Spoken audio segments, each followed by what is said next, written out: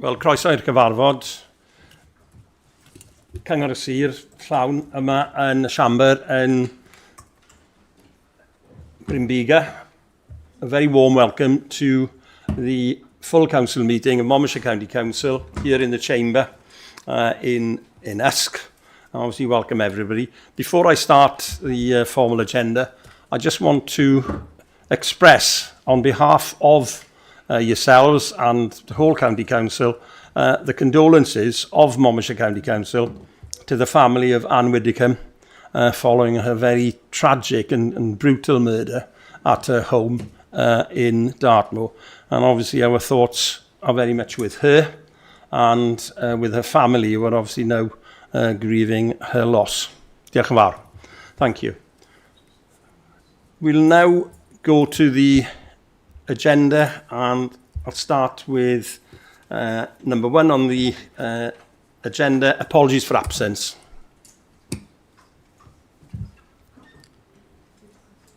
None? No. Okay, thank you. Secondly, declarations of interest. Is there anyone who wishes to declare any interest? Councillor Maybe. Thank you. I'd like to declare an interest in the motion. It's a non-prejudicial interest in the motion. I haven't got the number from me regarding solar.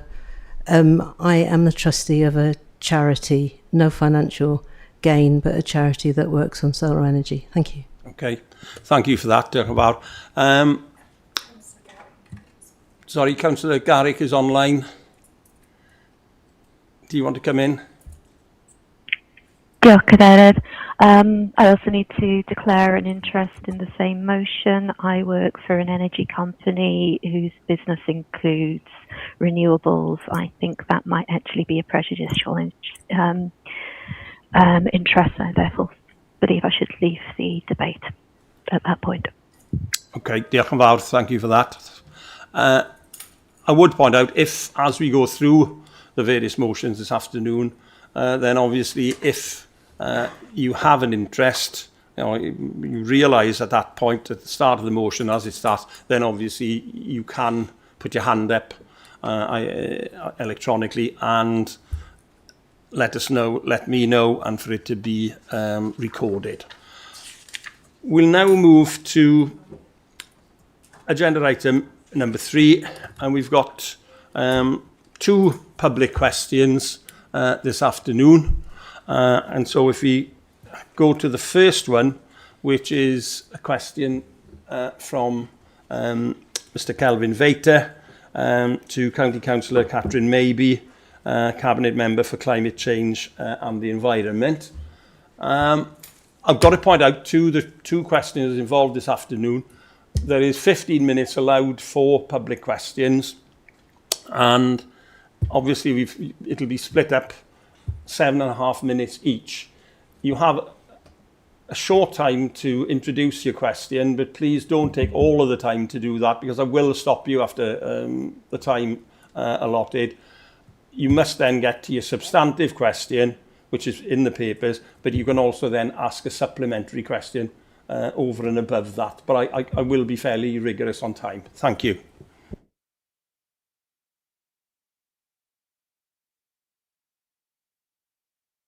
Invited me to speak at a council meeting. I'll get on straight with the first question. Why is the evidence sent to the council in the form of an 1881 census, my electoral roll address, and a petition signed by 35 residents of the village of Llanelli Ruddock to support the historic Welsh name of our road as the Banal Lane, deemed by the council as circumstantial and unsubstantiated?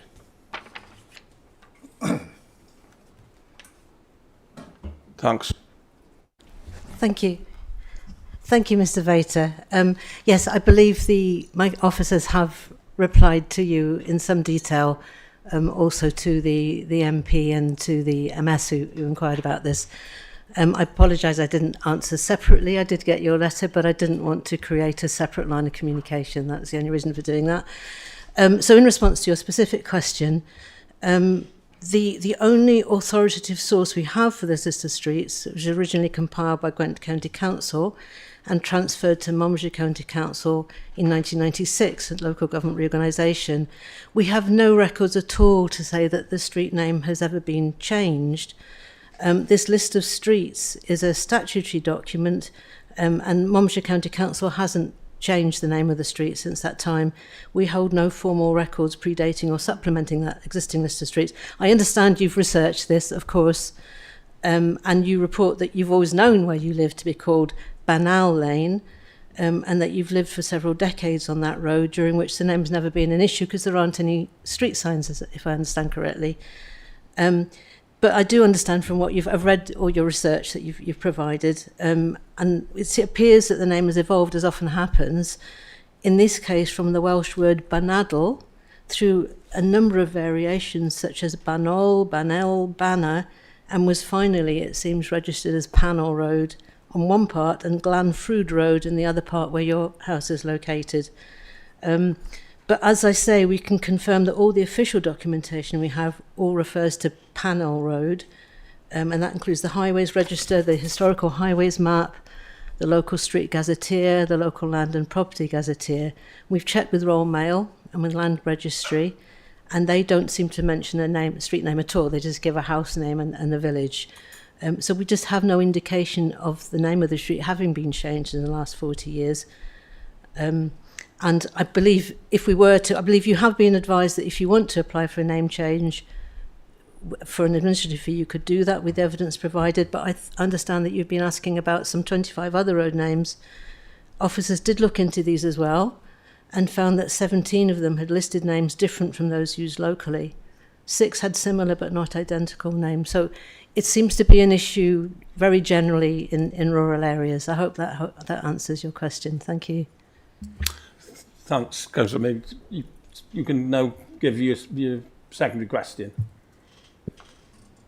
Okay, our evidence far exceeds 1988.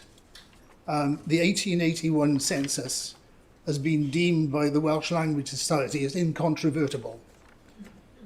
So my second question is, and I think you've already answered this, that you can't, is the evidence provided by the council, can you show anything prior to the records given to you in 1988 that is incontrovertible, that the name has never ever been Banadl or Banal Lane? Councillor Maybe. Trying to understand the specific question, that's incontrovertible that it's never been called. Never been the Banal or Banal Lane prior to 1988. There does seem to be several different names that are being used for this road and for many others, to be honest with you. If you wanted to apply for a name change, we would still have to, I'd be interested to know what Cymdeithas Iaith Gymraeg came back to you with in terms of their recommendations, because I think we probably would need to also give it a Welsh name if there was to be a name change. It would be more likely to be something like Lôn Banadl, rather than Banal Lane, which would then require a Welsh translation. So it's a complicated issue. I understand your frustration, but we don't have any evidence that really can tell us that there's been a mistake and that has to be changed back. But you could go ahead and make an application if you wished, given what I've explained to you. Hope that helps. Okay, thank you. Thank you, Mr. Vater. Thank you for coming in. We'll move now then to the second public question, and this is from Mr. Charles Heaven to County Councillor Paul Griffiths, Cabinet Member for Planning and Economic Development.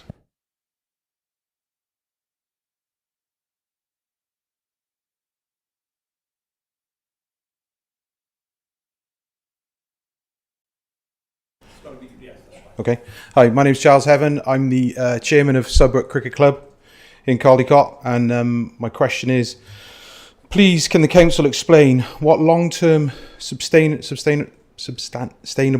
measures the council intends to implement to protect both Subbrook Cricket Club and the neighbouring school playing fields from repeated unauthorised encampments? Thank you. It's going to Councillor Angela Sandals. Thanks. Diolch, Gadeirydd. Thank you for your question, Mr. Heaven. It's very timely. The Council fully recognises the significant impact that repeated unauthorised encampments have had both on Sudbrook Cricket Club and the neighbouring school fields. These sites are important community assets which support sport, recreation and education, and the disruption caused to the communities is fully understood. The Council is therefore reviewing a range of measures aimed at reducing the likelihood of further incursions and improving the resilience of the affected sites. This includes assessing the feasibility of enhanced access control measures and importing physical deterrents designed to prevent unauthorised vehicle access. Any considered measures will need to be balanced with the need to provide appropriate access for legitimate users and ensuring that we retain the character and the appearance of the area. The Council will continue to work closely with the school, community organisations and the police to identify the most effective and proportionate measures. It is important, however, to recognise that it's not possible to completely eliminate the risk of unauthorised encampments, and no single intervention can guarantee that future incursions will not occur. However, the Council will review this site and consider implementing sustainable and proportionate measures that will help protect these valued community facilities and minimise disruption to residents, pupils and local sports club. I hope that helps, Mr. Heaven. Thanks. And now, would you like a supplementary question?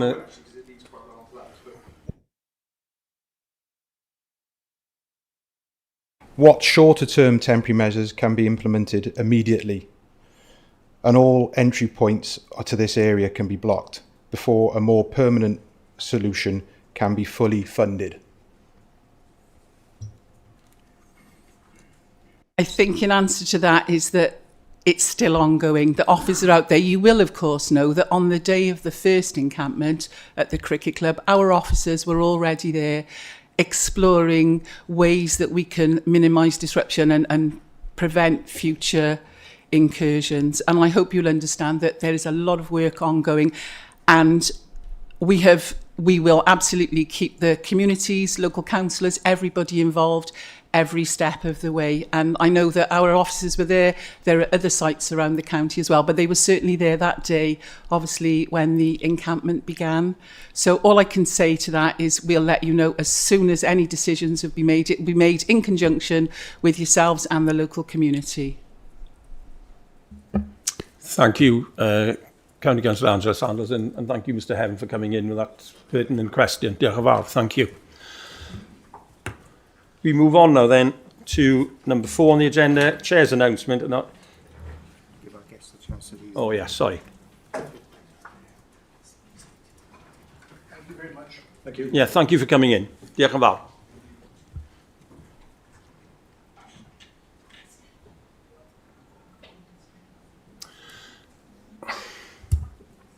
We go now then to number 4 on the agenda, which is Chair's announcement, and obviously they are as printed there in your papers. Number 5 on the agenda, to confirm the minutes of the meeting held on the 25th of June 2026. Any comments or issues? Somebody prepared to? Councillor Sue McConnell and Councillor Callard will second it. I see no dissent, so I will take those as an honest record of the meeting. Thanks. We now then go to number 6 on the agenda, and this is now to look at the response to a previous council motion, and this was a review of council and greater pension fund investments, and I believe Councillor Ben Callard is going to speak to this. Thank you, Chair. Good afternoon, Council. I'm pleased to present this report, which responds to the motion brought by Councillor Chandler and agreed by this Council in September of last year regarding a review of the Council's own investments and the investment arrangements of the Greater Gwent Pension Fund.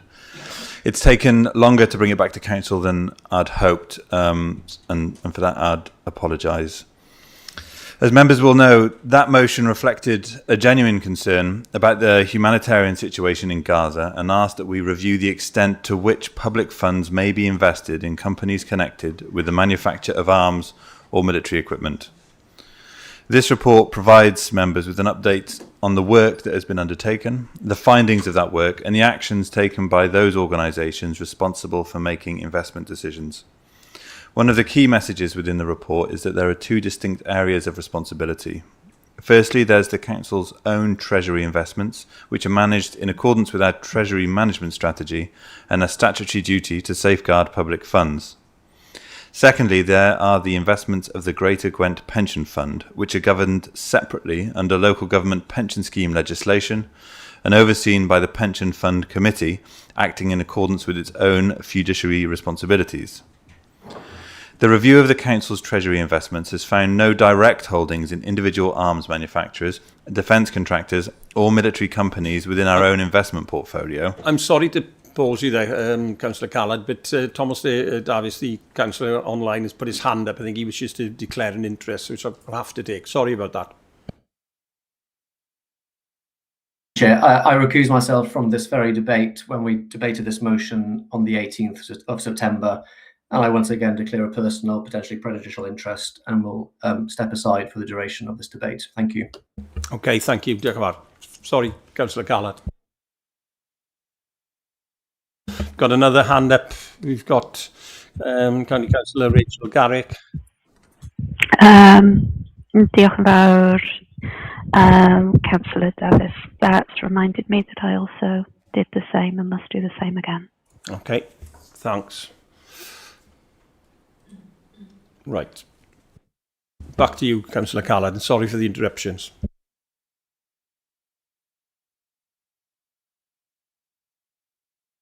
Sorry. Thank you, Chair.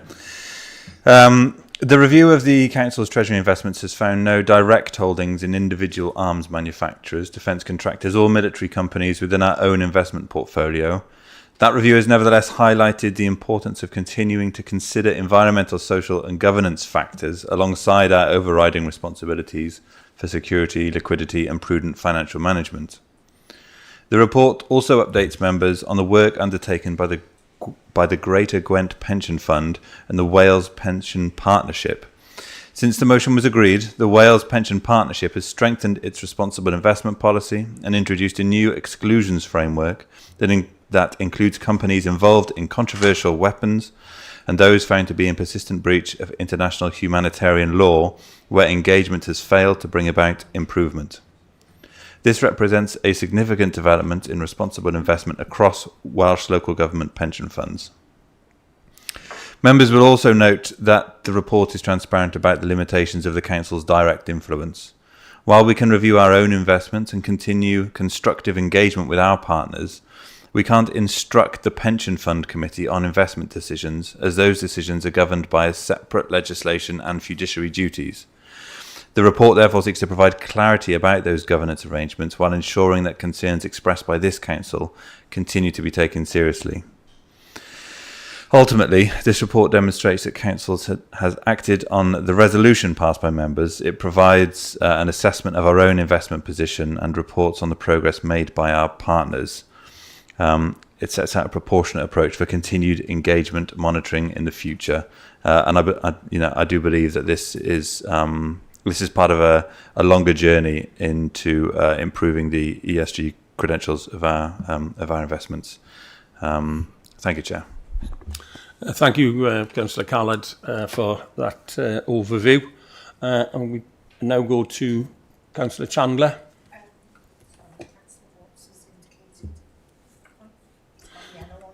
Okay. If I'll bring in County Councillor Armand Watts. Yeah, so thank you, Chair. Can you hear me okay? Yes, yeah. Okay.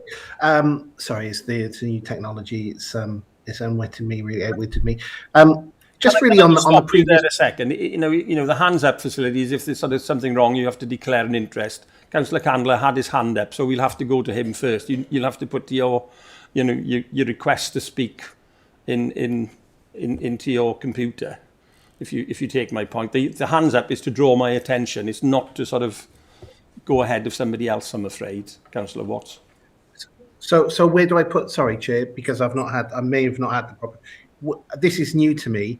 Where precisely this wasn't a request last time. You could put your hand up, and now you're saying that I've got to physically now put into the chat that I want to speak. Is that what you're saying? No, I'll bring in I'll bring in the Democratic Services Officer, Nick Perry. Thank you, Chair.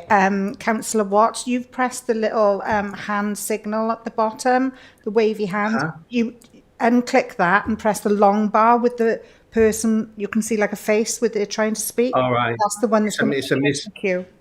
My apologies, Chair. Okay, thanks for that. I'll go to Councillor Candler now. Diolch yn fawr. Yeah, thank you, Chair. Hold on a second. Yeah, thanks, Chair. Thanks, Councillor Callard. And I'd like to begin by thanking officers for the work that they've put into this report, and to everybody that's contributed to the review process over the past 10 months. Because when Council agreed my motion in September last year, we asked for two things. First, we asked for a review of the Council's own investments, and secondly, we asked that the Greater Gwent Pension Fund review its investments to identify any direct or indirect holdings in companies supplying arms, military technology or logistical support that enable breaches of humanitarian law in Gaza, and to consider what action should follow. And looking at today's report, it's only fair to acknowledge that important progress has been made. The review has established, as Councillor Callard said, that the Council's own Treasury portfolio contains no direct holdings in individual arms manufacturers or military contractors or defence companies. And that work provides useful transparency and helps to clarify where the Council does and does not have influence. More significantly, perhaps, since the motion was passed, the Wales Pension Partnership has adopted a revised responsible investment policy and a new exclusions framework. And that framework now includes exclusions relating to controversial weapons and companies found to be in persistent breach of global norms or complicit in violations of international humanitarian law, where engagement has failed. And that is a serious and a meaningful development. It represents movement beyond simply acknowledging concerns and towards embedding those concerns within investment policy. So we should recognise that as genuine progress. But I do not believe that the intention of the original motion has yet been fully realised. It is important not to lose sight of why Council supported this work in the first place. When I brought this motion forward last September, I said that it was not about foreign policy, it was about responsibility. The responsibility we hold for how public money is used. That humanitarian catastrophe in Gaza was the context for that motion and, sadly, remains the context today. The concerns that prompted Council to act have not disappeared. Civilians continue to suffer the consequences of conflict, displacement and destruction on a massive scale. For me, this has never been about taking sides in a conflict. During my career in international development and human rights, including time spent working in Gaza with human rights organisations, I learned that human rights principles only have meaning if we're prepared to apply them consistently, even when doing so is uncomfortable. So the question raised by this motion was therefore a simple one. If public money is invested in activities that contribute to or enable or profit from serious breaches of international law, do we have a responsibility to ask questions, seek transparency, and consider whether change is needed? I believe that the answer to that question is yes, and that is why I brought the motion and why I still believe this work matters. So this reason then that this motion was never intended simply to gather information. It was intended to ensure that where concerns were identified, they could lead to action.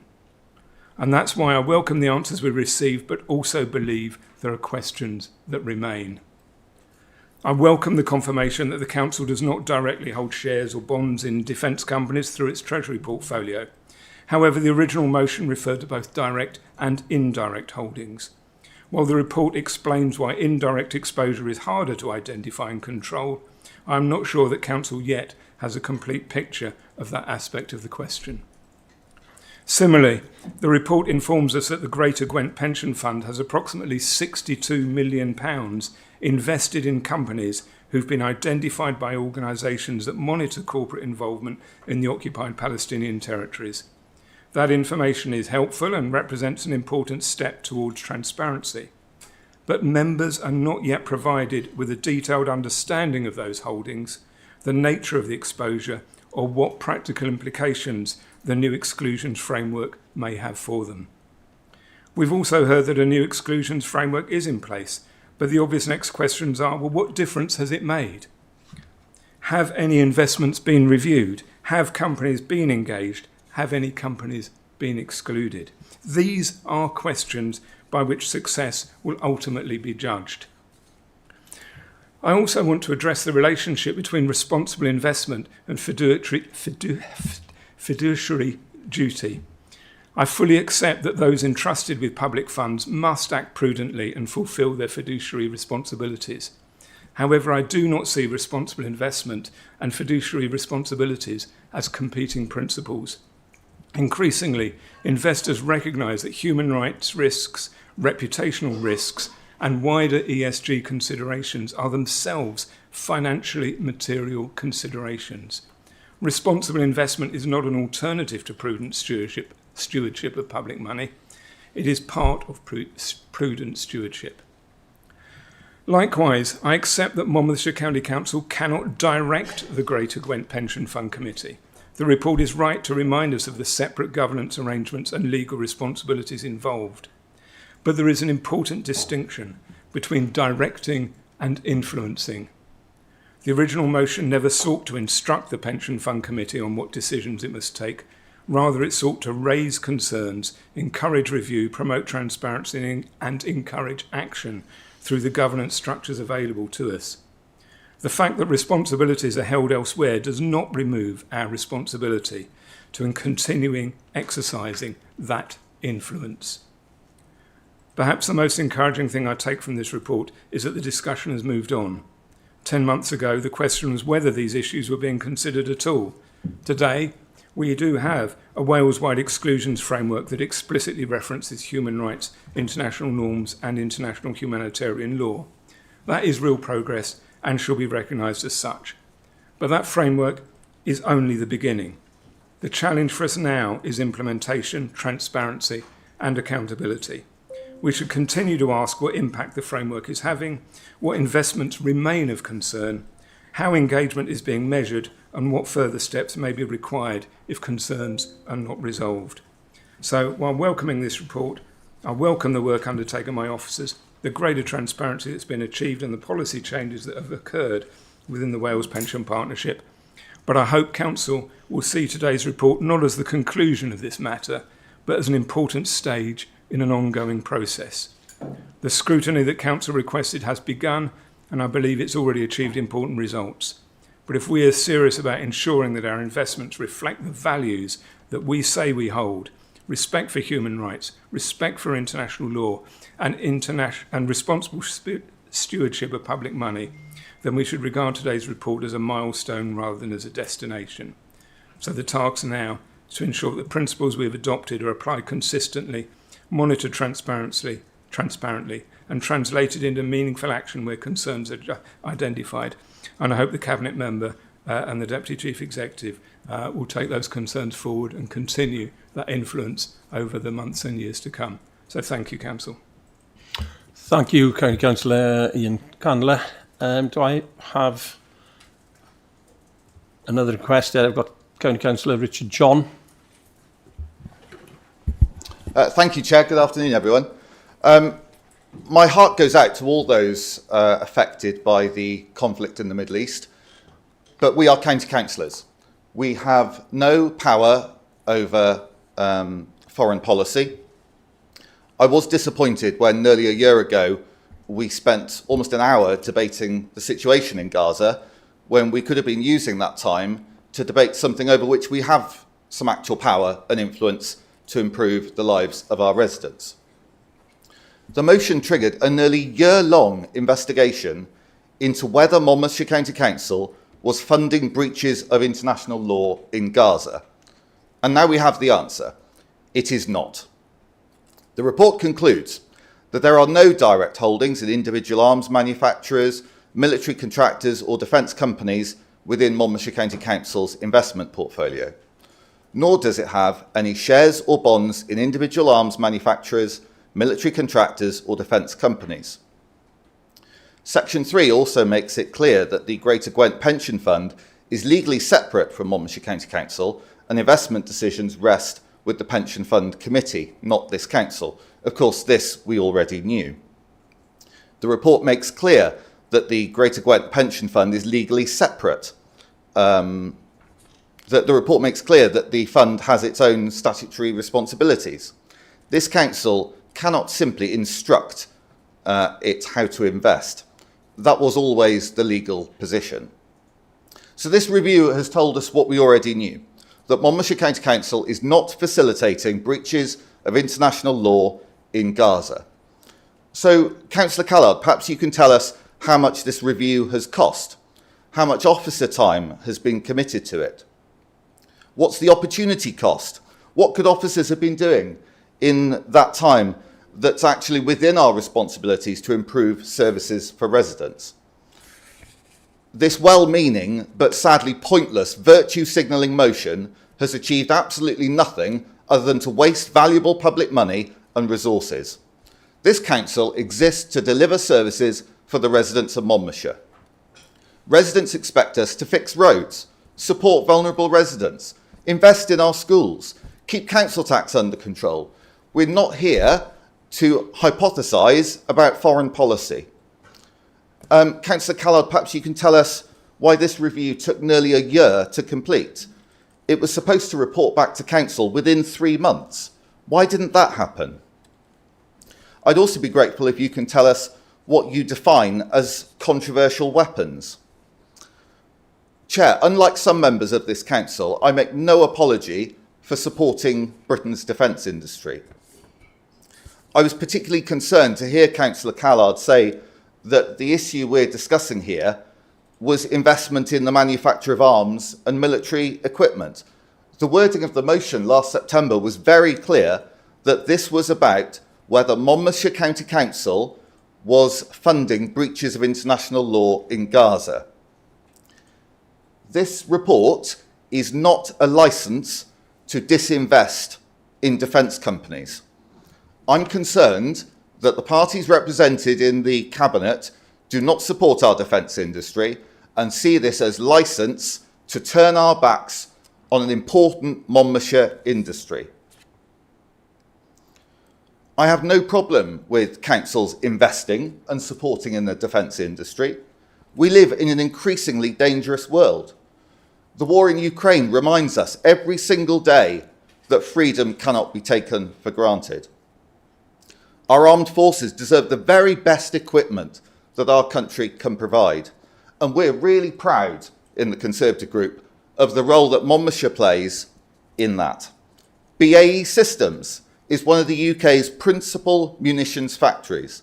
It manufactures and tests ammunition and explosives for the British Armed Forces and our allies. Not far away is General Dynamics, who produce armoured vehicles for the British Army, as well as battlefield communication systems. These workers help defend freedom around the world. They keep our servicemen and women safe and support our allies. They deserve our support.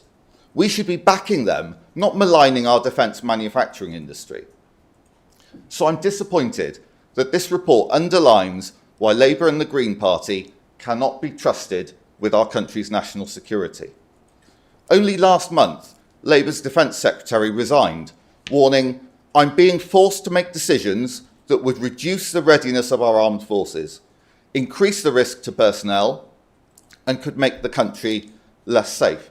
And of course, we all recall just a couple of years ago when members of the Labour group here tried to make Jeremy Corbyn Prime Minister, knowing full well that man was a threat to our country's national security. The Green Party's policies on defence are well known. They want to scrap the UK's nuclear deterrent, withdraw from NATO, cut military spending, alongside some of their other lunatic policies of legalising heroin, crack cocaine and prostitution. Chair, this report should draw a line under this issue. Officers have carried out the work requested. We should put this report behind us and get on with the work that the people of Monmouthshire expect us to do. Thank you. Thank you, Councillor Richard John. We now move to County Councillor Armand Watts. I mean, Richard John's very selective. Specifically, it's really quite depressing to hear him use the Ukrainian flag. I'm long associated with the Ukrainian cause, and I've studied. I've got obviously a keen interest, as most of you know, with what goes on in Eastern Europe.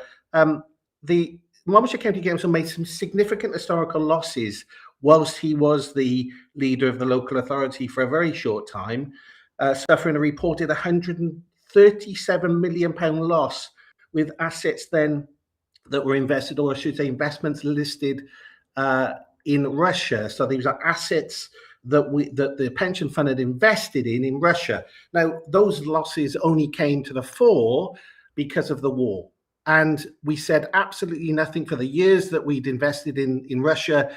Quite happy to then take those, and they were very high risk assets as well. I must say they were, in a 1 to 100, they'd be in the kind of 80. You don't have to go far on the Hargreaves Lansdowne website to identify that. Why we were invested in those, only Richard John and that administration can tell us. But nevertheless, I think that the review was necessary, and I'm glad that we've had the report, because it exposes the hypocrisy really of the previous administration when they stand up and then start saying that the Labour Party are in some way unpatriotic, have invested less than or don't care about the national defence. I can't answer for the Green Party, but I can answer for the Labour Party. If you look historically through the Labour Party from the 70s until now, you'll find that every Labour government invested more in defence, and you can go and check this, you can come back to me next week, more in defence than any other government in the history of this country. I'll leave it there. Thank you. Thank you, Councillor Watts. Are there any other county councillors wishing to speak on this report? I don't see any hands up. No. I then go back to Cabinet Member, County Councillor Ben Callard. Thank you, Chair, and thanks for the input in the debate from councillors. It is a really interesting topic, this, I think, and to pick up on a point that Councillor Chandler made about indirect investments, I do think there's probably more work to be done in looking at our indirect investments, especially where we have, like investments in funds where it can be harder to trace individual investments. Although we know this is really challenging. A few months ago, I was visiting Frome in Somerset, and in the evening, I was out for a walk, and American B-52 and B-1 bombers were flying over Frome, hosting the American Air Force as they went to bomb targets in Iran, which personally I found really, really shocking. So yeah, it's a work in progress, and I guess to pick up on some of Councillor John's point, I do think it's important to look at where this council invests its money. I think the investments this council makes should reflect our own ethical considerations. I think he was also conflating, a couple of different issues when he talked about the British defence industry and defence companies involved in weapons supply and manufacture for the conflict in Gaza. I've got family in the armed forces. He seems to forget that it's I guess backing up what Councillor Watts said. It was not the Labour Party that cut our armed forces to the bone. It was the Conservative Party, along with most other public services. So I would just perhaps reflect on that as you consider where we are now. And this cabinet, we are obviously aware of the huge number of jobs provided, not just in this local area by defence companies, and they provide a huge amount of income and prosperity to this area. So we're not unaware of that. But thank you for the debate, and back to you, Chair. Thank you, Councillor Callard. We'll now just look for assent. Are people happy? Are councillors happy to note the recommendations, the current position, etc., and then the findings of the council's own treasury investment review and the proposed next steps for ongoing monitoring and reporting? Sorry, yeah, Councillor John. Raise a point of personal clarification and invite Councillor Watts to withdraw his comments. He was referring to the Greater Gwent Pension Fund, which recorded a loss of £137 million in 2022, not Monmouthshire County Council. As Councillor Callard said earlier, that fund is not managed by Monmouthshire County Council. We have no say over that fund's investments. It is a joint fund of 5 councils in Gwent, obviously 4 of which are run by the Labour Party, but as we've said, we have no say over how those are run. So I think Councillor Watts needs to withdraw his remarks because they are completely untrue. Thank you, Councillor John. I'll just go to Councillor Armand Watts now to ask whether he's prepared to withdraw that remark.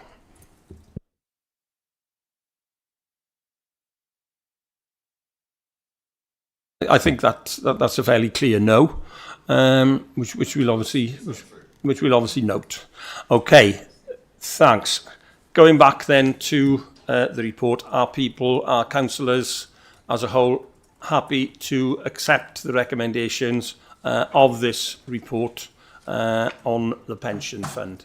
Is there any dissent? Yes. So, should we go to a vote? Yeah. In that case, then we will then go to a vote on screen. Thanks. Yeah.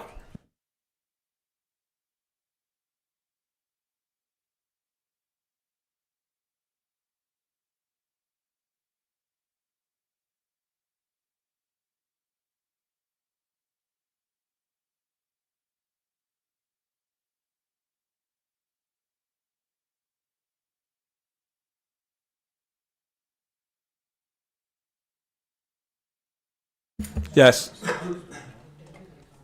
I just wonder what the point of the vote was when the report only asks us to note things rather than make any decisions. Like, what are we deciding on when we vote? Whether or not we note the recommendation of 2.5. Yeah, so 2.5 isn't just to note.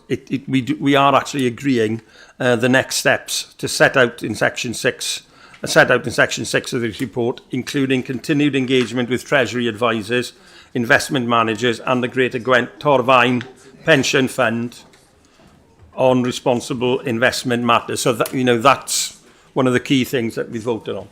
Can we not have sort of general discussion now, because we are in an official meeting now. It's not a general conversation. So we need to keep to that etiquette, please.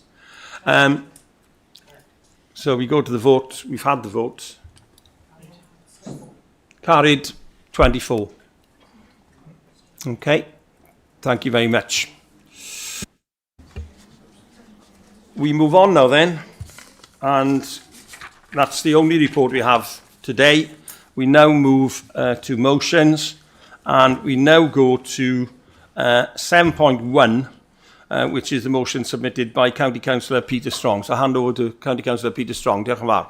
Thank you, Chair. Hopefully this will be non-controversial and I can be relatively brief. But some years ago, before I was a councillor, I was a co-opted member of the Children and Young Persons Committee.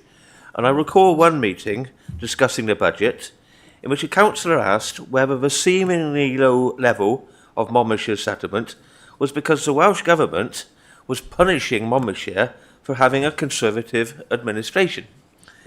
If I recall correctly, the then Cabinet Member for Finance, being a fair and honest man, yes, I think it was you, Councillor Murphy, if I recall correctly, he replied, this was not the case because the funding was based on a formula that used a wide range of criteria. I think he knew the number of criteria, but I can't remember. Now, of course, formula funding can and should lead to a fair and equitable settlement. but only if the formula is right in the first place. Monmouthshire councillors have long argued that Monmouthshire is always at or near the bottom of the table for funding. And it's easy to see why. On almost every measure you care to use, Monmouthshire is more prosperous than any other, or almost any other, county in Wales. The formula takes this into account and quite rightly places great weight upon it. However, it is our contention that the formula doesn't give due consideration to the issues and additional costs that we face in providing services to a largely rural community, a largely rural county, and these would be similar costs to those in other rural counties. We have pockets of poverty, but because some of them are geographically relatively small, they can be missed by formula funding. Also, the problems are not easily measured. For example, the problem of social isolation can be much greatly compounded if you live in an area with no reasonable bus or transport services. We face additional costs because of the sheer distances that our staff or services have to cover, whether they be refuse collectors, school buses, social care workers, whatever. We heard in a recent meeting of the difficulties we face in converting our bin lorries to ultra-low emission vehicles because the available replacements don't have sufficient range. If and when suitable replacements are available, they will probably be more expensive than standard replacements. The ageing nature of our population, well, that's a nationwide problem, but it is a particular problem in Monmouthshire. For perfectly understandable reasons, our county is widely regarded as a good place to retire to. Retirees are a very welcome addition to our communities. Many of them play an active part in public role and as volunteers. But as they move from their 60s and 70s into their 80s and 90s, a growing number or a certain number of them will need our help. And in the absence of a national care service, the cost falls upon the county. I'm sure service providers would be able to give many other examples of the additional costs that we face. To be clear, we are not asking for more than our share. We are only asking for our fair share. Many of the new Welsh Government MSs represent rural constituencies. We ask that they stand up for rural constituencies and ensure that our friends in the Bay do the right thing. Thank you. I can see that County Councillor Armand Watts you've got your hands up, matter to bring to my attention. What is it that you wish to bring? No, Chair. Thank you, Chair, for letting me come in there. Unfortunately, when I was trying to give or broaden my explanation, Richard John asked if I was prepared to withdraw and I was trying to explain why I was not prepared to do so. Someone just cut me off. And I do worry about the new system. I wanted to know who cut me off. I want to know about I'm not aware. I'm looking to Democratic Services. I'm not aware of you having been cut off. Well, I was, Chair, and this is the big brother aspect of this new technology.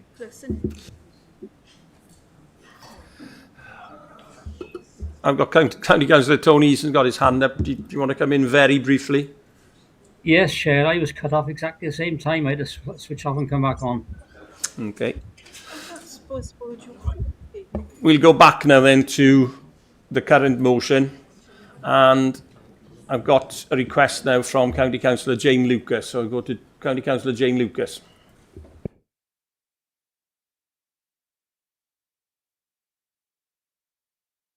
It's not read by access, no.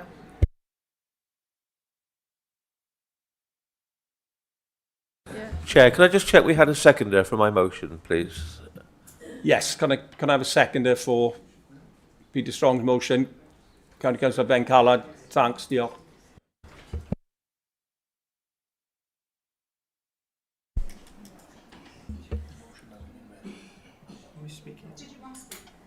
Yeah, I just wait for the chair. Emma.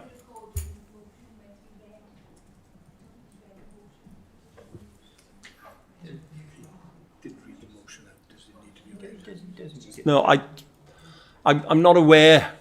You know, when I've sat on this council now for coming on 10 years, obviously the motion is there as printed. And more often than not, people do not actually read through, the motion line by line. And it's obviously there for people to read in advance and obviously to read, whilst the person giving the motion is speaking. So I'm not aware of that as a requirement within County Council, certainly not in my time here. Does anybody else wish to come in? I can see Ben Callard.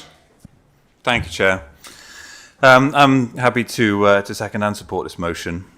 Council knows that the way that local government is funded has got a profound impact on our ability to deliver the services that residents rely upon every day. It's entirely reasonable that where proposals are made to review the funding formula, councils seek clarity about what those changes might mean for their communities. Monmouthshire has long made the case that the funding formula must properly recognise the genuine costs of delivering services in a largely rural county.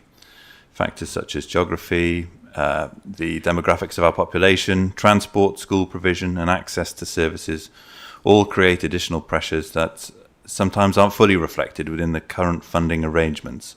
I would say that the addition of a funding floor for the last couple of budgets reflect that.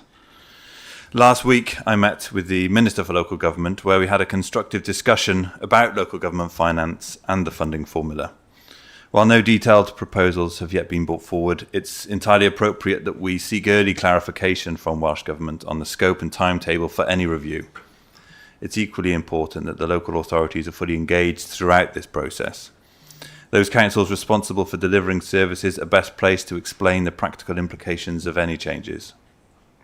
I'd also support the request for assurances that any reform should not disadvantage the communities that we serve. Any new funding arrangements should be based on fairness, reflect the differing needs and costs experienced across Wales, and provide councils with the certainty that they need to plan sustainably for the future. This council has always worked constructively with Welsh Government on issues of local government finance, and that approach will continue. By speaking with one voice on the importance of meaningful consultation and a fair funding settlement, we strengthen the case not just for Monmouthshire, but for local government finance across Wales. And I'm happy to support the motion today. Thank you. Thank you, Ben, for that. County Councillor Ben Callard. We now go to County Councillor Jan Butler. Yes, thank you, Chair. And I'm sorry, didn't realise that Councillor Callard had already been given permission to speak. On the subject of whether motions and questions should be read out, I believe that is something that we have done in the past, because as we know, this is recorded and goes out live on YouTube. So I certainly would prefer to hear the motions and questions read out loud. Just making a point. Thank you. Thanks. Yeah, just for clarification, the custom and practice is that questions are read out because obviously they're relatively brief, but motions are spoken to rather than read out and then spoken to. They're normally spoken to. So that is the norm as far as I'm aware, and I think the CEO confirms that at the side of me. Okay, we'll go now then to County Councillor Richard John. Thank you, Chair. I welcome the sudden interest from the Labour group in the funding formula. Labour has been in government in Wales for 27 years and was literally in a position to review or change the funding formula, but did absolutely nothing. For almost 3 decades, they had complete responsibility for designing and operating the local government finance system. Yet only now, after all those years, are we being asked to support a motion expressing concern about the impact of the funding formula. Where have they been for the last 27 years? Because the truth is, Monmouthshire has not just had a bad deal this year, we've had a bad deal for years. This motion talks about writing to the Welsh Government, asking them not to make the formula any worse. Chair, it's already the worst. Of the 22 councils in Wales, we received the lowest amount per head of population. We received £2,463 per resident, compared to a Welsh average of £2,814. If Monmouthshire was funded merely at the Welsh average, we would have an extra £3 an extra £33 million every year to invest in frontline services. Think of the difference that could make to the core services this council provides, to school standards, support for vulnerable people, the condition of our roads, investing in the people's priorities. Now, the motion here suggests we write to Welsh Government asking them not to make things any worse. Is that it? Is that the limit of your ambition? Please don't make it any worse. Your residents should be really disappointed with you putting this motion forward. I don't want Welsh Government to make things worse. I want them to make things better, to make the funding formula fairer. This is a pathetically weak motion showing this administration has got no ambition for our county and is not prepared to put its head above the parapet and fight Monmouthshire's corner. The reality is this funding formula has been disadvantaging Monmouthshire and other rural counties for years, and it needs fundamental reform. We should be working with those partners to make a strong case to Welsh Government for reform. Instead of merely asking ministers not to make matters worse, let's ask them to recognise the real costs of delivering services in a rural county like Monmouthshire. It costs a lot more to deliver services here.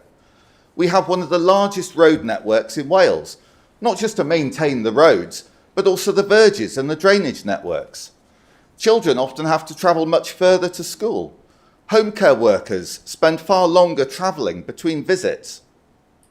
Refuse collection vehicles cover greater distances. And we simply can't organise services in the way that more densely populated urban authorities can. We've got 3 recycling centres. Some of our urban neighbouring local authorities have only got 1. Most of our primary schools are single form entry, yet some urban neighbouring councils have got a number of large 3-form entry primary schools. You cannot ignore the additional costs of providing adult social care across a sparsely populated rural county.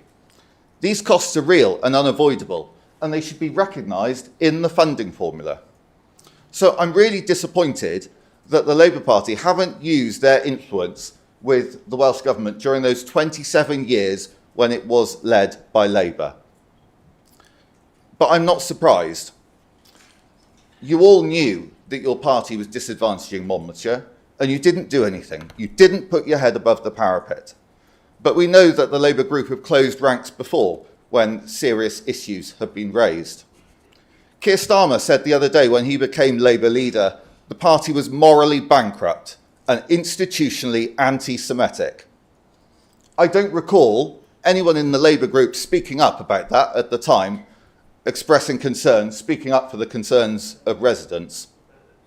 When we found ourselves at odds with our own party in government, we said so publicly.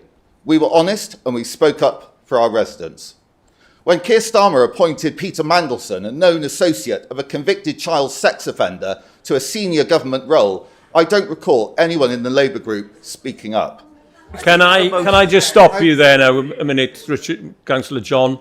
I think you're going to straying way off the motion, and I think you're going to have to rein yourself in now because that is so broad, etc. It's the reason for you to speak is to speak to the motion in my definition, and I think you've strayed way above that, way beyond that. So I think you must now bring yourself back and actually speak to the motion that is in front of us at the moment. The people of Monmouthshire deserve better than this. They deserve a funding system that recognises the genuine costs of delivering services in a rural county. The current funding formula has allowed councils in more deprived parts of Wales to build up hundreds of millions of pounds in reserves, while they continue to put up council tax and waste public money. The funding formula is unfair and needs changing. So, Chair, I propose an amendment. I propose to remove the penultimate paragraph, which currently reads, to also seek assurances that any proposed reforms will not have a detrimental impact on communities within Monmouthshire, and replace with, the letter should make the case for a fundamental review of the local government funding formula, explaining that significantly higher costs of delivering services in rural counties, and seek a funding settlement that brings Monmouthshire closer to the Welsh average. Hopefully the monitoring officer can drop that in the chat so everyone can see it. Let's ask the Welsh Government to do what Labour failed to do in nearly 30 years and make the funding formula fair. I hope Council will support my amendment. Thank you.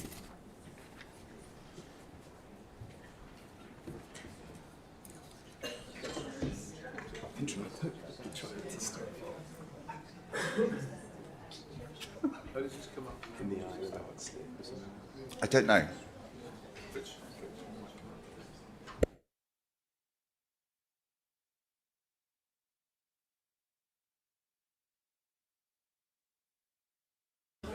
I just asked the question now to Councillor Strong, who put the motion in the first place. Are you happy to accept that amendment? Yeah, if I can have a bit of quiet behind me, I can hear what you're saying. Yeah. I think you're asking me if I accept the amendment. Yes. And the answer is yes. Okay, so that is accepted. That is being emailed to yourselves now, so that you can actually see it. So we'll carry on with the debate with the motion as you've accepted the amendment as proposed by Councillor John.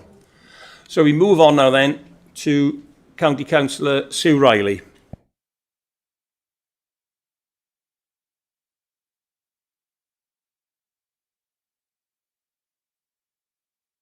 Sorry.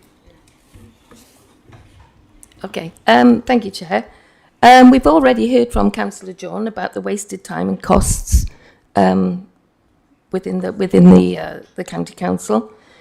Just wanted to say, hasn't this already been discussed at the finance subgroup with the WLGA, which I think Councillor Callard already alluded to? So the proposed letter seems to be just stating what is already happening, and the actual information actually in the motion says the process appears to it appears to be underway and is looking at the costs of rural and deprived communities. So the word grandstanding gets bandied about a lot in this chamber, and that's what this would appear to be. Thank you. Thank you, Councillor Sue Riley. Bring in Councillor Armand Watson. As I bring him in, can you take your yellow hand down now, please? Is that because I've got a sort of an attention? I will take my yellow hand down, Chair. Thanks. Thank you for that intro. Yeah, I agree entirely with Councillor Riley. I think she's right. However, I just want to, because I've been on authority a long time now, and I have to say this on a regular basis, just to bore you all. The Labour Party historically have supported motions by the Conservative Party jointly to Welsh Government about the funding formula. We don't disagree that it's unfair. But what's happened over a period of time is we've become increasingly reliant on council tax. That's an obvious, I'm saying the obvious stuff now, simply because if we've got members of the public listening or watching this debate, if you can call it that, except for the grandstanding and the showbiz and whatever's going on there with the Conservative Party before an election, is that effectively we've had to do a lot more with less. Historically then, in the last term, you know, our reserves were cut, spent. Once it's gone, it's gone. That's it. There's no other money. And then, of course, inflation. Inflation has devastated local authorities, not just this one, but every local authority in Wales and England. You don't have to go far or talk to colleagues elsewhere in the country, because you know they've done exactly what we've done. Cut down on highways, potholes everywhere. Everywhere you go in the country, there was potholes because we had to prioritise with social services. So let's not pretend for one moment that the Labour Party are in some way complicit with the funding formula. It's simply not true. We would happily kind of constructively look at new ways of better funding that. But I just want to address the final issue. Housing is a significant problem, and we have to build houses to raise income through council tax. Thank you, Councillor Watts. We now move to County Councillor Mary Ann Brocklesby. Thank you, Chair.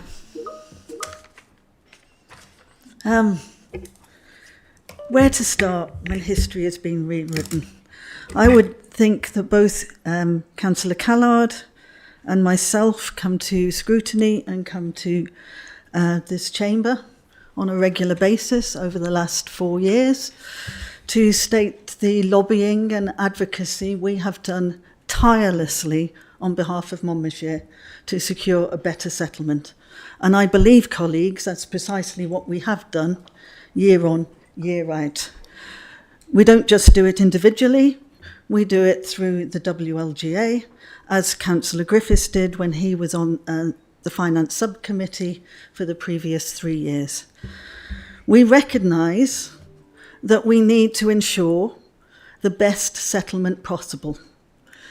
We also recognise, along with, I think this is one of the first debates I took part in 2022, that the Barnett formula discriminates against Wales. We would hope that the review that will take place takes into account the wider settlement for Wales and for local authorities. And yes, we have been lobbying. We lobbied for the floor, and we will continue lobbying and ask for review. I do not believe this is grandstanding. This is making it clear publicly that we will continue to have the discussions and the debates with our colleagues across Wales in local authorities and also on behalf of Monmouthshire. And that will be Councillor Callard and myself in the various committees and fora that we're in. And I fail to see the points that you're making, Councillor John, that we have not done so. It is patently obvious and it's on record because we've been asked in various places what we're doing, and we will continue to do it. Thank you, County Councillor Mary Ann Brocklesby. Go now to County Councillor Paul Griffiths.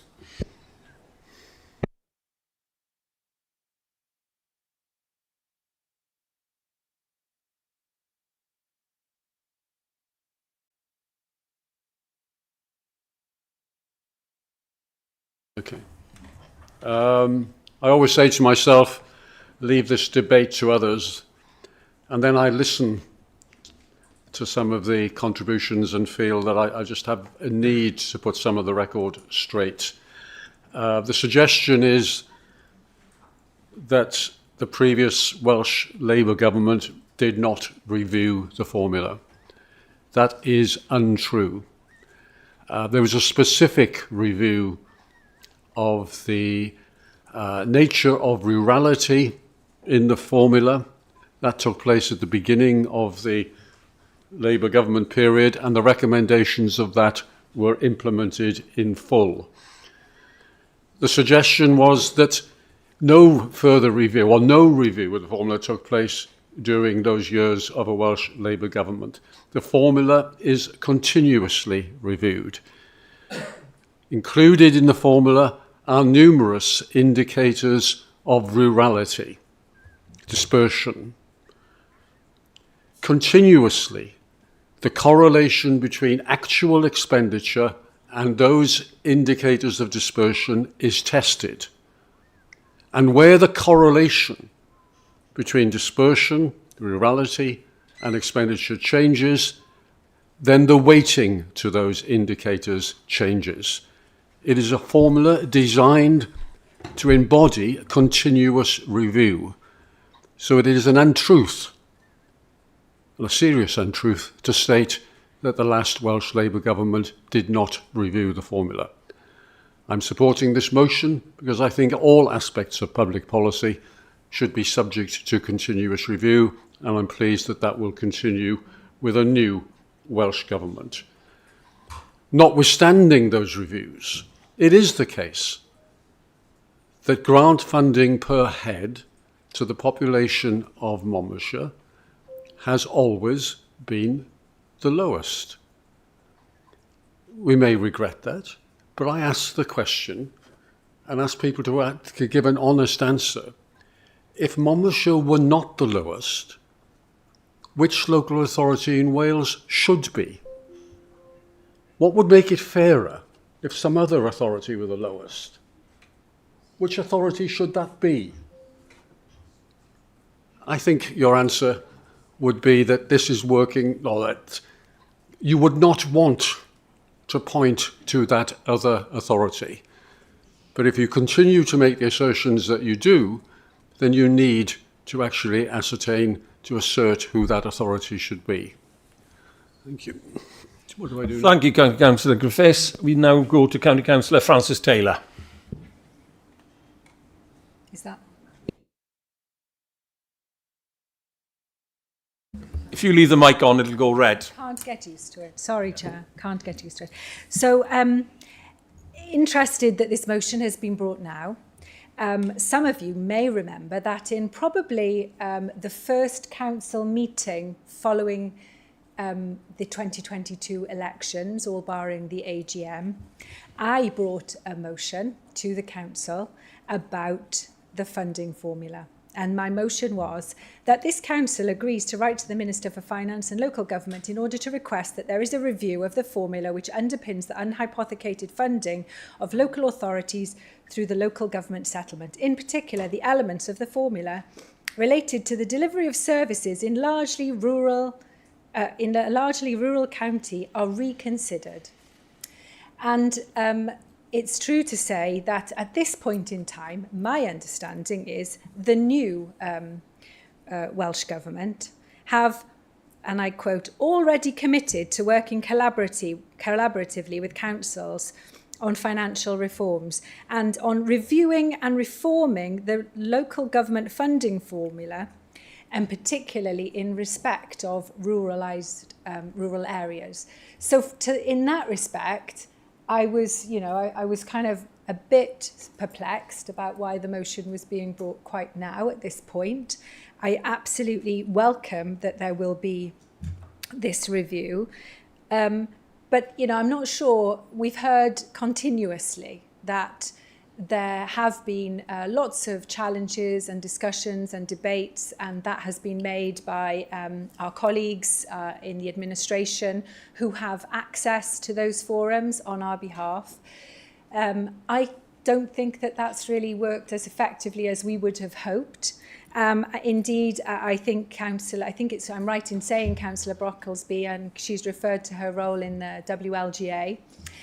I don't have a sense of what that looks like at all. So I wonder whether, and I'm not saying I did under the former administration, I think it would be really helpful to understand and maybe hear at this council exactly what having a senior leadership role in the WLGA, I believe Councillor Brocklesby is the Llywydd, that what that means for this council, whether that can lead to us having a stronger voice than perhaps we've previously had. I don't know, but I would really welcome understanding that. So for me, if anything comes out of this motion, it's trying to understand, perhaps we could have, Councillor Brocklesby has talked about some of the things that have happened to try and request a review of that formula. It would be really helpful to see a timeline of that and what movement there's been. I know Councillor Callard's referred to the funding floor. But I think it would be really helpful if we understood that, because I don't think we see that. And talking of the report on Councillor Chandler's motion, are we going to see that more frequently? Are we going to see reports brought to council on what has come out of our motions? Because I have never seen a report come to council on a motion that specifically reports back on all of the activity that's happened that I can recall. So if that's what's going to happen, let's see a report brought back on what this looks like then. That would be helpful. I think knowing what, because we get references to, we continue to lobby, we continue. I'm not saying that isn't true at all, but it would be really helpful to understand what that looks like. And I'm sure that we would all welcome a funding formula which recognises what Councillor Griffiths says, that it needs to be fair, and we don't have the levels of deprivation some councils have, but that the issue of rural delivery is taken into account with perhaps a little more clarity than it has been previously. Thank you, Chair. Thank you, County Councillor Francis Taylor. We go now then to County Councillor Rachel Garrick. Diolch, Cadeirydd. Can't but help but note that the amendment does appear to change the intent of the motion from requesting consultation to actively seeking a full review. However, council's will is council's will. This is a funding motion, and I can't help but express my disappointment, and I have a lot of disappointment. I'm disappointed in our colleagues in the Senate in failing to reach any kind of agreement that facilitates an actual budget, which would give us funding at this stage. I'm also tired of hearing colleagues on the Conservative side of the chamber complaining about the funding given or the actions of Labour groups past and present when they have explicitly and complicitly represented a party in the UK government that has, since 2010 to the point of which it was voted out, reduced local government funding by 1/3, 33%. And yet they're coming here and complaining. That 33% was reflected in the Barnett formula and the funding for Wales. It seems nothing short of hypocritical to see colleagues on that side of the chamber complaining in the way that we've heard from Councillor John. However, I would like to say that I am interested in a fair funding for Monmouthshire and all local governments in Wales, which facilitates the services that we need to provide to residents, and I would therefore support this motion in the interest of our county. Thank you. Thank you, Councillor Garrick. I don't see any other requests for people to speak. So I go back now then to County Councillor Peter Strong, gave the motion to sum up. Diolch. Thank you, Chair. Yeah, as I said, I'm sure this was going to be non-controversial. We hope against hope. I was happy to accept the amendment in the interests of unity. Didn't quite have that effect, but there we go. And I must say, although I did accept the amendment, my reading of what I wrote for that deleted paragraph is not quite the same interpretation that Councillor John put on it. Many of those who have spoken what amounts to being in favour of the motion, and I expect that to be reflected in the vote. But I have been disappointed on how it has been widened, and there have been wrangles amongst it. I really, thought maybe anti-Semitism would come up in the last item on the agenda, but not really on this one. And having argued that we should stick to things that we have influence over, to then talk about the appointment of a British ambassador to Washington, again, seemed a bit of a jump to me, but there we go. I would like to just have a little bit of personal defence here. Looking on the agenda, the motion is in my name. And I reject any suggestion that I have a sudden interest in this matter.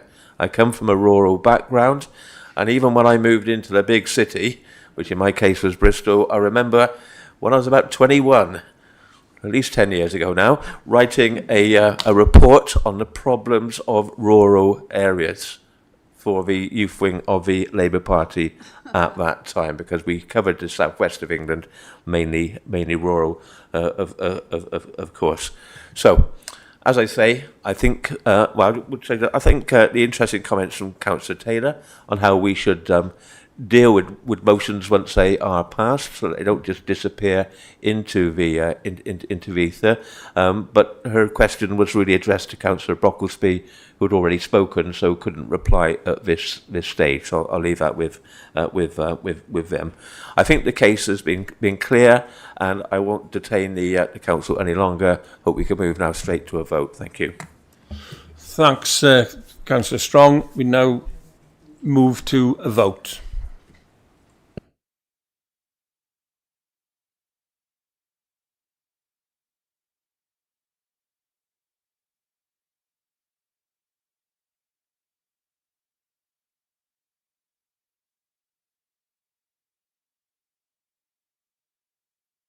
I'm told now that the motion has been carried in the chamber and on screen.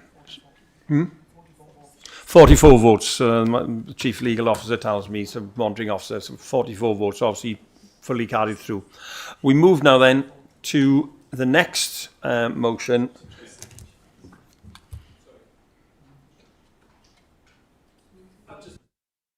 For my wife, I'm going to have to leave the meeting, okay, if she's not very well.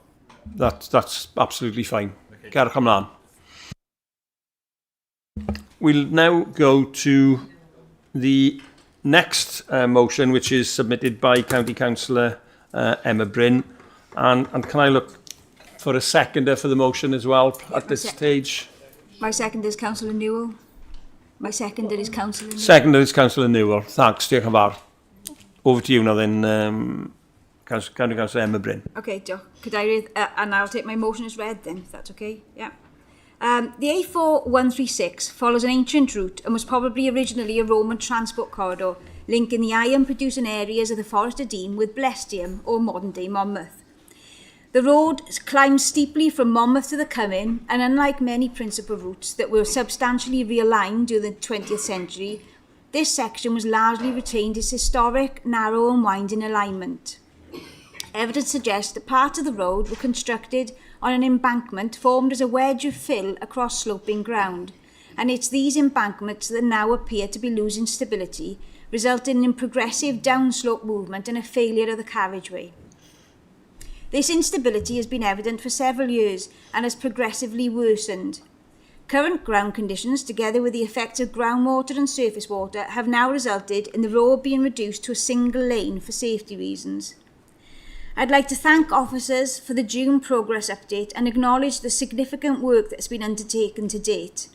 I'd also appreciate the original safety measures that were introduced on this winding section of road following a rise in serious incidents on the bends. And I hope that these wider safety considerations can be revisited once a permanent engineering solution has been identified and delivered.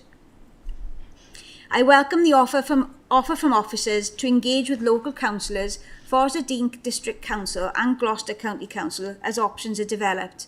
And I also appreciate that the Highways team is managing a number of major infrastructure challenges at the moment across the county, and that difficult prioritisation decisions must be made. However, the impact on the ongoing lane closure is being felt daily by residents and businesses, particularly those that live up on the Cummin. And what local people are seeking is reassurance that Monmouthshire County Council remains fully committed to delivering a permanent solution and restoring this vital route as soon as reasonably practicable. This motion is not intended to preempt any technical work currently being undertaken. Rather, it seeks to ensure that elected members and the public are provided with a clear understanding of the available options, their costs, funding implications and delivery timescales, so that decisions can be made transparently and with the confidence of the communities affected. The Council should demonstrate its commitment to securing long-term resolution for Staunton Road by ensuring that we have the opportunity to examine the evidence and consider the funding arrangements before a final decision is made. The residents' hope is that this decision can be made with the utmost urgency. Diolch yn fawr. Thank you, diolch. Are there any requests to speak on this motion? You can see Councillor Catherine Maybe. Thank you. Did Councillor Newell wish to come in first as seconder? Yeah, thanks. Councillor Newell, do you want to come in as seconder? Okay. I'm happy to go ahead. Sorry. No, we will have to have a seconder because he doesn't appear to be online. Yeah, Councillor Francis Taylor, would you wish to speak on this at all? Councillor Francis Taylor? Yeah, sorry, Chair. We're just a bit confused because it does say that Councillor Newell is online, but perhaps he's having some technical issues. So I've seconded it, but I'll defer to Councillor Newell if he does want to speak further on into the debate. Thank you, Chair. Yes, okay. I can't see him coming in, so we'll have to go now then to County Councillor Catherine Maybe. I'll go ahead. Who's Thank Cabinet you. Member. Diolch, Chair. Thank you. I have no problem in supporting this motion. As Councillor Bryn knows, I'm very concerned about this road. It's a considerable concern to all of us, but particularly those of us in Monmouth and in the surrounding areas. It's not the first time we've discussed it in this chamber, along with other serious infrastructure challenges we face. I'm a little bit surprised that the motion was necessary in the light of the efforts made by a head of service to keep local councillors informed, but I'm really grateful that Councillor Bryn has acknowledged that. As explained in messaging in mid-June, the MCC officers will do their best to get updates out monthly. I do probably need to explain to people that I know it's hard sometimes to understand, but there isn't always an update every week on every one of these major issues. It could be, that it could be a month, you're waiting for a feasibility report, it could be more than a month. So it's not a lack of wish to be transparent and inform communities. One of the things that we've started to do to try and help with that is to have a web page. So you can see from that when it's last been updated, and we can put on tiles on the web page the latest information we have so that people can refer to that at any time. So specifically, the last detailed report we had from our engineers, which was in mid-June, as Councillor Bryn has said, it indicated that the carriageway is basically on a piece of land which is, I love the phrase, experiencing downslope movement, is falling down the hill, with tension cracking evident. There's evidence of deeper seated instability influenced by ground conditions and drainage, as you've said, and the groundwater and surface water and the wet winter we've had are likely contributing to ongoing instability. So in terms of the action, the ground investigation and emergency works were being progressed in parallel. Early contractor involvement being carried out, and an options report is being developed for stabilising the slope. And as soon as we've got that full report and been able to discuss it and look at the implications, another information meeting has been promised with all the local councillors. It was also reported that MCC engineers are aware that the lower section is also in need of works. So we're trying to incorporate both sections into a single scheme. This is about efficiency and trying to minimise the disruption, and commissioning a traffic study to see how we can achieve it under traffic management without pushing traffic back onto May Hill, little roundabouts, and ultimately the A40. We all know how difficult that is in Monmouth. I think just finally, I just wanted to say it's important to recognise that the costs are likely to be considerable. If you've been aware of any hesitation, it's a little bit like, oh my goodness, this is big money. Where are we going to get this from? Difficult budget decisions are going to need to be made. Initial indications are that even an interim solution may cost in the region of £3 million for works that could become abortive when a more permanent solution is implemented, which is going to be a lot more expensive than that. As you know, we're still managing the recovery of our road networks from the damage of last winter, so I would ask councillors for their patience and for respect for the pressures that Highways colleagues continue to be under. And also just to remind you that it's just one of several major schemes needed in the county, so I would also caution councillors against pitting the needs of their wards against others. We need to be responsible decision makers here, and it's going to be tough, and I ask that time be allowed for a considered appraisal of options and how to source funds for all of these challenges. But as I say, I support the motion and I fully support the thinking and the feeling behind it. Thank you. Thank you. I can see now that we've got County Councillor Martin Newell online, so if you'd like to come in.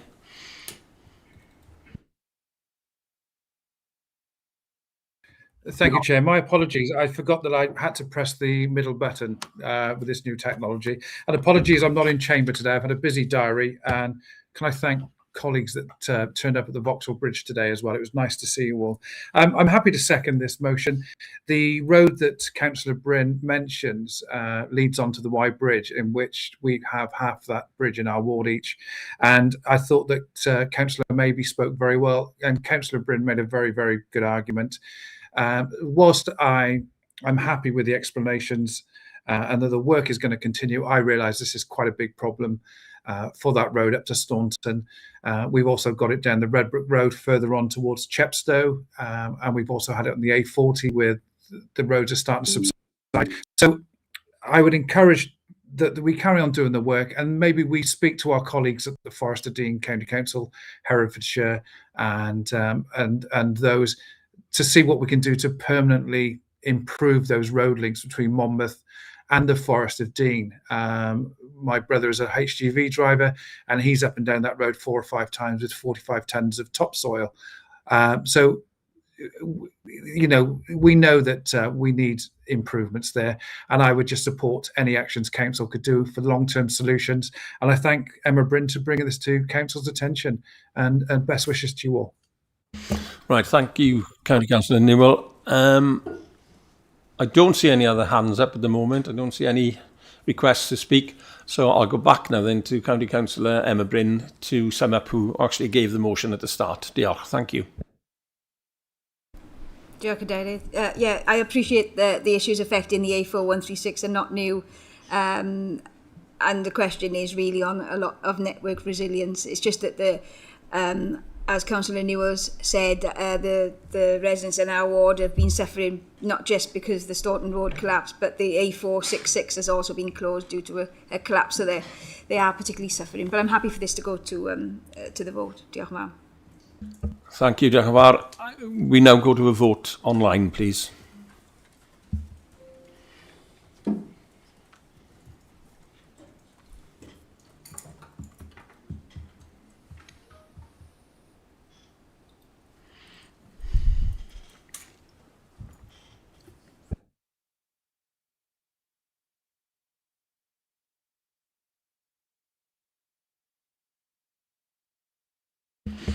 Yeah, fully carried. Was it 45? Yeah, so obviously that motion is carried. We've had some fairly lively debate this afternoon to start, and we've gone for an hour and a half. I think we went slightly longer last meeting, so I'm going to call a break now for 15 minutes. It's 3:30 now.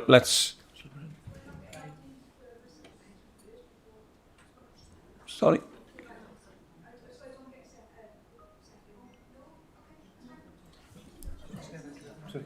Oh, not sure. No.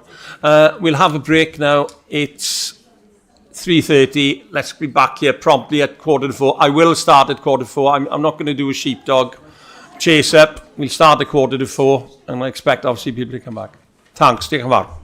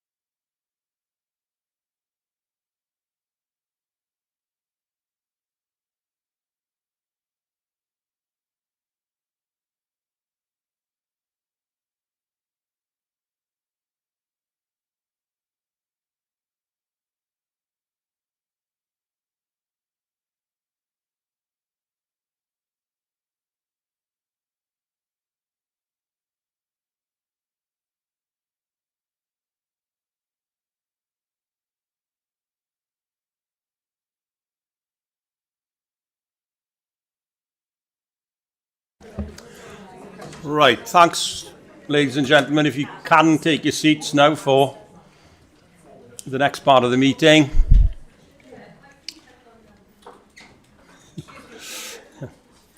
Yeah, if people can settle down now. Yeah, sorry. Yes, Councillor Penton.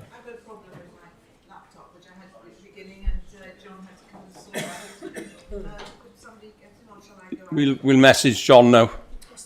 Something wrong with Councillor Penton Jones's surface.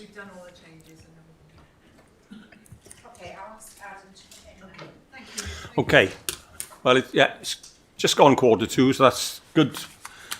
Clean start back, and we'll move now then quickly, and let's go to 7.3 on the agenda, and this is a motion submitted by County Councillor Faye Blomfield, who I assume is online. And can I ask now at the start for a seconder for the motion as well, please?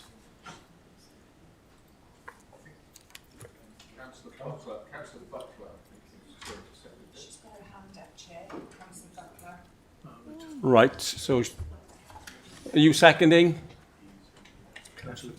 Buckler, sorry, she's online. Right, Councillor Buckler, do you want to come in? Ah, there she is. You're on mute, I'm afraid. Thank you, Chair. Yes, I would like to second this motion and speak directly after Councillor Bromfield, please. Right, okay, that's fine, thank you. So we go to County Councillor Faye Bromfield for the motion. Thank you very much. Thank you, Chair, and I will take my motion as read, if that's okay. Land is one of Monmouthshire's greatest assets. It shapes our community, our economy, and our environment, and our identity. The decisions we make about how land is used will not affect us only, but the future generations. That is why I have brought this motion to Council today. This motion is not about whether we need renewable energy. It is about where we place it. Over recent years, we have seen an increase in number of proposals for large-scale ground-mounted solar developments within Monmouthshire. The proposed Candor Solar Factory has brought this issue into sharp focus for me, but it's not an isolated proposal. Developments affecting Mega and Undy, Penpergam, and even the Gwent levels show that this is becoming a county-wide issue that requires a clear and consistent approach. Monmouthshire's countryside supports local food production, biodiversity, flood management, tourism, recreation, rural businesses, and the landscape that defines our county. Every acre has value, and every decision carries a long-term consequence. Farming is at the heart of that landscape. It supports our economy, our communities, and our food security.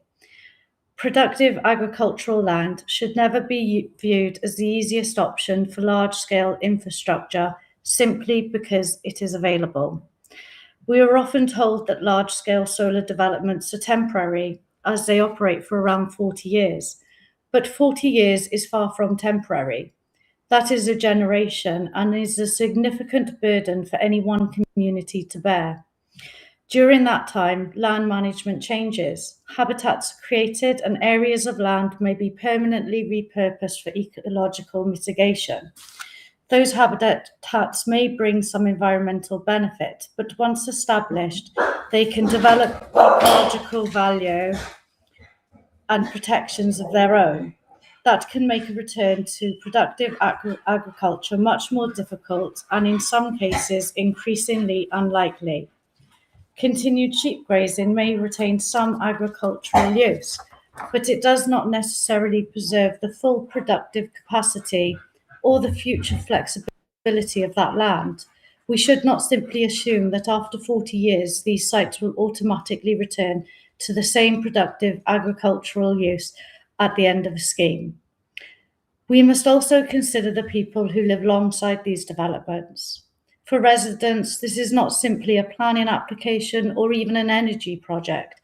It is about their homes, their views, their countryside, and the places where they walk, work, raise their families, and love. No commercial return or energy target should come at an unacceptable cost to people's well-being, their quality of life and sense of belonging. Communities should not be expected to carry the lasting burdens of the developments. For me, progress should not be measured in megawatts, but by whether the people who live in our communities continue to enjoy the places that they call home. And with these developments becoming more frequent, I have to question whether this is the case. Chair, this motion is deliberately balanced. It recognises the importance of renewable energy, while also recognising that productive farmland, food security, and rural communities deserve proper protection. It asks this council to use its voice effectively through its local impact reports on developments of national significance, ensuring that the loss of agricultural land, landscape and visual impact, biodiversity, highways and the local economy are given the full consideration that they deserve. Ultimately, this motion is about giving Monmouthshire a clear and consistent voice on an issue that will shape our county for decades to come. Every generation inherits a landscape, and every generation leaves one behind. The decisions we make will shape Monmouthshire long after we have left this chamber. The easiest land to use is not always the right land to lose. I hope members across the chamber will support this motion today on behalf of residents in Llangibby Vale and residents across the whole of Monmouthshire. Thank you. Thank you, County Councillor Rachel Taylor, sorry, Blomfield. We now go to County Councillor Rachel Butler, who's seconding the motion. Thank you, Chair. And thank you, Councillor Bromfield, for bringing this important motion to the Council today. I was first struck by the overwhelming inappropriateness of large-scale developments of solar installations on very critical and important landscapes when I stood as the Conservative candidate for the general election in Newport East, and those beautiful and incredibly important Gwent levels, and talking to people who were going to be affected, the communities that were going to be swathed in solar panels, struck me such a chord. And I think we should not blindly go in just because these developments are heavily subsidised by the UK government and things are being pushed through. Imagine how they're feeling in Lincolnshire and in Nottinghamshire at this very moment, where thousands and thousands of acres are being proposed and pushed through, despite the government's own planning inspectors saying that this is the wrong way to go. We should be using our built environment first. Why are we considering and doing industrializing our landscape before we have fully utilized roofs and hard surfaces? We should be looking at warehouse roofs, factory roofs, supermarket roofs, school and hospital roofs, public buildings, distribution centres, solar panel canopies over car parks, which will also shade vehicles and can support EV charging. And our landscape, as I was talking about with the Gwent levels and our incredibly important landscapes in Monmouthshire, they surround villages. They fundamentally change our rural landscapes. They affect our tourism, which is a huge part of our business in Monmouthshire. They reduce people's enjoyment of the countryside and the healing properties that we have from our countryside. And they industrialise agricultural land for decades. As Councillor Bromfield said, 40 years. That is no small time. That is a generation and a half, and it's to be considered very seriously. We have a problem with food security. As we know, we live in a very unstable world, and the UK imports a significant proportion of its food. Every hectare covered with industrial solar is land that cannot easily contribute to future production if strategically important farmland is used. We should prioritise brownfield land and previously development sites before going near productive farmland. Biodiversity. The claims that they support biodiversity should be strongly scrutinised. Developers often promise biodiversity gains. However, independent research in England and Wales found that vegetation beneath panels is reduced. Soil beneath panels becomes significantly more compacted than neighbouring pasture. Shading alters plant communities. And we also have a concern for bats and wildlife. There is scientific evidence that bats can mistake smooth horizontal surfaces for water, and other wildlife do it as well. And emerging research suggests that this may mimic the acoustic and optical properties of water, potentially attracting bats and other wildlife. So we need to be very careful before we blindly go with that. We also have ethical concerns. A significant proportion of the world's solar supply chain is concentrated in China. There are allegations of forced labour in parts of the polysilicon supply chain, lack of transparent auditing, dependence on a single country for strategic energy infrastructure. We need to be very careful before we vote for this. And the manufacturing isn't carbon free. Solar is low carbon once operating, but manufacturing is energy intensive.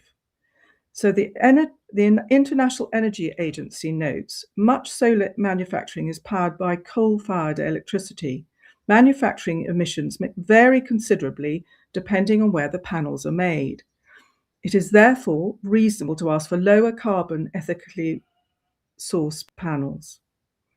You can argue that taxpayers should expect public support to encourage rooftop solar, community solar, car park canopies, industrial estates, and brownfield regeneration, rather than incentivizing and enabling the easiest option of covering green fields.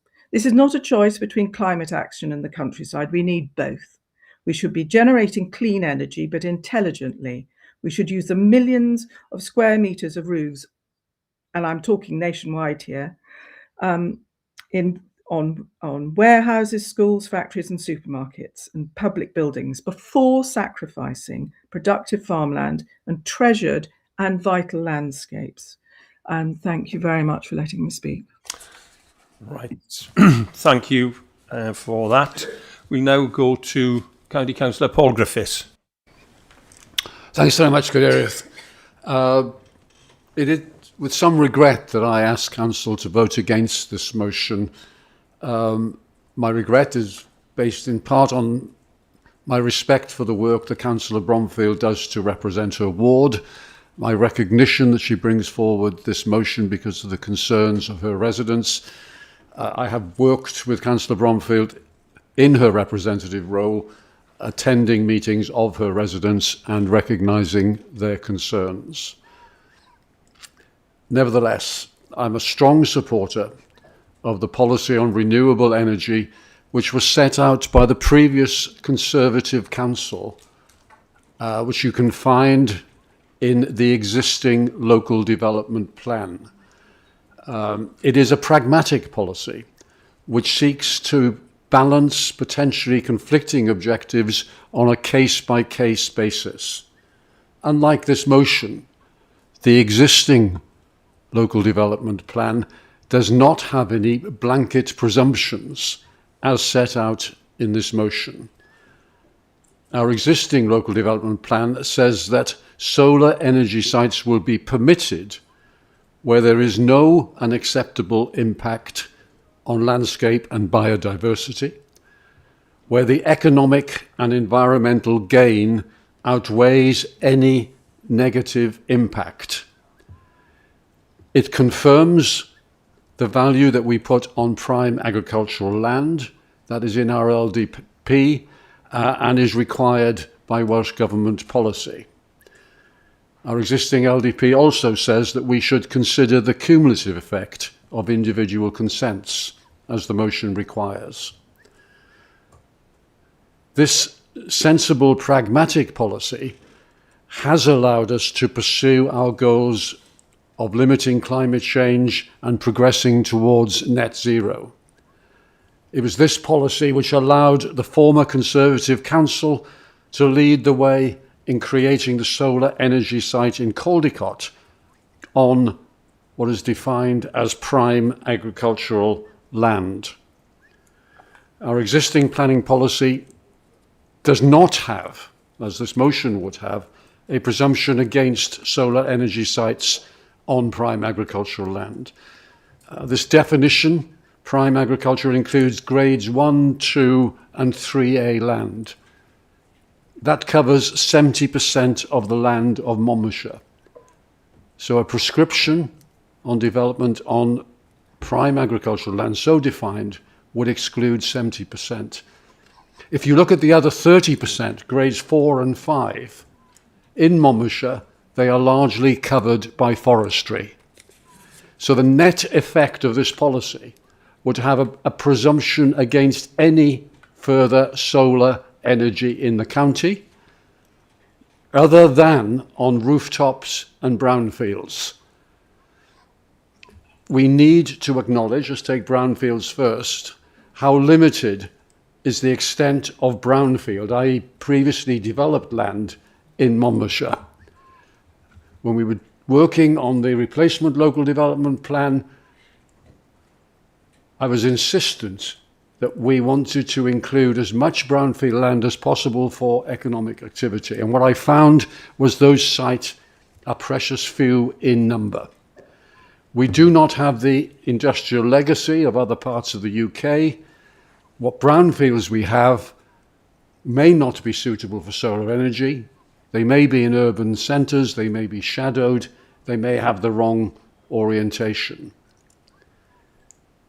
I'm an enthusiast for rooftop solar energy. I'm not sure how relevant it is, but I designed and built my own current home deliberately to host over 8 kilowatts of solar output. I personally know what can and should be achieved. And perhaps it was that experience that led to my enthusiasm for our proposed replacement local development plan requiring every new building to host solar panels which produce as much solar energy as the house consumes. I note that that plan is still opposed by Conservative councillors in this chamber.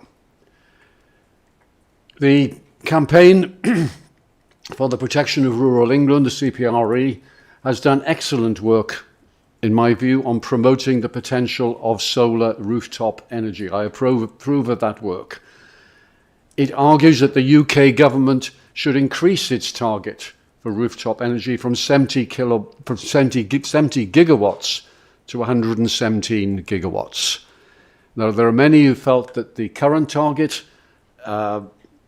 is more than challenging, but nevertheless, I would go with the CPRE and say, well, let's meet those challenges. Let's increase to those levels. Nevertheless, even when we achieve the CPRE target, the majority of solar energy will continue to come from greenfield sites. That is the arithmetic. We cannot achieve the net zero targets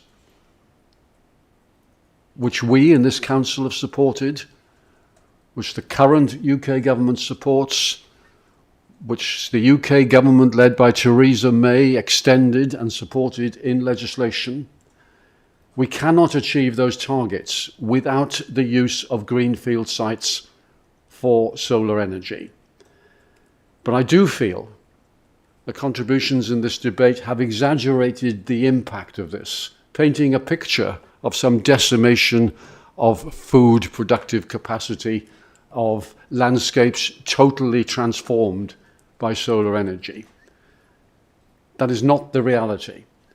When the UK does achieve net zero by 2050, it is estimated that 0.4% of our land will be devoted to solar energy.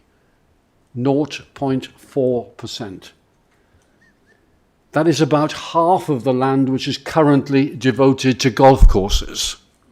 That is what is required to achieve net zero. And yet it's being proposed in this motion that we set our face against solar energy on greenfield sites. We should stick with the pragmatic policies of our existing local development plan. The replacement local development plan replicates in full what is in the existing local development plan. It was a good policy, and I commend the previous administration for setting it out as it did. It has no presumptions for or against rooftop or greenfield. What it requires, and this is the approach that I commend, is that every application should have a detailed appraisal site by site, asking the question, do the positive impacts in terms of energy policy, environmental policy, outweigh the negative impacts? It will be a balanced judgment on a case-by-case basically. Intentionally or otherwise, this motion does not embody that pragmatic approach. I don't think this is the intention of Councillor Bromfield, but it'll be perceived as reflecting that ideological shift in the Conservative Party towards the madcap policies of Donald Trump and his tin pot acolyte Nigel Farage. That's not what this council wants to do. It's not what Councillor Bromfield wants to achieve. But that's how support of this motion will be received in a wider arena. It will be perceived as wanting to eliminate renewable energy and reward those who seek super profits from the ownership of fossil fuels. That is the position being set out by Trump, by Farage, and sadly now the leader of the Conservative Party. This council has never previously put itself in that position. It should not do so now. I ask the council to vote against this motion. Thank you, County Councillor Paul Griffiths. We now go to County Councillor Catherine Maybe. Thank you, Chair. Thank you. Yeah, I recognise that this motion is submitted with the best of intentions, but I have to say that as presented, it is based on a false premise. I'll try not to repeat some of the things that Councillor Griffith said, but I agree with everything he said. The motion suggests that we should put solar on rooftops rather than ground mounted, or before, I think is the wording that is at least I think twice in the motion. A little bit of research into the realities of climate change and energy security would tell you that we need both ground mounted and rooftops. It would also tell you that delaying ground mounted solar farms, as the grouped installations are called, is no longer an option. Climate change is here. It is real and it is existential. A look at international news would remind you that energy security is an urgent need in this country. So while we must continue to expand the installation of rooftop solar and batteries, we also need to build solar farms. It is absolutely not an either or. It is also not a let's do the easy bit first and then do the difficult bit later. The difficult bits are difficult because they take a long time to do. And in the 40 years I've worked on climate change and energy, I've heard that suggestion so often, let's put that difficult bit off. We can't afford to do that any longer. The UK government's Clean Power 2030 action plan sets a legally binding net zero target by 2050 and a 95% low carbon electricity mix by 2030. The movement is towards low carbon electricity and electrification of our energy needs. To achieve this, it aims for 45 to 57 gigawatts of solar capacity by 2030, about 2.5 times the current installed capacity, with both ground-mounted and rooftop solar in the government's solar roadmap, which was produced in 2025. So why is ground-mounted solar so particularly important as part of our energy mix? It is one of the cheapest electricity sources to build and operate at scale. Costs have fallen by around 50% since 2016. The International Energy Agency now estimates that solar generation costs are lower than both fossil and non-fossil alternatives in most of the world. The deployment of solar also boosts UK's energy security massively through diversifying the energy mix and reducing exposure to the international fossil fuel markets, and we all know what that means. Ground-mounted solar is particularly efficient because panels can be tilted optimally and placed away from shading, improving yield. I should also remind you that in the past couple of years, the UK carried out a process to developing local area energy plans, which assessed the energy needs and potential resources for each area. It was very clear in this plan that for Monmouthshire, the key clean energy contribution would be from solar. I would love to know what the alternative source of energy production is that you would prefer to see in Monmouthshire. I thought about suggesting these and decided it would be a little bit too provocative, but if anyone's got any ideas, please come forward, because as things are going, we will be expected to contribute our part. Unless, of course, you think that all the power stations and all of that should be somewhere else, on someone else's doorstep. That is a political position, of course. So let's address the issue of agricultural land. The use of this as a blanket ban on solar is too simplistic.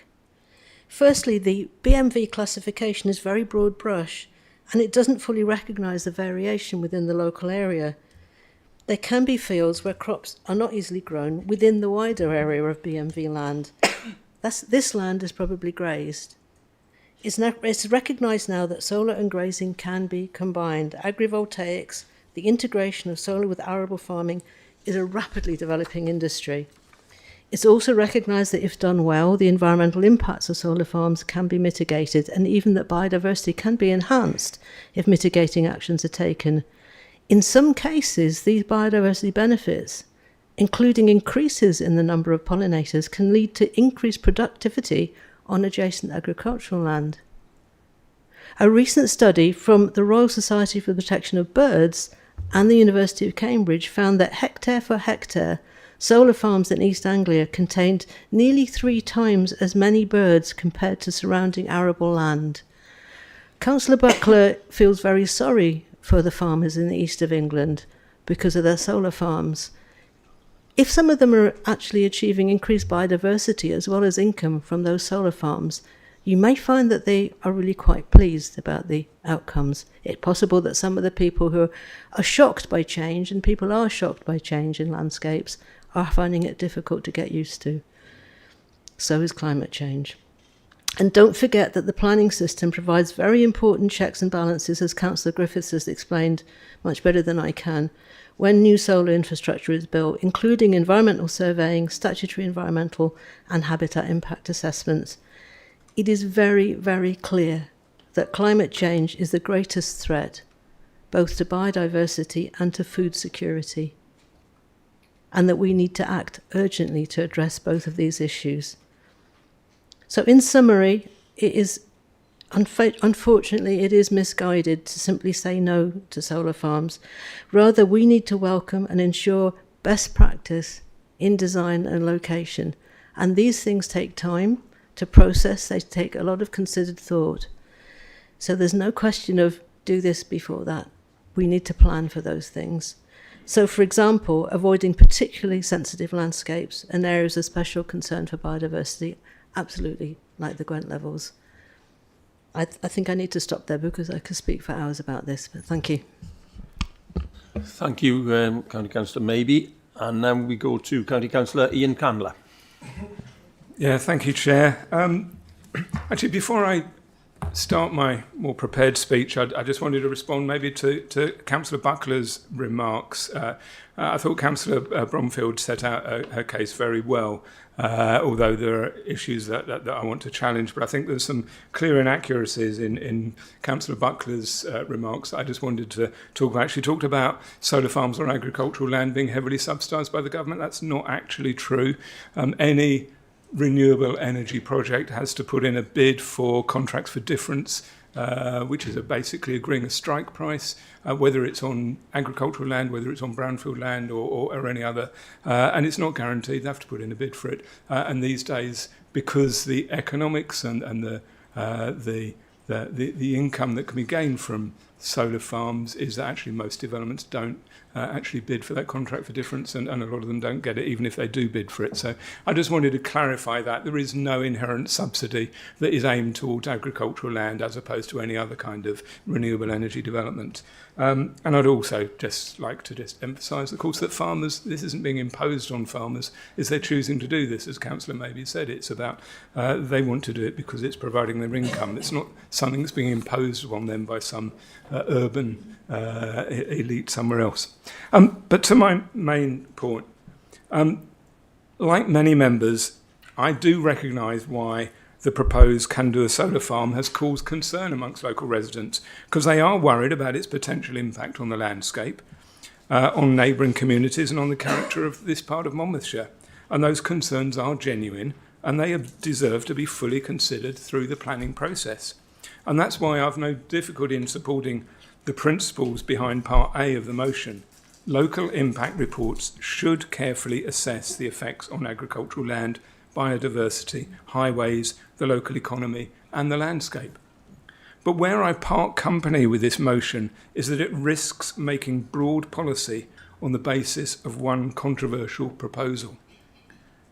Now, we have rightly declared both a climate emergency and a nature emergency.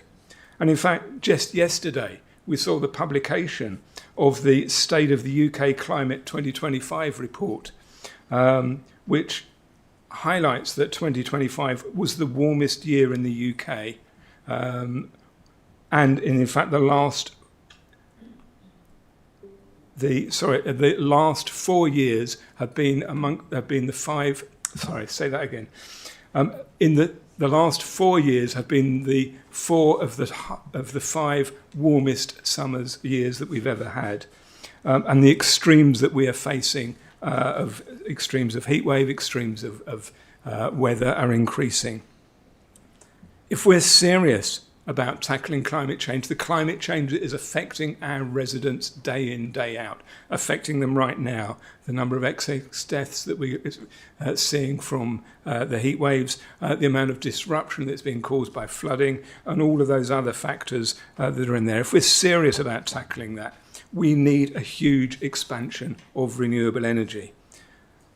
Of course, we should maximise solar on rooftops, on public buildings, on commercial premises, on car parks and on brownfield land. But as has been explained earlier, the evidence is clear.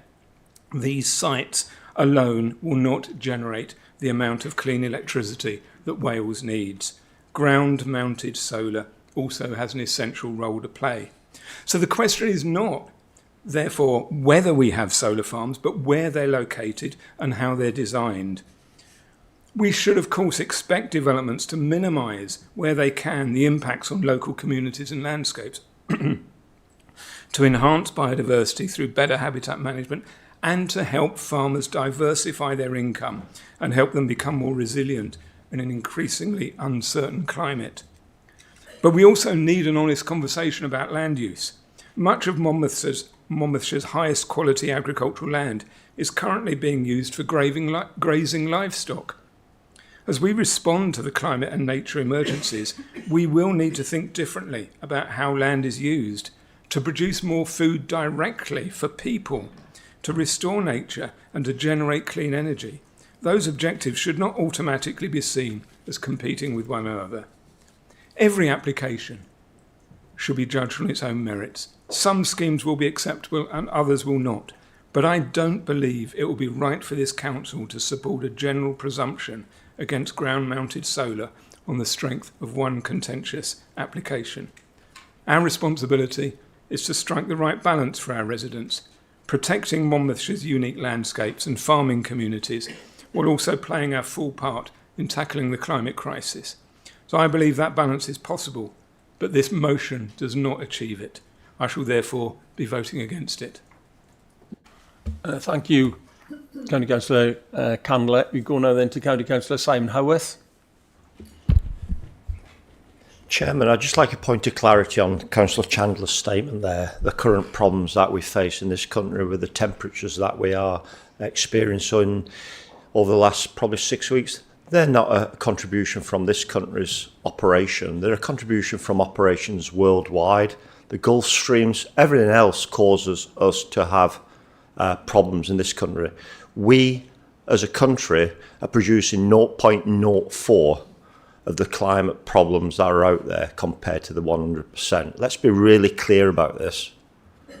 To give false accusations that what we're doing in this country is causing this country to have excessive heats and floods, etc., they are produced other parts of the world which causes the problems in our country.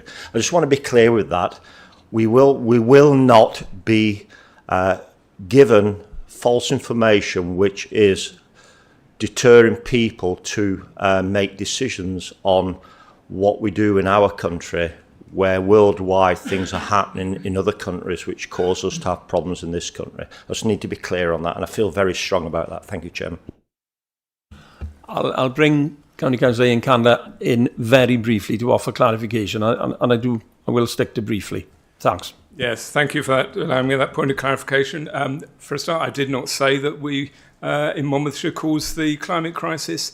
I did talk about the importance of the climate crisis on Monmouthshire's residents and our ability to do that, but I also challenge Councillor Howarth's statistic that is only one part of our climate emissions that impacts on the climate. It doesn't include any of our supply chain issues and the transport, aviation, and so many other factors. So Councillor Howard, I think you've gone over briefly now. Themselves quite wrong themselves, but I do take offence against him accusing me of putting forward mistruths. Yeah, I think you've gone over briefly now. Thanks.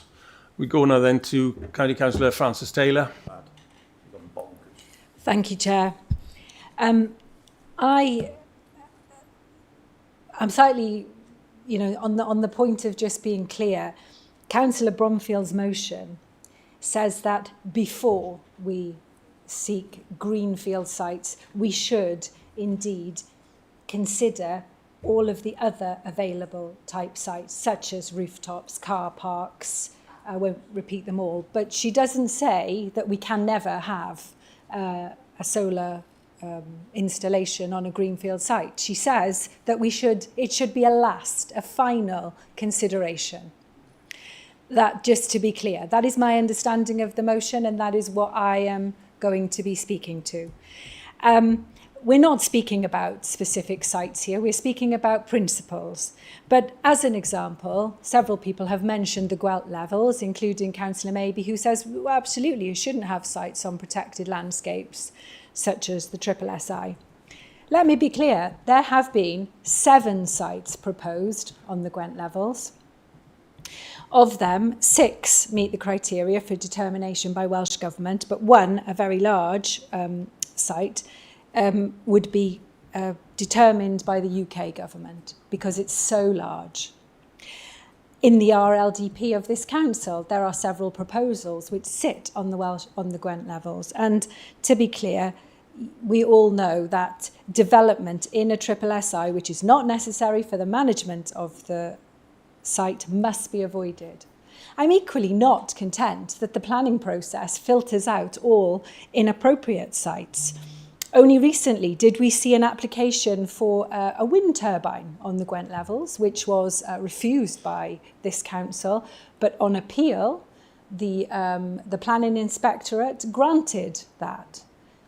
Still not clear why. But so I do have misgivings about some of the confidence. I don't share the same confidence as some of my colleagues in the checks and balances that are meant to prevent development on sensitive and inappropriate sites.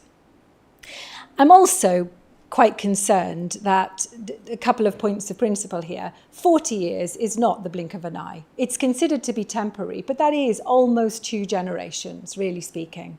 And if you do take such large swathes of land and turn them into solar farms, where previously they would be agricultural or farmed or whatever land, then what happens to the skill set of those industries, and then local knowledge and the impact on all kinds of things, such as the local infrastructure and the historic or the landscapes. The other point I want to make is in many of the points of the people who support and finance solar energy would seem to be, in general, private companies. And those private companies are not doing it just because they are very keen on net zero or on making us sustainable in energy terms. It would seem to me that they are doing it because it will be profitable.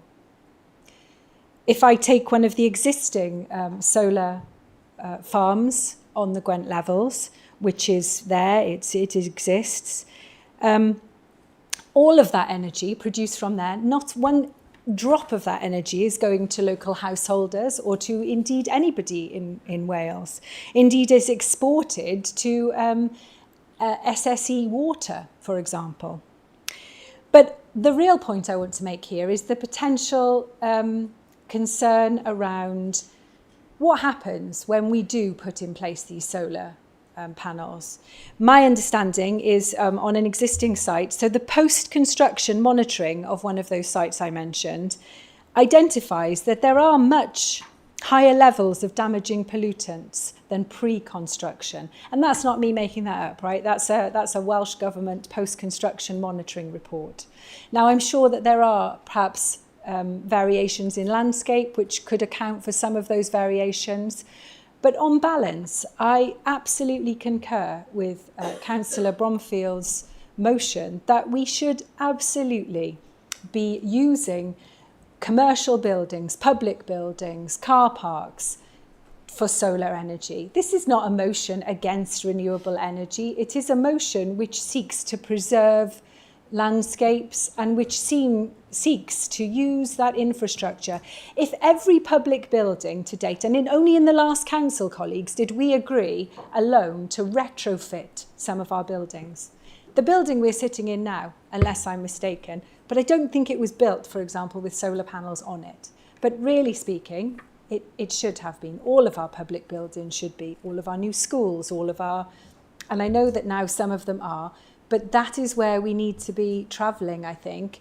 When I look at the huge developments on the Gwent Levels, the Europark, Tesco, the brewery, in my view, all of those should be the places where we place solar before we consider using green fields, colleagues. So on that basis, I'm very supportive of this motion. I cannot see that this suggests that we are not for renewables, but I think it suggests that we need to take stock of, why are there 7 proposals for solar parks on the Levels? It went on a protected landscape when there are arguably other places.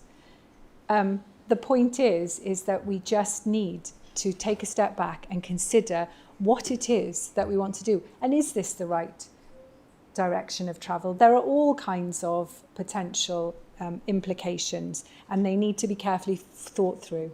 Thank you. Thank you, Councillor Francis Taylor. We now go to County Councillor Ben Callard. Thank you, Chair. I was just reflecting on what Councillor Taylor was saying there, and one of the difficulties I have, and it's with the wording of this motion as well, is that saying prioritising rooftop, brownfield, and previously developed land for solar before productive agricultural land is considered. I mean, how does that? There's a supermarket in my ward. As far as I know, it doesn't have solar on the roof. And there's a farm that's got 100 acres. He wants to put solar on 5 of those acres. Part of his farm diversification, his or hers. Generate extra income. A small proportion of the farm. Are we going to say, is the idea of this motion that you turn that down until the supermarket's got solar on it, or until every school, or until every one of our houses has got solar on the roof? Or do we have to go to every house or every public building and consider putting solar on, and then we can say yes?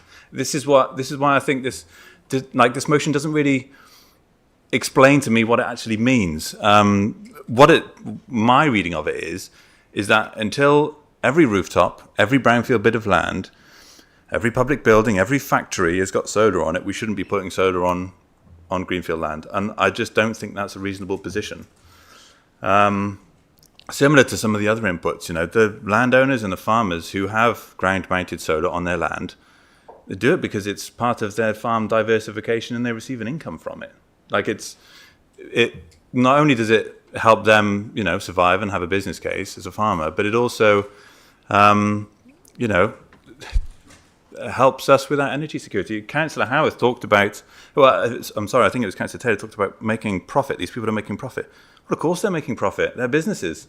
That's what they do. But not only are they making profit, they're making low zero carbon energy and increasing our energy security.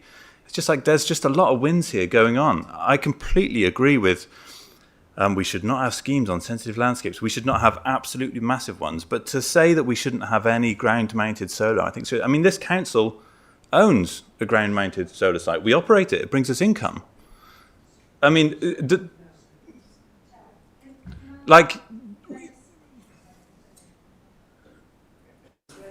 Hang on a sec. I think County Councillor Ben Gallagher is going to finish, and then I'll let you in briefly.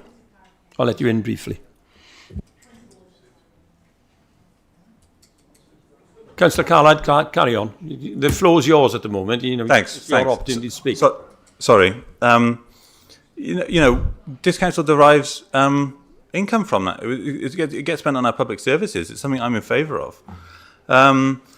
Councillor Howarth talked about the fact that the UK is a small proportion of global carbon emissions, and therefore we shouldn't feel ourselves with any responsibility towards current climate change. Or at least that, we shouldn't get hung up on the fact that we're responsible for climate change. It was that your broader point? That's what I took from it. Okay, well, I'd make the point that there's 195 countries in the world, and if all of them had equal carbon emissions, they'd be responsible for just over half of 1%. So it's on all of us to reduce our emissions. Countries all over the world, some are higher emitters, and we talk about China as a higher emitter, but their per capita emissions are lower than ours.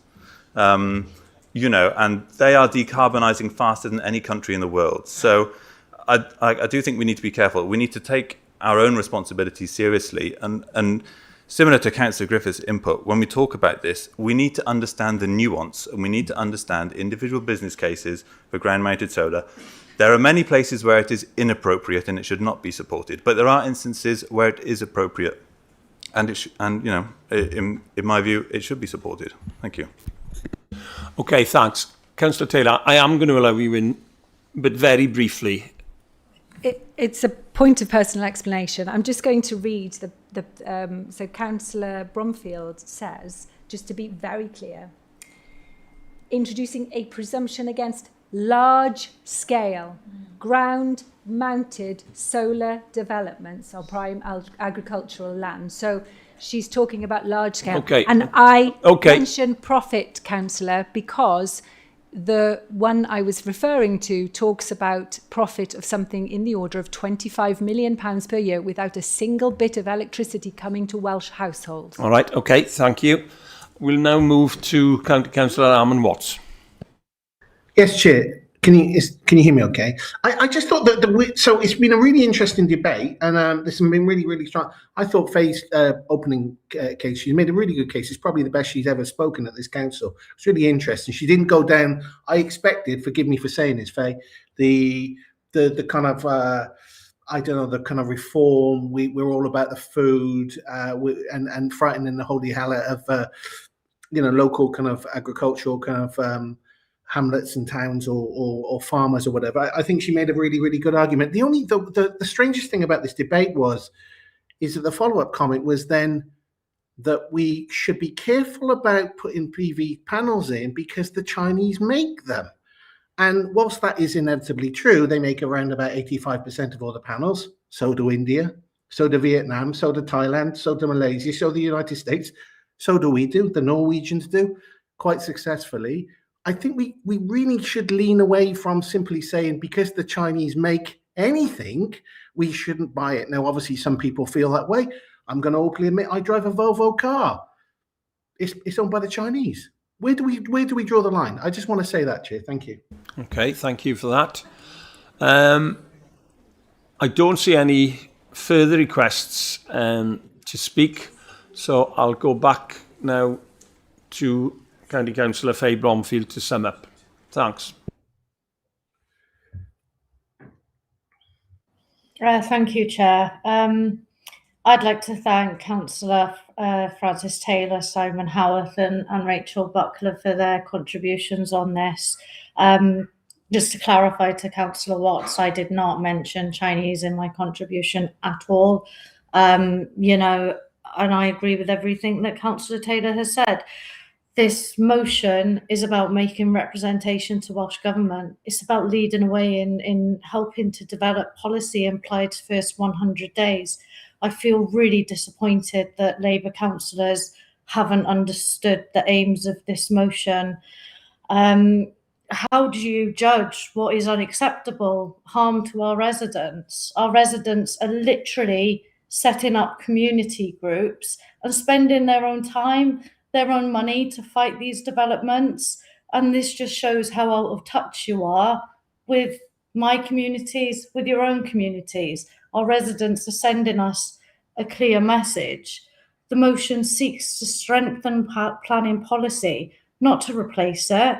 This council has a voice and it can use it to make representation and to help shape innovation around solar development. It's not about not having, you know, rooftops covered before agricultural land is lost, but the reality of it is we are talking grade 1A, 1, 2 and 3A BMV land, which we only have 15% of. You know, if you think that that is an acceptable loss of agricultural land, then, you know, I really worry about what meat you're going to eat, frankly. Yeah, it's disappointing to see that you wouldn't support the large-scale industrialisation of our countryside. So, but thanks. Right, thank you, Councillor Faye Bromfield, for summing up your motion. We'll now go to the vote.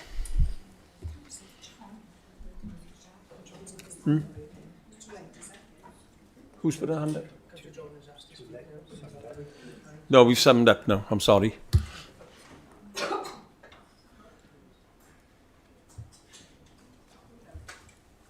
Did his hand come up?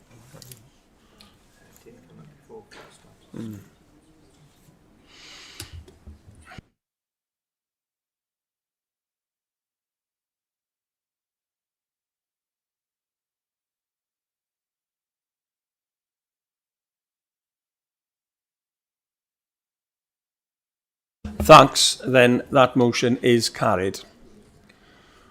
Thanks for that. We'll now move to the final motion on this agenda, and this is the motion submitted by County Councillor Tony Keir. So I'll go to him and also ask for a seconder for the motion at the start before Councillor Keir speaks. Councillor Dimmock is going to second the motion, Chair. Yes, okay, thank you. So over to you. Thank you very much, Chair. And before I start, I suppose I should declare a partial interest being Chair of Uskin Bloom. I've been involved for the last 20 years where weeds comes up on the judging side of things. But can I also take the opportunity to wish Abergavenny and Bloom with their competition, because they've just been judged and their standards have been exceptionally high this year when I visited. So good luck for that. So if I may start, Chair, at first glance, weeds may seem like a relatively minor issue compared with many significant challenges facing this council. But I think anyone who walks our streets, visits our parks or green spaces, or speaks to residents know that weed management is far more than appearances. It affects public safety, accessibility, biodiversity, pollinators, wildlife, bees, as well as the conditions of our highways, and ultimately how effectively we spend our public money. That is why I've brought forward this motion. Let me be absolutely clear from the outset what this motion is not. It is not about promoting one particular method of weed control. It is not about taking sides in the debate about chemical and non-chemical approaches, nor is it about criticism of our officers or frontline staff who work extremely hard to keep our streets, footpaths and public spaces safe and presentable. As councillors, we are not the technical experts on weed management any more than we are experts on road engineering or, dare I say it, pothole repairs. Our role is different. Our role is to ask whether the current policy remains the right one, whether it delivers value for money, and whether it is supported by the best available evidence. That is exactly what this motion seeks to do. At present, Monmouthshire relies almost entirely on manual and mechanical methods of weed control. Those methods have clear strengths. They avoid the use of herbicides and reflect understandable concerns about protecting biodiversity and reducing chemical use. Those concerns deserve respect. However, every policy has trade-offs, and it is our responsibility to understand them. Just by way of context, I submitted freedom of information requests to every local authority in Wales. 21 councils responded. Monmouthshire was the only county that confirmed it does not use herbicides or specifically glyphosate at all. Whilst whether members support that position or disagree with it is almost beside the point. The point here for me is that Monmouthshire has adopted a very different approach from every other Welsh council. And I believe that this makes it more important that we periodically review whether this policy remains the most effective and sustainable. Manual weed removal is labour intensive and physically demanding, particularly during periods of hot weather when staff are wearing protective equipment. It's also expensive and often provides only a short-term solution. Mechanical brushing and scraping undoubtedly have their place, but they can also damage curbs, paving and road surfaces. And I've seen examples of this myself. And damaged infrastructure inevitably creates additional maintenance costs in future years. Just as potholes return after winter, weeds return rapidly during the growing season. Strimming weeds is like pruning plants. It encourages root growth. The same locations often need to be revisited several times a year, placing additional demands on staff time and already stressed budgets. Petrol-powered strimmers and blowers remain useful tools, but they also generate noise, dust and exhaust emissions. Again, that's not a criticism, it's simply acknowledging that every method has advantages and disadvantages. Residents regularly tell us the same thing: the street is cleared, a few weeks later the weeds are back. This is frustrating for residents, and I know it's equally frustrating for the workforce, having spoken to them directly, who repeatedly return to tackle exactly the same problem. At the same time, we should acknowledge why reliance on herbicides has reduced. There are genuine concerns about biodiversity, environmental protection and public health. Many residents quite reasonably expect councils to minimise chemical use wherever practical. Those concerns should continue to inform our decision making. But responsible environmental stewardship means examining the environmental impact of every available option, not just one. For example, have we fully assessed the carbon footprint of repeated mechanical treatments? A petrol stimmer or leaf blower can emit, as an example, 2 kilograms of carbon dioxide per hour. A diesel road sweeper can emit around 27 kilograms per hour. Repeated visits also require more fuel, more vehicle movements, more equipment maintenance and more staff time. Then there is the use of a nylon strimmer line, which breaks into tiny fragments and contributes to microplastic pollution in soils and drainage systems. If repeated mechanical treatments shorten the life of pavements and curbs, have we considered the environmental cost of replacement materials in carrying out repairs? These are reasonable questions. They are precisely the questions that this review is intended to answer. So this motion does not call for a return to blanket herbicide spraying, nor does it dismiss manual or mechanical methods. Instead, it proposes that we examine the principles of integrated weed management. This approach is already used by many councils and land managers across the UK. It recognises that there is no single solution for every location. The important word here is targeted. It's about selecting the right method for the right location at the right time. Schools, playgrounds, parks and environmentally sensitive sites clearly deserve special consideration. That is why this motion proposes locations where different approaches can be evaluated carefully before any wider policy changes are considered. Rather than make assumptions, let us gather evidence. Let us compare costs. Let us compare effectiveness. Let us compare environmental outcomes. And then let us make decisions based on fact rather than ideology. The review also proposes meaningful consultation. Residents understand their issues in their communities. Community councils know local priorities. Environmental organisations contribute valuable expertise. Crucially, our operational staff understand the practical realities better than anyone. All of those voices deserve to be heard before future policy is determined. Importantly, this motion also asks for a comprehensive cost-benefit analysis. Too often, discussions focus only on the immediate cost of a treatment rather than its whole life costs. If one method may require 4 or 5 visits a year, while another only requires 1, we should understand the full financial picture. If one method damages curbs or pavements, the cost of repairing that infrastructure should be included. If another reduces fuel consumption or improves biodiversity, then those benefits should also be recognised. Good public policy depends on considering the complete picture. As elected members, we regularly review transport policies, housing policies, and environmental strategies. We review them because evidence changes, technology evolves, and public expectations develop. There is no reason why weed management should not be treated differently. A 6-month review is sensible, proportionate, and achievable. It allows officers to gather evidence, engage with stakeholders, identify pilot projects, and present practical recommendations to scrutiny committee. It's not an open-ended exercise. I would simply say this: good councils pay attention to everyday issues that matter to residents here in Monmouthshire. People notice when pavements become overgrown. They notice when weeds, trap litter and dog fouling increases, because that's the reality. They notice when road edges deteriorate. And they notice when public money, like potholes, appears to be spent repeatedly on treatments that do not provide lasting results. Reviewing how we manage weeds is therefore not a distraction from delivering quality service. It is actually part of delivering them. Ultimately, this motion asks for something very simple. Not predetermined conclusions, not entrenched positions, not ideology, just evidence. Evidence on costs, evidence on environmental impacts, evidence on operational effectiveness. Evidence that shows this council makes informed decisions. If the review concludes that our existing policy remains the best approach, then we can continue with confidence knowing it has been independently examined. If it identifies better alternatives, then we should be prepared to adapt. That is what responsible governance looks like. Chair, this motion is about finding the right balance, balancing environmental responsibility with operational practicalities, balancing public expectations with financial reality, balancing innovation with common sense, and ensuring that Monmouthshire's weed management is fit for the future. Finally,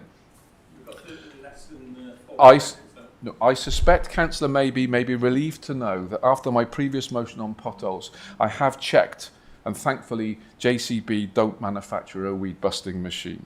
Therefore, Chair, I urge members from all sides of the chamber to support this motion, not because it promotes one particular solution, because it promotes better decision making.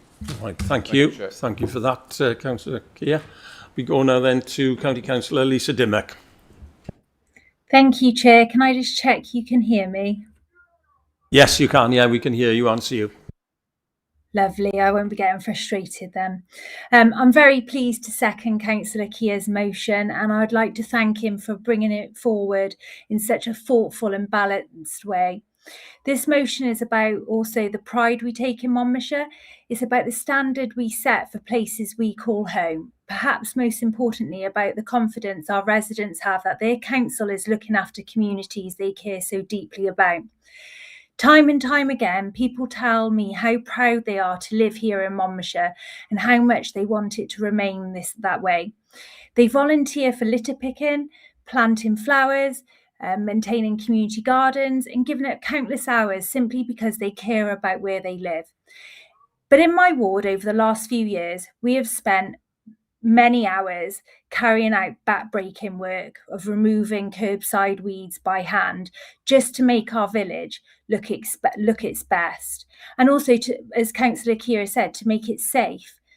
But many residents are asking a simple question: why doesn't the council appear to be matching that same level of care? When pavements are lined with weeds, when curbs disappear beneath the overgrown vegetation, and when streets begin to look untidy, that doesn't simply say that they don't simply see weeds, they see neglect. It shapes people's confidence in this council, and it influences how visitors see Monmouthshire. It affects the pride people feel in their communities. The reality is, little things do matter. Well-maintained streets tell people that someone cares. A tidy village says that it's a community worth investing in. A clean town centre encourages people to spend time there, to support local businesses and feel proud of where they live. Last year, Caldicot Roundabout, which is the entrance to Caldicot and to Portskewer, looked absolutely dreadful. And I submitted many a My Monmouthshire report, but nothing happened. And I had to approach a senior member of the team to actually get it cleared, and what a difference it made. And the comments on the social media groups were really positive about it. But when maintenance slips, it does send a very different message. And that's why I do welcome this motion. It does not come with a predetermined conclusion. It does not argue that one method is right and another is wrong. Instead, Councillor Keir asked something very reasonable that all councillors should be prepared to ask. Is what we're doing today the very best way of doing it? And I think we should do that all the time, as Councillor Keir has mentioned earlier. Surely there is nothing controversial about reviewing a policy, especially when our own experience and the experience of residents suggests that there may be room for that improvement. We all understand why Monmouthshire moved away from the herbicide use. Protecting biodiversity and reducing unnecessary chemicals I think everyone in the chamber supports it. But good environmental policy is about balancing competing priorities. It's about weighing up all the evidence and recognising every approach has advantages and disadvantages. So please ensure that we read the motion carefully and not misinterpret it like we've just seen on the last one. If we rely solely on repeated manual and mechanical treatments, what does that mean for budgets? What does it mean for our carbon emissions? Crews will always have to visit the same locations. I know when I've cleared bus stops and lay-bys, a few weeks later I'm having to go back around and redo the work. I have a full-time job as well as my councillor role, as well as now a part-time weed clearer, as well as relying on residents. This isn't sustainable. We all know the cost of repairing roads, and we have debated the state of Monmouthshire roads at length. None of us want to see our pavements heading in the same direction. And perhaps most importantly, what it does mean for the residents who tell us that only a few weeks after the area is clear, it does come back. We need practical answers. Our seasons are becoming longer and our winters are becoming mild. I mean, vegetation establishes earlier and continues later in the year. The challenge is changing and our approach needs to evolve with that. I also think this debate gives us an opportunity to recognise the tremendous role our communities already play. Across Monmouthshire, there are community councils, volunteer groups, residents and local organisations who do extraordinary work to improve their local environment. Their community spirit is one of our county's greatest strengths and it deserves a huge thanks. But the voluntary effort should complement council work, not compensate for it. Residents should never feel that they have to volunteer simply because routine maintenance is no longer keeping pace. Monmouthshire has earned a reputation as one of the most beautiful counties in Wales. People visit our market towns because they are attractive. They walk our streets, enjoy our parks, and spend money in our local businesses. And because they have had a positive experience, I think it was just last week or the week before, Caldecott had the planters replanted. What a difference that made for people visiting the town centre. And I know that that's down to the town and county council. Those first impressions matter, but so do lasting impressions. This motion is not asking us to abandon environmental principles. It's calling for and not for a return on blanket herbicide use. Nor is it a criticism of the dedicated officers and frontline staff who work incredibly hard with the resources available to them. It is asking us to do what good councils should be willing to do: gather evidence, to listen to experts, consult residents, compare costs, and evaluate what works, and then to make a decision based on facts rather than assumptions. Surely that is what good governance looks like. Our residents are not asking for perfection, although maybe catch me some days and I do expect it. They understand the financial pressures facing local government. They know the difficult choices that have to be made, but they also expect us to be willing to review our policies when there is evidence that improvements could be made. And Councillor Keir's motion does exactly that. Thank you. Thank you, Councillor Dimick, for that. We go now then to County Councillor Catherine Maybe. Diolch, Chair. Thank you. Last week was Wales Nature Week. Monmouthshire County Council launched its 2026 Nature Isn't Neat campaign. Monmouthshire County Council was also celebrated as a good practice example in Wales for its nature-positive approach to grounds maintenance. I was proud to present it to a webinar attended by over 100 people from local authorities across Wales. It was a shock to receive on the same day notice of this motion, which implies an undermining of this approach. This is not window dressing. This is not a lack of considered thought and policy. This is done with care and it's done with heart. It is not a lack of management. It is not neglect. It's a different way of managing, in a more careful and thoughtful way which respects our environment. If this was a decision driven by some kind of ideology, it was the ideology of the previous Conservative administration, but perhaps the ideology of the current one has changed. I was proud to provide the continuity from what was done under that administration on this issue. I'm also very conscious of the fact that elected members should be ambassadors for this approach. It's very difficult to change the way things look, and it's very difficult for people to move with that change. I think we need to move with that, and I think we need to be supporting it. It's been a really, really interesting learning process, and we continue to learn how to do this well, how to do it as well as possible. It's a response to the climate and nature crisis we're living in, which is happening now. If councillors opposite still do not understand this or its implications, you are simply not listening. The lack of general awareness of the nature crisis is why the climate and nature emergency briefing has been produced and shared so very widely. We screened this recently here in the chamber, and I did note that only one member of the Conservative group attended, which was a shame. I expect you've seen it in some other environments, so perhaps you have. We had a full chamber and an animated debate. Why does this matter? Because it is existential. We depend on nature for the food we eat, the air we breathe, and the water that we drink. The only way I can explain the view that more tidiness is more important than this is that you simply are not listening. Focusing in on the details of the motion, I have to say that the approach that we take already is an integrated management approach. There are two aspects to this. On grassland, we mow according when and where it's needed, allowing wildflowers to grow, pollinators to thrive, and space for habitats and corridors for wildlife. Each site is different, and we try to plan each one with mowing of paths, play spaces, road junctions, and fire breaks. It isn't perfect. We have to work with the weather and the availability of resources, and we're always learning. We have to listen to communities when they say, oh, it's not working here. Can you do something? And we do. It isn't a factory. It isn't perfect. I sometimes think it should be called a new kind of neat rather than nature isn't neat. because there are neat aspects to it. The other important aspect, which has been touched on, is minimising herbicides.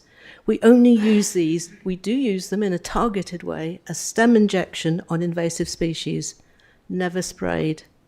Why? Because herbicides are damaging. The routine use of glyphosate removes flowering plants that provide the food and habitat for bees, butterflies, and other wildlife. Not only are herbicides damaging to other species and the ecological balance on which we depend, but they can also directly damage human health. And in fact, the overuse of herbicides is a global problem because of its tendency to accumulate in human cell membranes and disrupt the body's functioning system. Using toxic chemicals to make a place look more tidy simply does not make sense. I also note that we were asked by Welsh Government in 2003 to minimise use of pesticides, and that was followed last year by the UK Pesticides National Action Plan. This is understood more and more widely, and Monmouthshire County Council is a forward-thinking council in the way that we apply this. Please do not make us go backwards.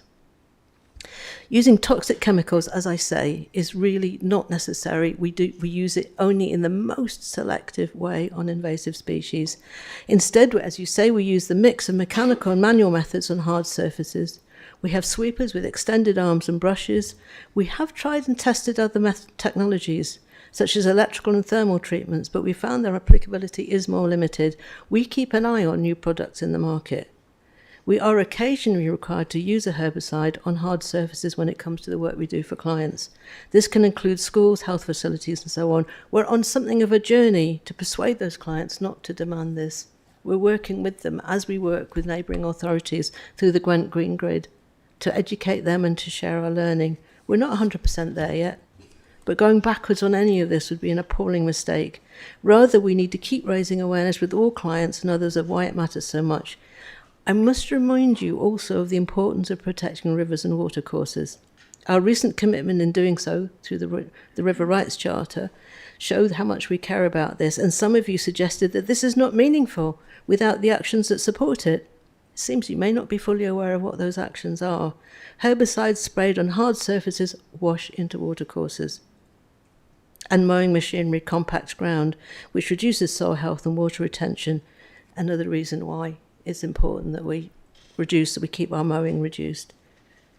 I can't support this motion. I'm certainly not against reviewing policy and practice. This is something we do continuously within these services. The discussions go on all the time between the nature team, between grounds maintenance, with residents when people ask about why you're doing things this way, not doing things that way. It's an ongoing process. And it will continue to be done and to be shared through the council scrutiny processes. We'd also be more than happy to run another briefing on this issue and how MCC addresses it in the way we deliver our services. But taking officers away from delivery of services to write ad hoc reports on a methodology which is already widely shared and discussed would be wrong and damaging to the very services we're trying to deliver. And more importantly, this motion presumes a conclusion in advance of a review process that we should return to increasing the use of herbicides. That is absolutely something I cannot support. It's worth mentioning also that an issue that is frequently raised by residents is a concern whenever they do see spraying of pesticides in public spaces, as I mentioned, sometimes for other public bodies, and the health implications of that. They're very upset by that. It seems that residents care more about the health of their children and the natural environment than the removal of all weeds. Thank you. Thank you, Councillor Maybe. We'll now go to County Councillor Ian Candler. Thank you, Chair. And Chair, I can't support this motion either. I mean, Monmouthshire already has a clear weed management policy as part of its Nature Isn't Neat programme, and it reflects a conscious decision by this council to minimise the use of glyphosate and other chemical herbicides except in genuinely exceptional circumstances. And that wasn't an accidental decision or an oversight. It was a deliberate choice made during the previous Conservative administration and based on our commitments to tackling the nature emergency and reducing unnecessary pesticide and herbicide use. I'm going to give a couple of interesting quotes from that time, if I may. The first one, Councillor Lisa Dimmock, Monmouthshire's cabinet member with responsibility for green infrastructure, said, "We are excited about the coordination of the Nature Isn't Neat approach through the Green Grid Partnership, as this strategy is crucial in response to the decline in biodiversity and the challenges of climate change." The second quote I've got here is from Monmouthshire County Council's biodiversity champion, Councillor Richard John, who said, "Our Nature Isn't Neat approach allows us to create new habitats for pollinating insects and help increase their numbers throughout the county, while adding to the area's natural beauty and promoting a wider range of flora and fauna." I hope both Councillor Dimmock and Councillor John are reflecting on that and thinking actually they need to stick to the principles that they had previously, rather than, and I'll let other people maybe speculate about why they may be abandoning those principles right now. This motion presents itself as a review, but it is quite clear from the wording of the motion, and in more particularly from the words in Councillor Keir's and Councillor Dimmock's speeches, that its purpose, this motion, is to reopen the door to routine herbicide use. Otherwise, there wouldn't be proposing a review, because otherwise, if they were accepting what we were doing without herbicides. I don't believe the case has been made for having such a review or for reopening that door. Our current approach recognises that nature isn't always neat.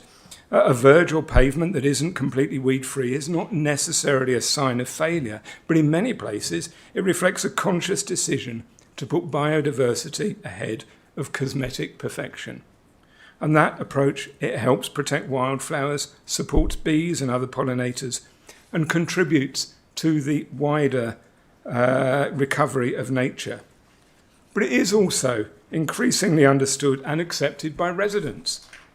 The Nature Isn't Neat message has helped explain why we sometimes manage land differently, and I believe many people now value seeing more nature in our towns and villages.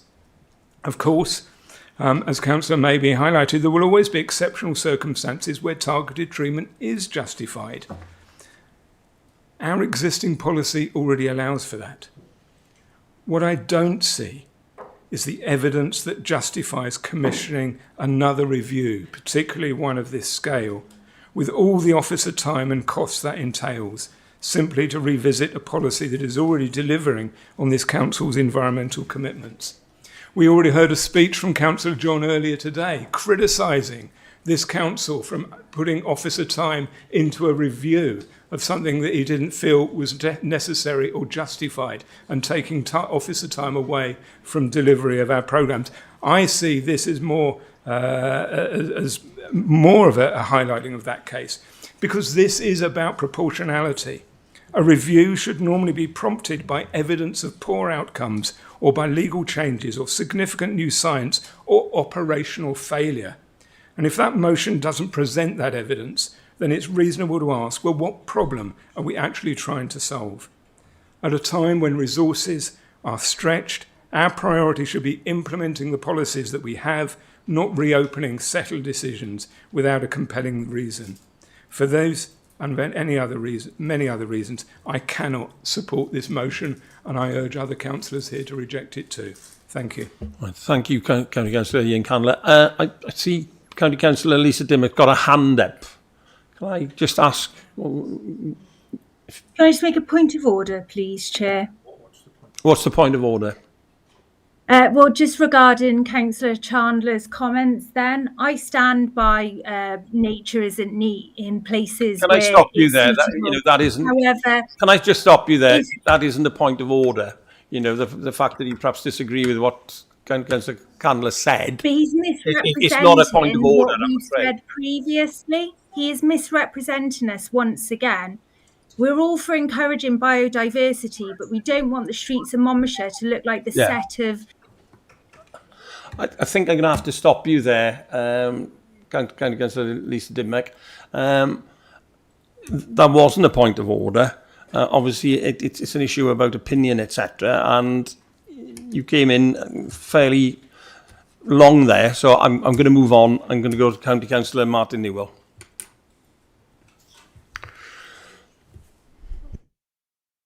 I'm apologising if I'm out of order for saying this. I'm becoming rather frustrated by colleagues being cut off. You're making judgment on what they're saying before they finish their sentence. I'm not sure whether that's the right way to do things. Everyone else is getting. Can I just stop you Chair, there? again, you're doing it to me. No, Chairman, I'm not doing you. What I'm doing is I'm following the procedures. Chairman, you're just proving my point. You must let colleagues finish their point and make a judgment, if I could recommend that. And you've just proved your point again before I come on to my argument. Yeah, I'm just being advised here, to make a point of order, it has to be set out as to what it is in the Constitution, what the point of order is, and it wasn't a point of order. And the Constitution says, generally, in terms of debate, when you've spoken once, then that is it. You can't come back. And I have allowed on one or two occasions this afternoon people to come in very briefly, but then it becomes an extended point. And if you look, there are something like 6 people wishing to speak on this particular issue. So it becomes disjointed. And I have followed the Constitution. I'm not making it up on the hoof here this afternoon. And we can't have people continuously coming back and saying, well, no, I disagree with that, etc. We have to follow the Constitution, which I have done. And to be fair to everybody, people of all political persuasions here this afternoon. So can we, are you going to make a point now, Councillor Newell, or was that the point? Make it clear that please be fair to everyone, if you could. What I'd like to, I'm fully in support of this motion to review, and I fully associate myself with Lisa Dimmock's and Tony Keir's comments on this particular subject. And just to reiterate what my colleague Councillor Dimmock was trying to say, nature isn't neat, we know that. But like she was trying to say, it needs to be in specific areas. Our town centres and our streets look dreadful. And I'm pleased to say with other colleagues in the chamber from Monmouth Town Council that we're trying to take a lead from it, because the Monmouthshire County Council don't seem to be doing anything. And I'm pleased that colleagues at Town Council have taken a lead on this. I'm an ambassador, and I'm glad that Councillor Maybe used that word. I'm an ambassador for my town and for my residents. I love my town, I love my residents. And my residents that I'm an ambassador for are telling me they are disgusted with the state of their town centre. They are disgusted with their housing estates. They are disgusted with overfilling bins and all sorts. There's a lack of pride and neglect. Words have already been used, and a lack of consistency. That's my word. Now, consistency, there's consistent mess everywhere in Monmouth. Grass is 6 foot tall. But in some areas, we've got lovely blue, red, yellow wildflowers. King's Fee, for example, it looks lovely. You go across the road to Cloudie, it's just long grass and it's a mess. And residents there are complaining, why have King's Fee got lovely flowers and we haven't? We had 2 representations at the last Monmouth Town Council People and Places meeting from residents who are absolutely fed up of the perceived lack of action and the lack of care in our town. So much so, and this is how passionate I am, I've now taken on the role to lead up the new Monmouth in Bloom group. And I'm not doing this to annoy anyone. I'm doing it to work with the people that are bee friendly in town. I want to work with people like Catherine Maybe, who is an acknowledged expert in this field. I bow to her knowledge, but I'm in the spirit I want to work with Councillor Maybe, because I want my town looking beautiful. I want the visitors coming back after horrific floods. I want the flowers and the hanging baskets to be like they were 10, 15 years ago in our town. I want our residents to take pride again in their streets. Whilst we're not taking pride, they're not taking pride in their doorsteps and their curbs. Driveways, junctions are dangerous. I've had numerous reports of people not being able to see around a roundabout or come out of a junction, particularly at bridges, Dixton Roundabout, Wye Bridge, Penalt, because we're not being sensible.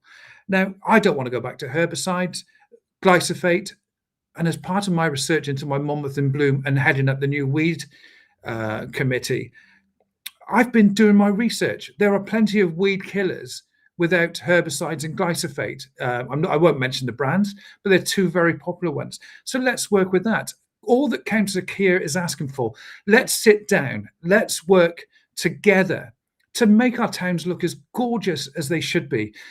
We want to encourage our hospitality and our tourist industries, but we're pushing them away by leaving our towns and streets in this state. We're going to lose everything. Okay, let's work together. We talk about river rights. I signed up to the river right and I supported a motion the other week. We don't want herbicides and glyphosate going in the river, but we're happy to not take enough action on the sewage that's going into the river. Let's have some, consistency. I spoke to colleagues who are operatives at Monmouthshire County Council operating these new lorries with the attachments. One quote from one operative: "It's not fit for purpose." Now, because of all of this, we have now got to gather volunteers to do the weeds in Monmouth, to make my town centre look attractive, to attract visitors again. We don't want to go back to the old days of spraying and polluting everywhere. That's not what we're asking here. We want a review, a sit down and a conversation. Let's work together as a county council to make Monmouthshire the most beautiful and stunning county that it is and it's known for. And we're all ambassadors and we all want that. And I wish Abergavenny in bloom all the very best. I look forward to sitting down with Councillor Keir and getting tips and advice on how Monmouth can bloom again. And I look forward to chatting to Councillor Maybe about what I can learn from you with your expert knowledge is how we can make our towns look pretty again without damaging the environment. So I will be voting for this motion. I encourage councillors to vote for a review, not to go back to the dark days. And thank you, Chair, for the opportunity. Okay, thank you, Councillor Newell. Go now then to County Councillor Simon Howarth. Thank you, Chair. And may I first start by saying a massive thank you for all our volunteers out there who actually do keep this county to the best we can in the circumstances.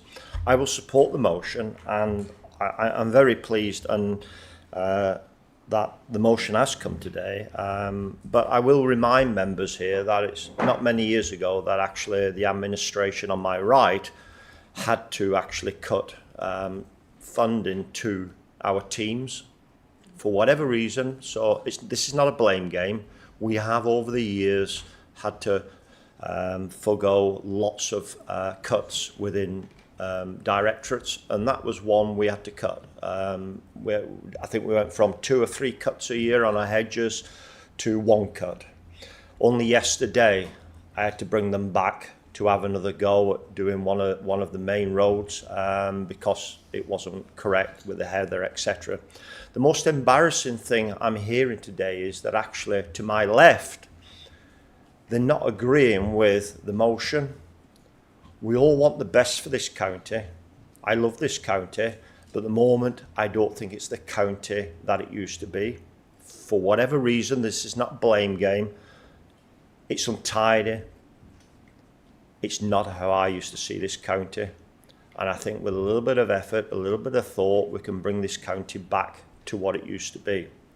But it needs us to work together. And if we haven't got that, it's going to be really difficult. Yes, biodiversity and looking after the birds, bees, butterflies, whatever. Our people out there, if we come down to the nitty-gritty, next May will be a decision on what happens to many of us in here. And I do feel that the towns, the villages, the countryside, the roadside is so important to many. To a few it doesn't matter, but to many it does matter. And the state of the countryside is appalling.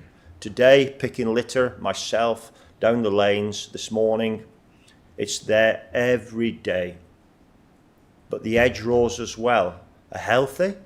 We've got lovely hedgerows, but the weeds, the footpaths, the estates, the trees growing out of the gullies, it's appalling, it's embarrassing. We never used to have that. The motion isn't about bringing back all the chemicals. The motion is about sitting down, having a proper discussion on the best way forward. Why are over 20 authorities managing this better than we are? I don't get, I'm really pleased with that information, but why are they? Well, I'm sorry to say they are, because you go to some areas, and actually they are far, far prettier and nicer than what we are. I'll take you to the Edser Valley, which is a Welsh Government road. I'll take you to every farm in this county who pulls all its ragwort. And that's the yellow plant on the side of the roads, which is poisonous. You go down some of our roads, it's absolutely appalling. And we've allowed it to happen. The whole place, for me, I'm dissatisfied. I'm very unhappy with the state of the places that we live in. And we could do nothing about it as councillors because, number one, we don't have the resources, we keep getting told. There is an opportunity to actually do something about it, and I think we all need to sit down and decide what direction we need to take on this. This is so important for our residents. I'd say if you went to a referendum tomorrow, sorry, Chief Executive, but the cost of that would be expensive and timely. But if you went to a referendum tomorrow, I bet 85 to 90% of people would tick that box. We want Monmouthshire to be made pretty and brought back to what it was. Thank you, Chair. Thank you, Councillor Howarth. And we now go to County Councillor Sue Riley.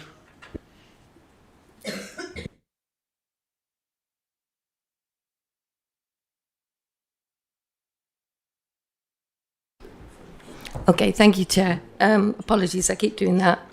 I think what I want to say is for the previous, it's been mentioned a few times with the previous motion that interpretations can be subjective, and that's beginning to bother me here. I think a review sounds very sensible, but again, it can be subjective. Cost-benefit analysis, benefit can be subjective. Pretty can be subjective. So reading through this, what I'm concerned about is targeted herbicides. Targeted, again, I've seen a devastated organic garden for somebody spraying Grazon Pro on a windy day. And that may be not how it's supposed to be used, but it happens. I'm also concerned about pilot locations, particularly near schools. If we are talking chemicals, I don't want to see them being a pilot near schools. Again, I may be misinterpreting, but that's what is happening, I think, with some of these motions. Some chemicals are only available to be bought for commercial organisations. They're not available for individuals, private residences and what have you. And that's got to be for a reason, surely. So I understand living with the blight of litter, but chemicals being sprayed and pilot locations near schools are starting to really make me feel uncomfortable. Thank you, Chair. Thank you, Councillor Riley. Go to County Councillor Mary Ann Brocklesby. Thank you. Thank you, Chair. I'm not going to repeat the arguments of my colleagues, particularly that of Councillor Maybe and Councillor Chandler. It is about proportionality, it is about review and scrutiny, which is ongoing within the Council, and it is about the global evidence we have about the use of herbicides. That has been well laid out. I'm going to do three things. One, I'm going to stand up for Monmouthshire, and that's what we do as councillors and ambassadors.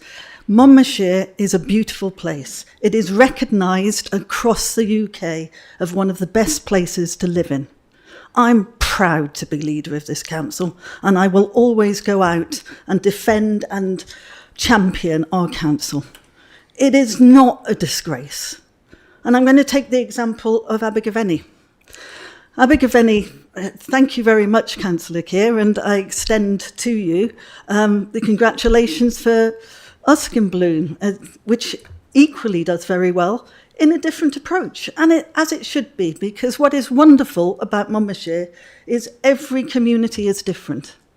Town, villages, hamlets, everyone is different. I can tell you in my ward, they are proud. They are proud to live in Gilwan. They are proud to live in Llanelli Hill. They are proud to live in Masquertha. They are proud to live in Clydach. They don't see it as some kind of extortionate slave labour when they go out to weed or litter pick. They see it as part of the pride in their community. And in Abergavenny, where we are competing this year to maintain our position as the best in blue in Wales, we have 2 schools and 27 community groups who are all involved in making Abergavenny pretty. And it is pretty. It is beautiful. It is seen as beautiful. It is seen as pretty. Not one of them use herbicides. They are very proud of the fact that it is organic. They are very proud to be a town that supports the policy of the County Council. They are proud for 2 reasons.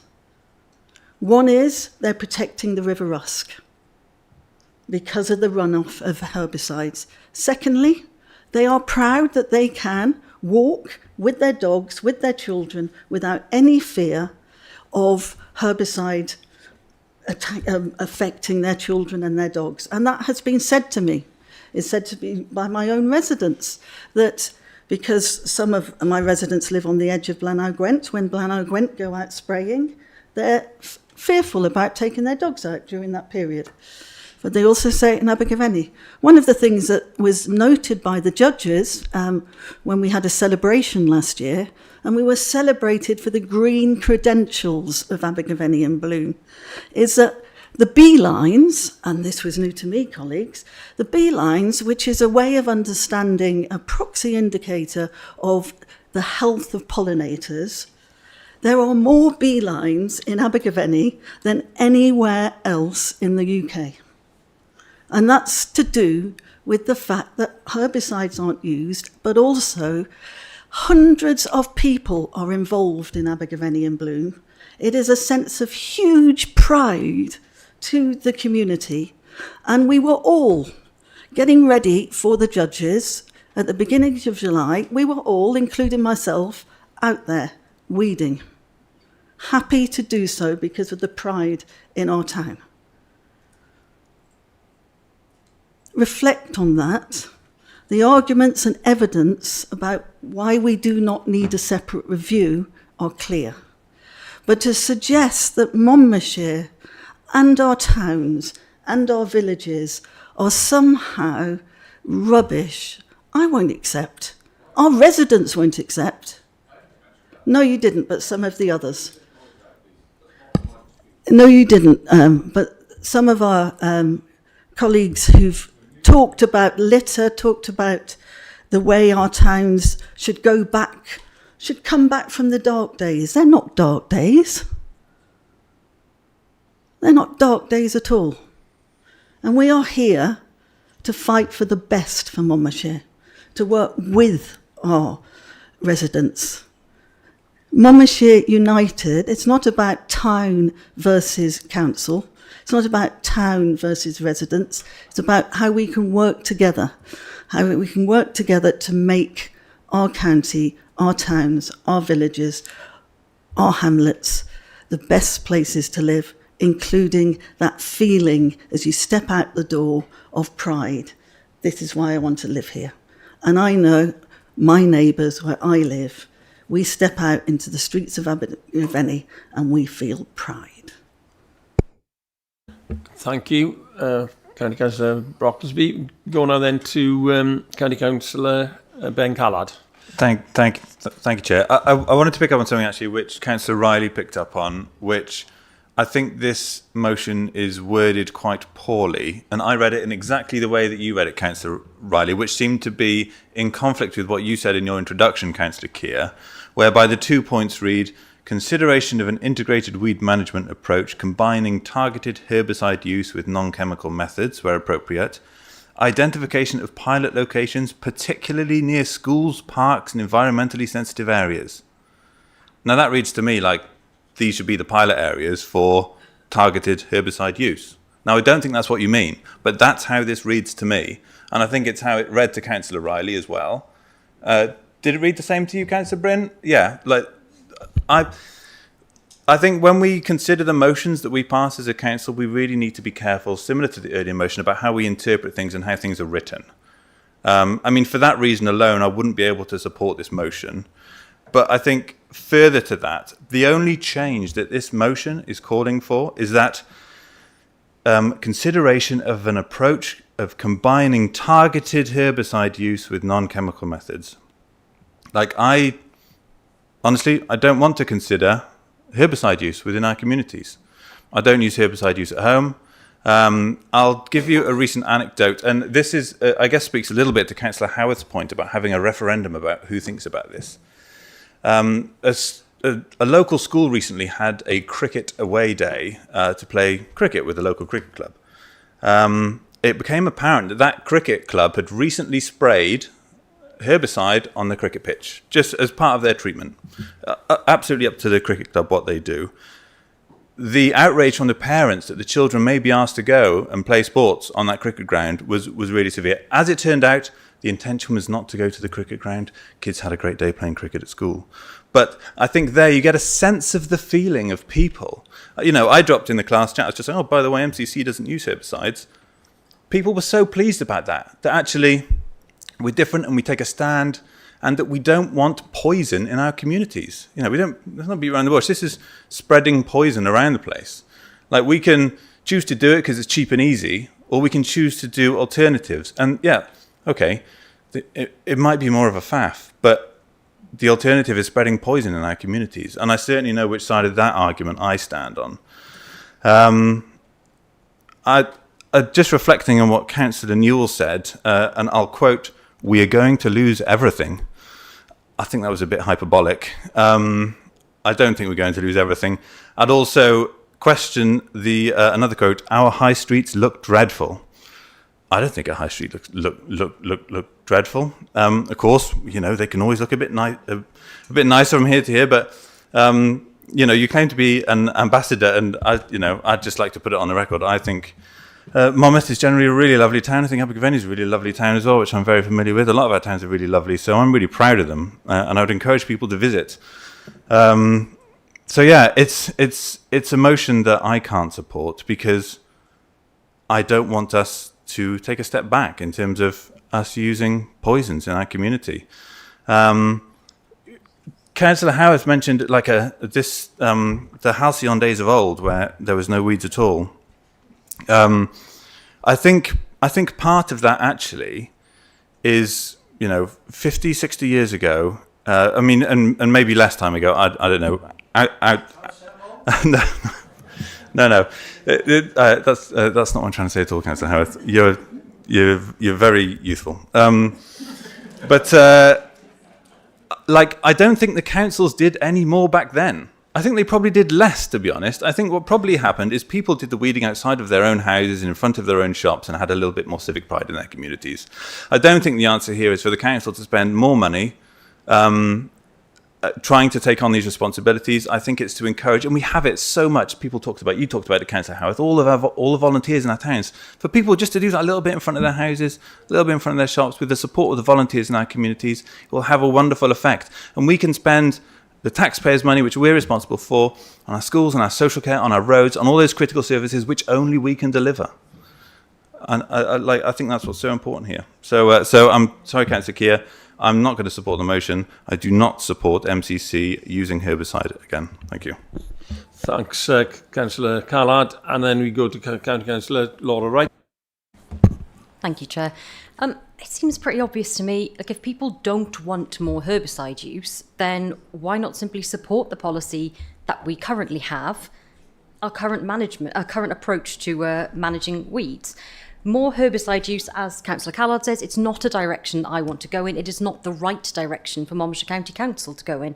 We are right not to routinely use glyphosate here. And if that makes us an outlier in Wales, then I'm proud of that because we are leading by example. We all, as a council, personally and as a council, we have so many responsibilities, but one of the most important is to be a good steward of the places in our care. Every decision that we make leaves a mark of one kind or another. Some of our decisions will make our natural environment richer, healthier, more resilient, and others will chip away at it, often in ways that aren't immediately obvious. I think other speakers have already addressed the importance of reducing herbicide in terms of environmental impact, so I won't repeat all of that. But there is another concern that I want to mention. And we are essentially, I think, being asked to think again, to look at, to possibly consider ultimately using more glyphosate, but there's insufficient thought, I think, for the people who would actually be expected to handle it. So the GMB, which is one of Britain's largest trade unions, has been warning about the risks associated with glyphosate for years. It has campaigned for glyphosate to be phased out altogether. It has published detailed health and safety guidance for employers, safety representatives, and workers. GMB points out that the World Health Organization's International Agency for Research on Cancer has classified glyphosate as probably carcinogenic to humans, with particular concern about non-Hodgkin lymphoma amongst workers with occupational exposure. As an employer, the council needs to be mindful that under the control of substances hazardous to health regulations, the first question should always be whether exposure can be avoided altogether.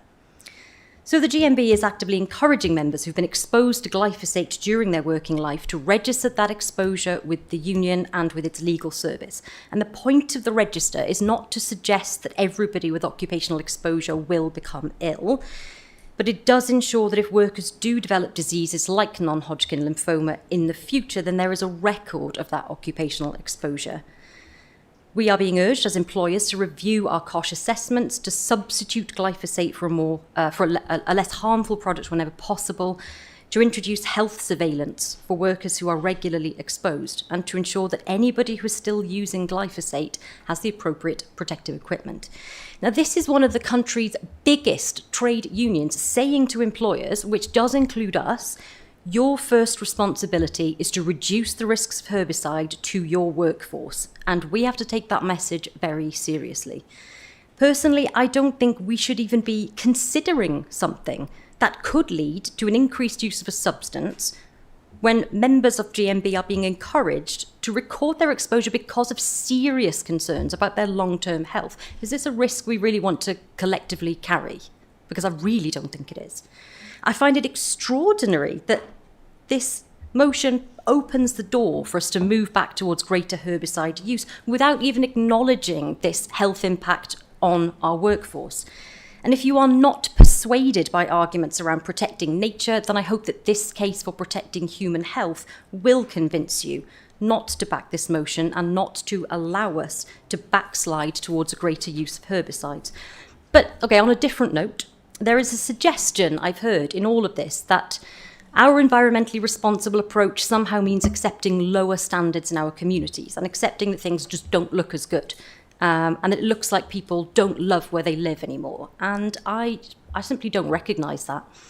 The Green Flag Award scheme, which is rightly recognised as a gold standard for parks and green spaces and which has been awarded to numerous locations across Monmouthshire, actively encourages reducing any chemical controls. So environmental management, biodiversity, sustainability are central to the way that it assesses excellence. And the organisations setting the benchmark for outstanding parks and green spaces are encouraging exactly the sort of approach that we're already taking. Monmouthshire has every reason to be extremely proud of its green flag sites, and there are several in Grovefield Ward, by the way, and they show that environmental sustainability is entirely compatible with beautiful spaces. So the motion does refer to pilots in places including parks and environmentally sensitive areas, but those areas like Bailey Park, like Castle Meadows, like Linda Vista Gardens, they are already areas being managed exceptionally well with the absolute minimum use of chemicals. So I see no need for a pilot to change that. I know Abergavenny and Bloom has been mentioned, and I'm grateful to Councillor Keir for the mention, and Councillor Brocklesby also spoke very, very eloquently about how it's successful. And, it is one of the most successful community projects anywhere in Wales. It's won award after award after award, while making it always explicitly clear to judges that herbicides are not part of its approach. Its success comes without any chemicals, but with a lot of care for nature and the centering of nature in the importance of the places where we live. And that's the sort of approach that local government should be championing. And well done to Councillor Newell for taking an active role in Monmouth in Bloom. That's an admirable investment in his community, and I'm sure that those of us involved in a chemical-free Abergavenny in Bloom would be delighted to discuss how we achieve what we do. So Cabinet's asked to commission another review, another consultation, and it doesn't come without costs. Every substantial review requires officer time, analysis, reporting, which inevitably means that other work waits. And this is a point that Councillor John himself actually raised in objection to what he felt was an unnecessary review, precisely those grounds earlier in this meeting. I haven't heard this afternoon a convincing reason why we should divert public resources, public money, into revisiting a policy that already reflects national good practice, supports our environmental ambitions, and delivers successful outcomes across Monmouthshire. We need to continue to be serious about biodiversity, about the climate crisis, and about protecting the welfare of people who work for us. So we should absolutely not be looking for ways that would allow backtracking on the progress that we've made and increase the use of herbicides. We should be looking for every opportunity to continue to reduce this. That is the direction we've been going in. I remain absolutely convinced that it is the right one. And for all those reasons, I will not be supporting this motion. Thank you, County Councillor Laura Wright. We go to County Councillor Armand Watts. Yes, Chair, thank you. It's estimated across, there's no specific figures or data stats for Monmouthshire, but it's estimated that 33% of households across Wales have dogs. I have dogs. I love my dogs. They take up a lot of my time and a lot of my money. But, it's something I really, really enjoy. My concern would be, like many other people, and we've touched on it today, dogs, when you're walking your dog, the exposure to herbicides and pesticides, whether they're licking their paws, consequently after rolling on the lawn, drooling, it can create like diarrhea. If you have that in your house, you have to take your dog to the vet. The cost implication of going to the vets these days can run into hundreds and hundreds of pounds for even the most simplest issue, whether it's a tick or whatever it is. So we need to mitigate that. So I guess I'm speaking up for the potential 33% of the dog owners in Monmouthshire. We don't want herbicides and pesticides on our streets, our paths, our playing fields, our dog walking areas. That's not what we want. My other point is about the review. And I'm going to say something. I'm usually fairly critical of highways, particularly over the Wye Bridge. However, I'm going to say this. Probably about 3 weeks ago, Sue and I were presented with a case. A gentleman had basically informed us that the back routes and multiple back alleys in Thornmore, going all the way through Burnt Barn Road from Maple Avenue. For basically, the geography is from the A466 through Maple Avenue all the way down to Thornmore. There's a maze of them, and some of those back alleys have seen some antisocial behaviour, criminal activity to do with drugs. And when we leave those alleyways and kept, there's a sense of, there's a lack of civic pride there. And then obviously it feels like a no-go area. Basically, I then wrote a direct email. I was initially tried to, MCC usual thing, they try and triage you. And then I said, no, I want to speak to the officer. I contacted Carl. He's probably sick to death of receiving emails from me. I'm sure he absolutely is. However, he responded within 2 days. There was a team down there, and the bits that were most acutely overgrown were completely cleared. And my point is that, we can do that. We can still do that. We have the facility. I think the point about, I'm not sure I agree with Simon. I agree with Simon about a lot of things, but on this one, I'm not entirely sure.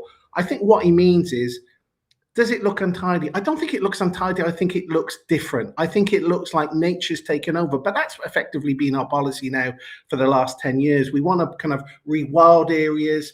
I was in London yesterday in Brixton. Really beautiful public spaces, all rewilded. Would it have looked different than what it was 10 years ago? Absolutely. So we're not the only local authority that takes this approach. Even more metropolitan areas than Monmouthshire take that approach. I'm going to leave it there. Thank you, Chair. Thank you, Councillor Watts. We go to County Councillor Jill Bond. Thank you very much, Chair. And thank you for the input so far. Really interesting. As been said, though, I'm finding this quite confusing. And the need for this motion, I don't really understand either. I'm not be supporting this motion, as we don't, in my view, need a review. And to waste time, an officer's time on a review, when the only other option would be to use glyphosate or other herbicides. So why not just speak to officers? Grounds maintenance are open to discussions about specific areas, and I've always found them very accommodating and discussing what is the needs are of every area and coming and sorting out areas, as Arma's just said then.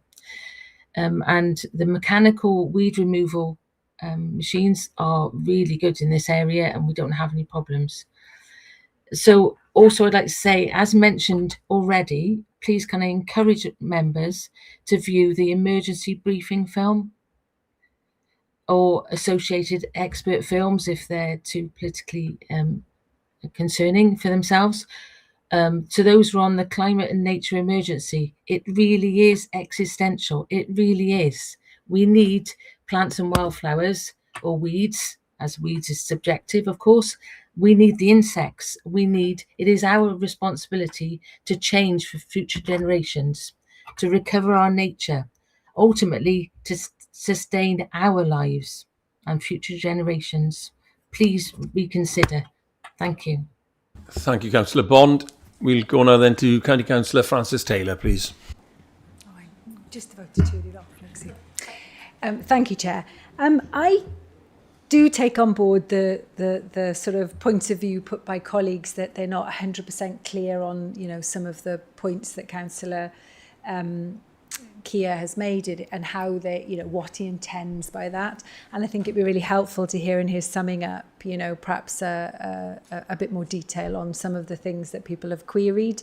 I think that would be helpful. But for me, I started to worry that I'm losing the power of being able to read, because when I read this motion, I can't see any references to increasing use of herbicides. I can't see any reference to using, I can't even say it, glyphosate. All I can see is a request to review the Cabinet Commission's a review of the policy, and that there are some things that Councillor Key has asked to be considered in that. But that's all I can detect, and I can't recall, I don't recall, and I just asked my colleague who sits on place whether there's been any consideration of the way in which we deal with grounds, nature's not neat, herbicide at place, and I'm not sure there has been in this term of council. And I think that there's a conflation here with nature's not neat as a direction of travel and a policy, and the way in which we sort of manage our approach to I don't know, it's all kinds of maintenance really, isn't it? Now what I will say is I'm, like many people have said, very much in favour of the idea that we use natural methods, that we use mechanical methods, that we don't use herbicides. We do absolutely sometimes use herbicides where absolutely necessary, in my understanding. So, for example, on controlled notifiable weeds, they're not called controlled, notifiable weeds, not weed, invasive, that's the word I'm looking for, thank you. But my understanding is that we don't use them elsewhere. I wouldn't be supportive of that either. I don't think it's what anybody wants to see. But my understanding is this is asking for review. And again, does that need to be expensive? Does that need to be long? I mean, I don't know if the pothole kind of working group is long and expensive. I hope not. But hopefully it will come up with some real results. And for me, this should be about, this is what we've got. Are there any improvements that we can reasonably make that will bring better effect for our county and communities, and may indeed have the net result of being more sustainable, cost effective, etc. for the council? I don't think there's anything sinister in that, colleagues. if it said, let's use loads of herbicides, I think we'd all just be going, well, absolutely not. But there is a difference, I think. I'm really supportive of nature isn't neat. What I'm not supportive of, and I've had this conversation many times with the heads of grounds maintenance, is where at times those policy directions are used to kind of justify, and I don't mean just what one person considers to be a mess, what other people consider to be nature. I mean when genuine, vegetation is let to get out of control, and then that becomes a capital issue. A capital, and I have that, and I went with the head of neighbourhood and I showed him what I meant by, well, where we don't deal with these issues well, it can eventually become a capital maintenance issue, which we don't have the money for either. So personally, I'm supportive of a review. If that review then brought back a report saying we recommend increased use of herbicide, which I cannot see, then I think that all of us would be against that. But I don't see that there is any danger in reviewing our current practices. Our workforce is tiny compared to what it used to be. That is one of the key changes that we've seen in grounds maintenance. I live in Mega and I am a serving member of the town council there, and we have commissioned a town team, quite simply because there isn't enough available grounds maintenance support to keep the town mechanically, generally speaking, as tidy as we need it to be. And that's absolutely fine. And I think, I welcome that because it's really made a difference. But the point is, unless perhaps I am, losing my faculties, my powers of intellect, I don't think that this is asking for anything more than a review. Thank you, Chair. Thank you for that. We'll go now then to County Councillor Maureen Powell.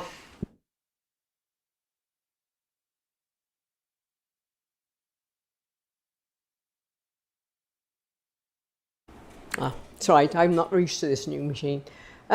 First of all, I'd like to mention that Councillor Keir didn't say anything about him using any insecticides. I think it sort of got multiplied. And the other thing is this, somebody said that it can cause non-Hodgkin's lymphoma. I was diagnosed 5 years ago with non-Hodgkin's lymphoma, and that is not from insecticides or anything else like that, because I never used any. I've got quite a big garden. As well as that, I do look after a little bit of Monmouth Road, and I just use a fork and a secateurs and a bucket to put the rubbish in. And anybody can do that. That's all you need to keep your garden tidy, because you just pull the weeds up, and when you pull them up, they don't come again. So I recommend everybody to weed their gardens, not put any insecticides anywhere near them. And I'm pleased to say that Abergavenny, I'm very proud of Abergavenny, but it is quite a lovely looking town. We've got some arrangements of flowers in several places through the town, and they're beautiful, aren't they, fellow Abergavenny people? And I think it's lovely that our towns are looking nice, but I think it can all be done without any use of any insecticides, just hard work and diligence. Thank you. Thank you, Councillor Powell. County Councillor Rachel Garrick.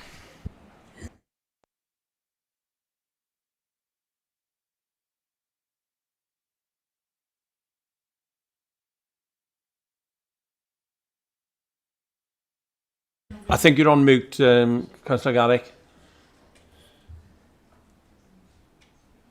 We're not hearing you.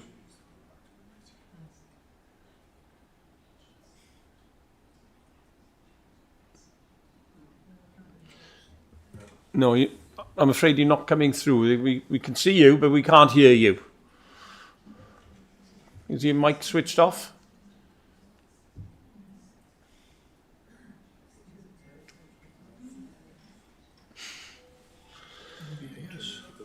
Yeah, I think we'll have to go to the next speaker and then we'll come back if your mic's working. So we go to County Councillor Rachel Buckler. Thank you, Chair. I feel I'm living in a parallel universe listening to the Labour group this afternoon.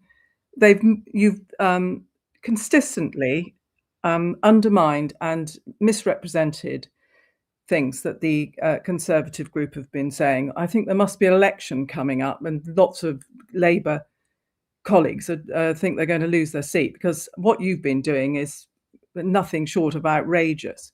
In no way, shape or form is Councillor Keir suggesting we splatter Monmouthshire with herbicide and pesticides. It's complete nonsense. We can understand the concerns that residents have and come to us with untidy pavements and parks and roadsides, and concerns about safety when driving around rural roads when they can hardly see at junctions. I get it a lot at the community councils I attend in the Devorden and Langholm, and it's completely understandable. So I really, really object to the Labour group being so ridiculously partisan and unfair and disingenuous. Thank you, Chair. Thank you for that. We'll now go to County Councillor Rachel Garrick. Can we hear you this time? No. I'm afraid we can't hear you again.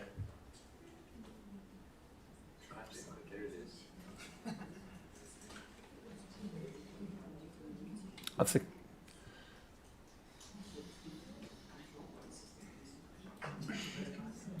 Is it a bad connection? I think we're going to have to, unfortunately, move on, because we can't hear you. I don't see any other hands up. I think we've had a very full discussion on this motion. We'll now go to back to County Councillor Tony Keir, who put forward the motion. Thanks. Thank you very much, Chair. Well, that was interesting. I don't know how long we spent, about an hour. When I was in school, my teachers told me to read the question. My father told me to clean my ears out when I was young. The clue is in the title.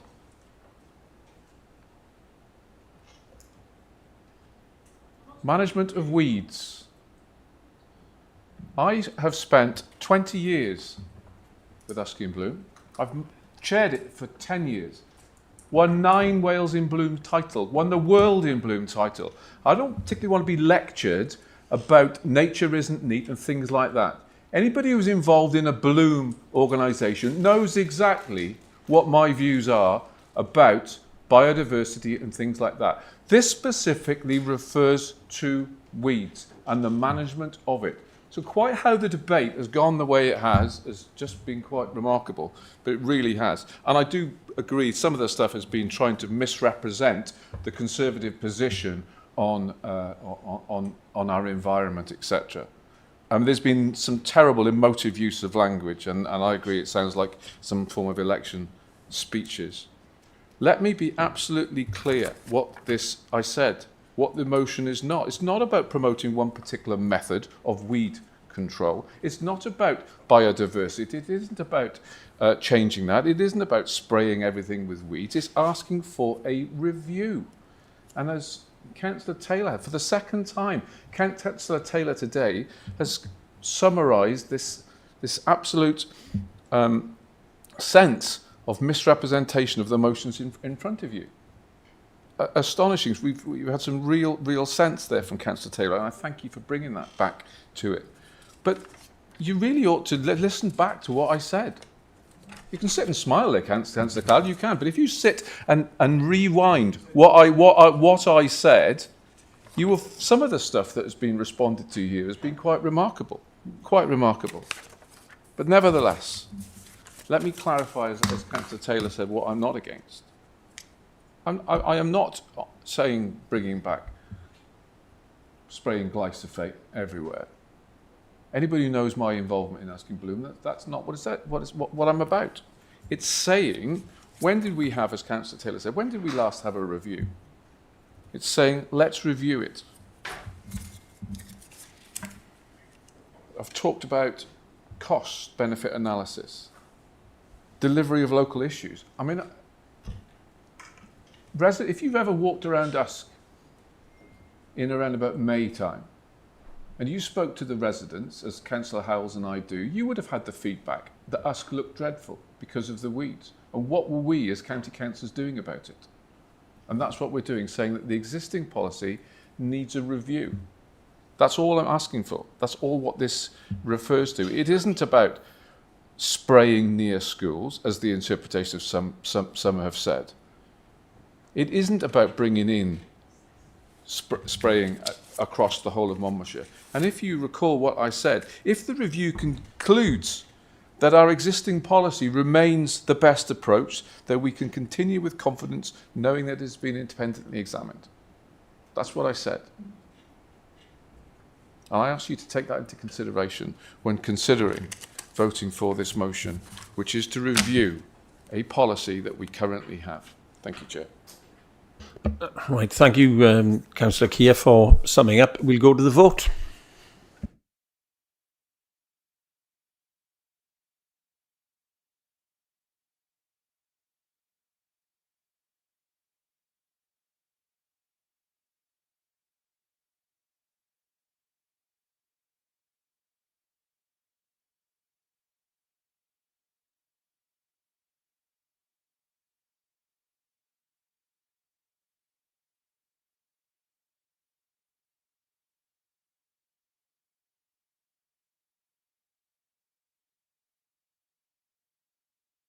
I'm just informed now that the voting electronically online with us online here is 2121.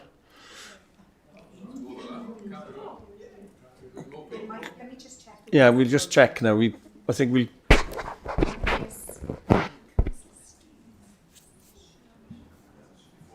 Chair, sorry. In the last council, you displayed the results on the whatchamacallit? On screen? I don't, yes, sorry. In the screen. Yes, screen. At this council, I don't think you have, because on the last motion as well, we didn't see the results either. So, oh, look at that. It looks like football results. That's showing us. I just need to check who's still online. Yeah. 43 votes, Chair. I just need to check who isn't.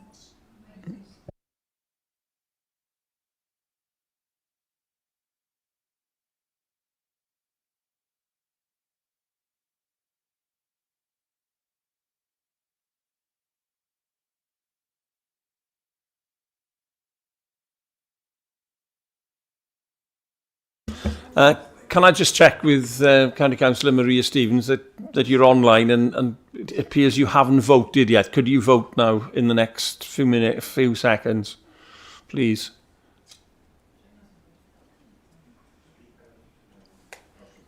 Just not online.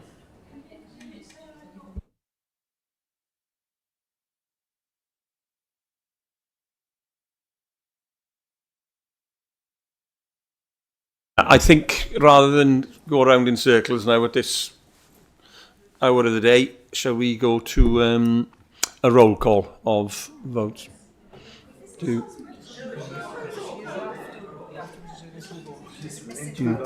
Yeah, we have to do that when it is within 2 votes. So again, I'm following procedure. I'm not deciding because it's that close. We do need to go to a roll call. Okay, thanks. Ask Nicola to do that for us. Thank you.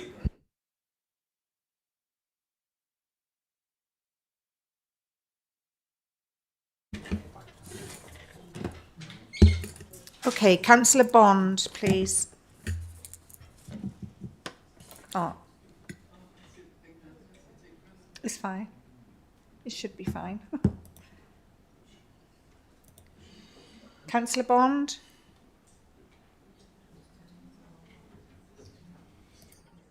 Yeah, Councillor Bond, your vote. I did click on it, but then it wasn't live. Sorry. I said against the motion. It's not necessary. Thank you. We've got good officers. Okay, Councillor Brocklesby, please. Against. Councillor Bromfield.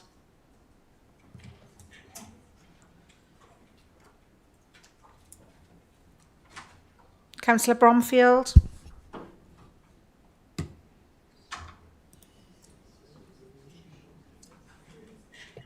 For the motion, sorry. Thank you. Councillor Brown. For the motion. Councillor Bryn. Against. Councillor Buckler. For. Councillor Birch. Against. Councillor Butler. Councillor Callard. Against. Councillor Chandler. Against. Councillor Crook. Against. Councillor Thomas Davis. For. Councillor Dimmock.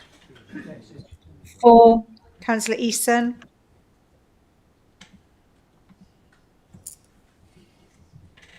Councillor Eason.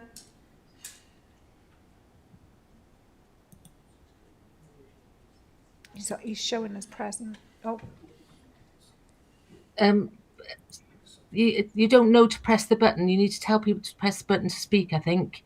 People might just be speaking like I was, not there you realising. go. Councillor Eason, can you give me your vote, please? Sorry, what button? Yeah, we can hear you now. Can you just tell me your vote, please? Right, against. Thank you. Councillor Edwards. For the motion. Councillor Garrett. Against. Councillor Garrick. Councillor Gallagher's emailed to say that she is against the motion, but she can't get the sound to work. Okay. She's clearly been online because she's been on Yeah. twice. We've been able to see her but not hear her. So I'm going to thanks. accept that vote. Thanks, Chair. Councillor Griffiths. Against. Do you want to do it over your microphone so we can, just in case for the live stream? Against.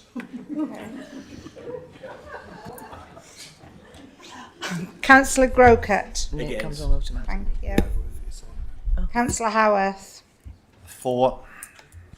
Councillor Howells is not here. I'll just double check.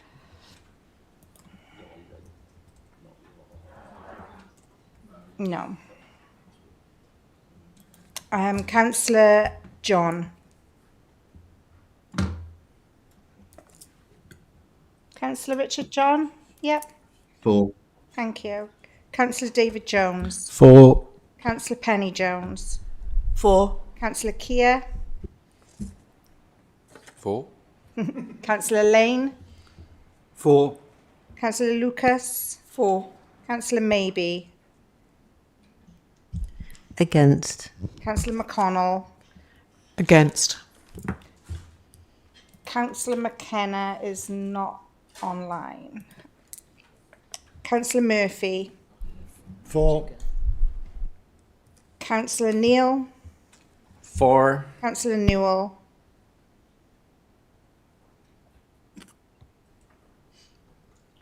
For. There you go. Thank you. Councillor Javier. For. Councillor Powell. For. Councillor Riley. Against. Councillor Rook, I believe, is not here. I am here and I'd like to vote against. Okay, thank you. Councillor Sandals. Against. Councillor Stevens.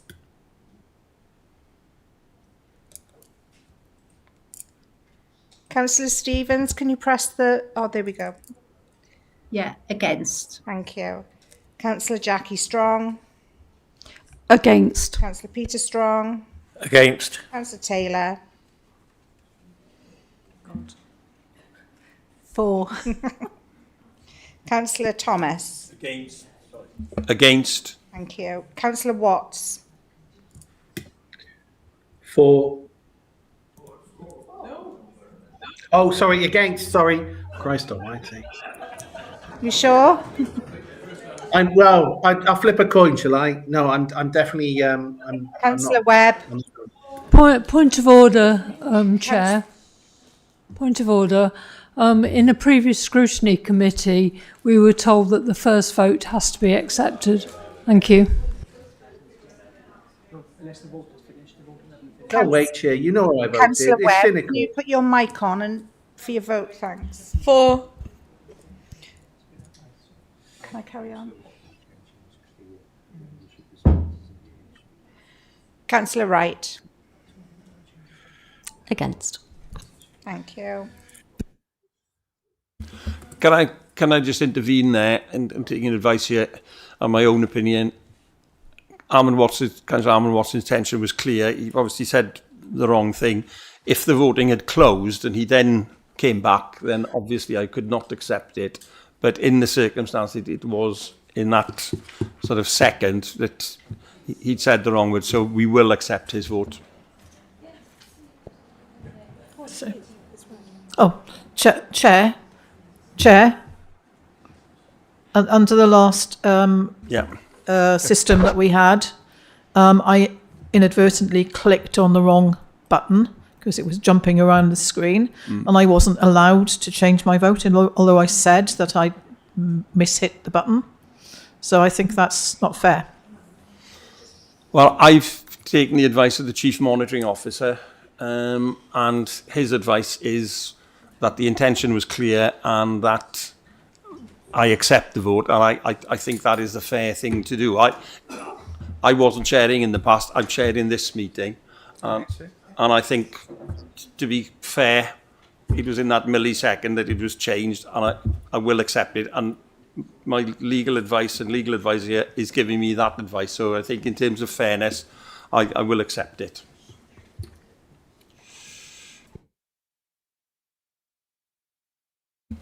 So looking at the result, 421 against 23. So obviously the motion is lost. It's now approaching 6:15, minute before 6:15. I propose, it's been quite a long debate on this motion. We'll have a 10-minute quick break. I'm back in for 25 past, and then we'll go through the questions. Diolch yn fawr. Thank you.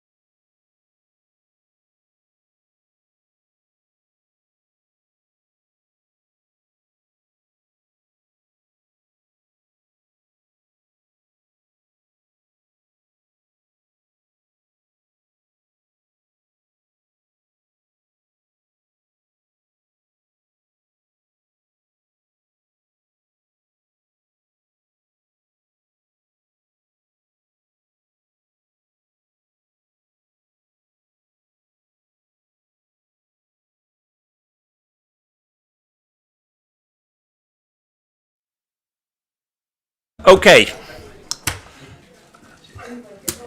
We'll get back now then. It's now 25 past and we'll go to questions. And remind everybody who's giving a question, it's 3 minutes, substantive question, which is a one-liner, question mark, or so, and then an additional question. First one, County Councillor Myron Howells, unfortunately, has had to go home.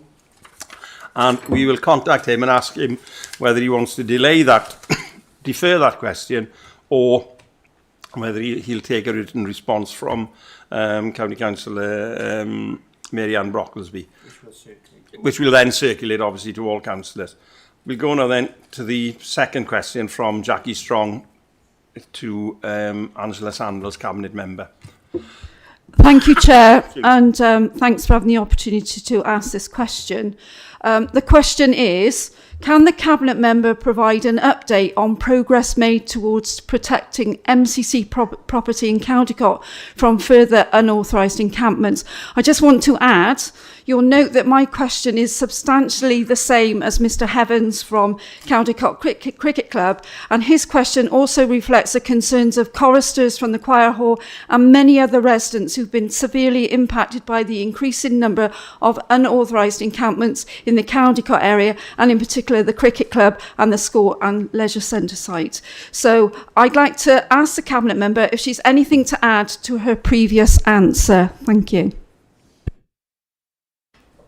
Thanks, Councillor Strong. And yes, I'd already prepared the answer for you before I heard about Mr Heavens' one. So yeah, there's some more detail in here. So officers continue to work collaboratively across departments to review options for reducing the likelihood of further unauthorised encampments. This includes considering a range of appropriate physical measures, all of which I spoke about earlier. We've also reviewed our internal processes as well, as you'll be aware, and we have streamlined our response so that we're now able to act more quickly when unauthorised encampments occur, while continuing to follow the relevant legislation and Welsh Government guidance. In doing so, we recognise our statutory responsibilities to members of the Gypsy and Traveller community, as well as our responsibilities to local residents and the wider community. It is important that our response is lawful, balanced and proportionate. As I advised at the previous council meeting when we had a question along these lines, the work is still ongoing and no decisions have yet been made. Local ward members will continue to be kept updated as this work progresses. It's also important to recognise the wider context. Across Wales, there is significant shortage of authorised transit sites where Gypsy and Traveller families can lawfully stop for short periods while travelling. This lack of provision creates challenges for all local authorities across Wales and contributes to unauthorised encampments occurring in unsuitable locations. As an administration and as the Cabinet Member holding this portfolio, I have consistently raised the need for a strategic Wales-wide approach to the provision of appropriate transit sites. This is a complex issue, not least because proposals for transit provision often meet significant local opposition, regardless of where they are suggested. Nevertheless, without sufficient authorised stopping places across Wales, councils are left managing the consequences rather than addressing one of the underlying causes. But finally here, I would like to place on record my thanks to the local ward members, particularly yourself, Councillor Jackie Strong. I know that you spent time on site every single day throughout the Caldicot encampments. You have worked tirelessly with residents, businesses, the cricket club, walkers and other community groups, and you have acted as an important link between the community and the council. That local knowledge and constant communication has been invaluable in helping us understand the concerns. It's helped us provide updates and coordinate our response. So thank you, Councillor Strong. I hope that's helpful. Thanks. Is there a supplementary? Yes, thanks, Chair. Given that over recent weeks, residents of Caldicot have been telling me that during unauthorised encampments, they have had to put up with threatening behaviour, vandalism, public indecency, and have been upset by the low level of police response to their concerns. Will the Cabinet member assure me that she is in dialogue with the Gwent Police to ensure that our residents no longer feel under-policed and under-protected in such situations?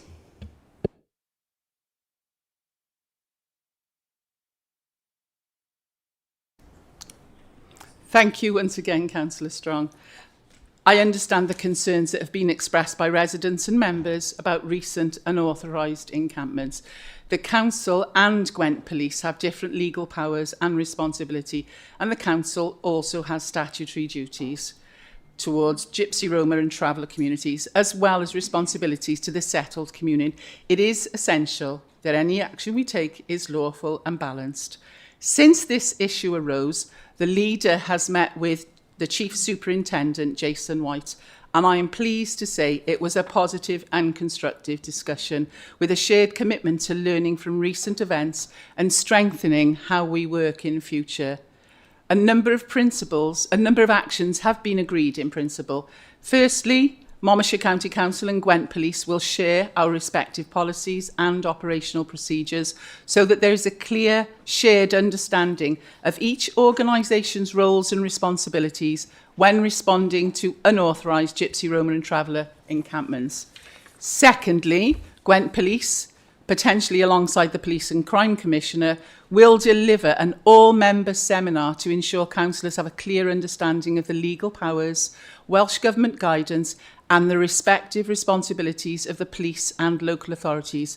We are also exploring involving organisations with expertise in Gypsy and Traveller issues to provide a broader perspective.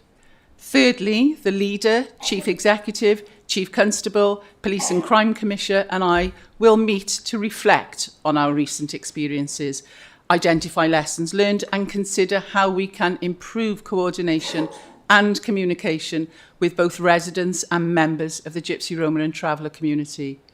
And finally, the Chief Superintendent, where I've said Constable, I mean Superintendent, intends to convene a Gwent-wide meeting involving all 5 local authorities to develop a more consistent understanding and approach across the region.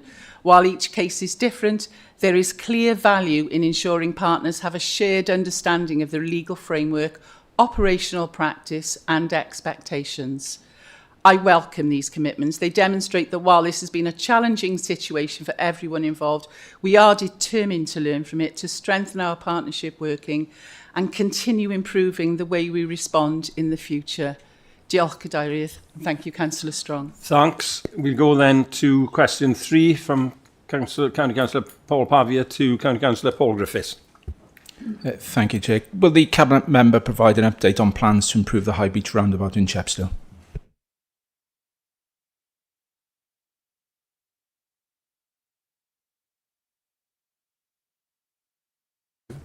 Thanks very much, Councillor Pavia.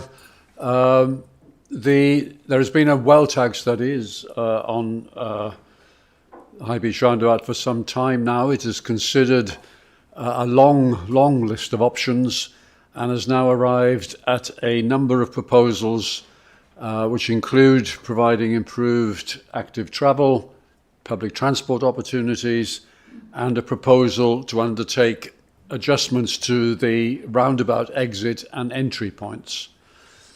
The next stage of the process is to undertake public consultation, and officers of the County Council are working with Welsh Government officials and Transport for Wales to agree how and when this consultation will be undertaken. The process was suspended for a period of time due to the election, but those discussions are now taking place again. Okay, thank you. And supplementary? Yeah, thank you, Chair. Can I thank the Cabinet member for his response? It has been a considerable amount of time. My colleague, Councillor Brown, reminded me that it was June 2022 when this council agreed unanimously to pursue Welsh Government to back the WellTag programme and report. So he's confirmed that the report has obviously been provided to the council, So I'm just wondering, I haven't seen a copy of that report, so I'm just wondering whether he will be in a position to share that report, and whether or not there'll be a members' briefing, perhaps early in the autumn, where we can discuss that report in detail before it goes to public consultation. And hopefully that consultation will happen before the ahead of next year's local government elections.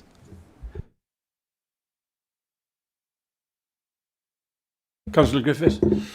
If there's frustration in the chamber over the time this has taken, then it's a frustration I certainly share. I spent 2 years persuading the Welsh Government that there should be a study, and other people might have had experience of this before, but I've been surprised by the hoops that such a study needs to go through and the time that it is taken.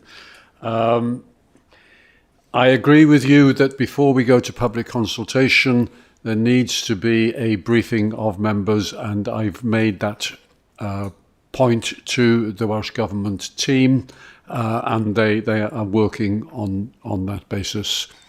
The timing I cannot be precise on at the moment. Okay, thank you for that. You go to the next question, and again, it's County Councillor Paul Pavia to County Councillor Catherine Maybe. Thank you, Chair. Will the Cabinet Member make a statement on the financial and operational implications of transitioning the Council's fleet of heavy goods vehicles, including refuse trucks, to ultra-low emission vehicles? Just waiting. Great, it's gone red. Thank you. Yes, thank you, Councillor Pavia. Monmouthshire County Council are currently undertaking studies with Cenex to understand the feasibility of transitioning our current fleet of HGVs to ULEV vehicles. We've been looking at the full range of options, including electric, hydrogen and hydro-treated vegetable oil. Unfortunately, provisional outputs have shown that the vehicles currently on the market are not suitable for our needs for several reasons. These include the technical limitations of range, capacity and body type for Monmouthshire's operational requirements. So, for example, we need coaches with sufficient capacity, electric vehicles with enough range, and narrow chassis refuse vehicles. The financial implications are also not straightforward. As well as the capital and running costs, there are implications for logistics and operatives to consider. I could go into more detail, but I think perhaps that's something when we've got the full reports, we could discuss with you more fully. Thank you. Thanks. And supplementary? Yeah, thanks, Chair. I'm grateful to the Cabinet Member for a response. The Council's own 25-26 outturn report that was recently scrutinised by the Performance and Overview Scrutiny Committee shows there was a £325,000 overspend last year, driven by fleet pressures, which in relation to hiring and maintaining diesel vehicles, while capital sits unspent because, as you just rightly said, no ULEV refuse vehicle exists that can cope with the topography, route length, and those alternatives cost at least double the price. That, to me, is a definition of a policy that's not been rural-proofed, and as we discussed earlier on, this is why Monmouthshire taxpayers are having to pay for the gap in that policy. Just this week, the First Minister announced a statutory rural proofing duty, calling it long overdue.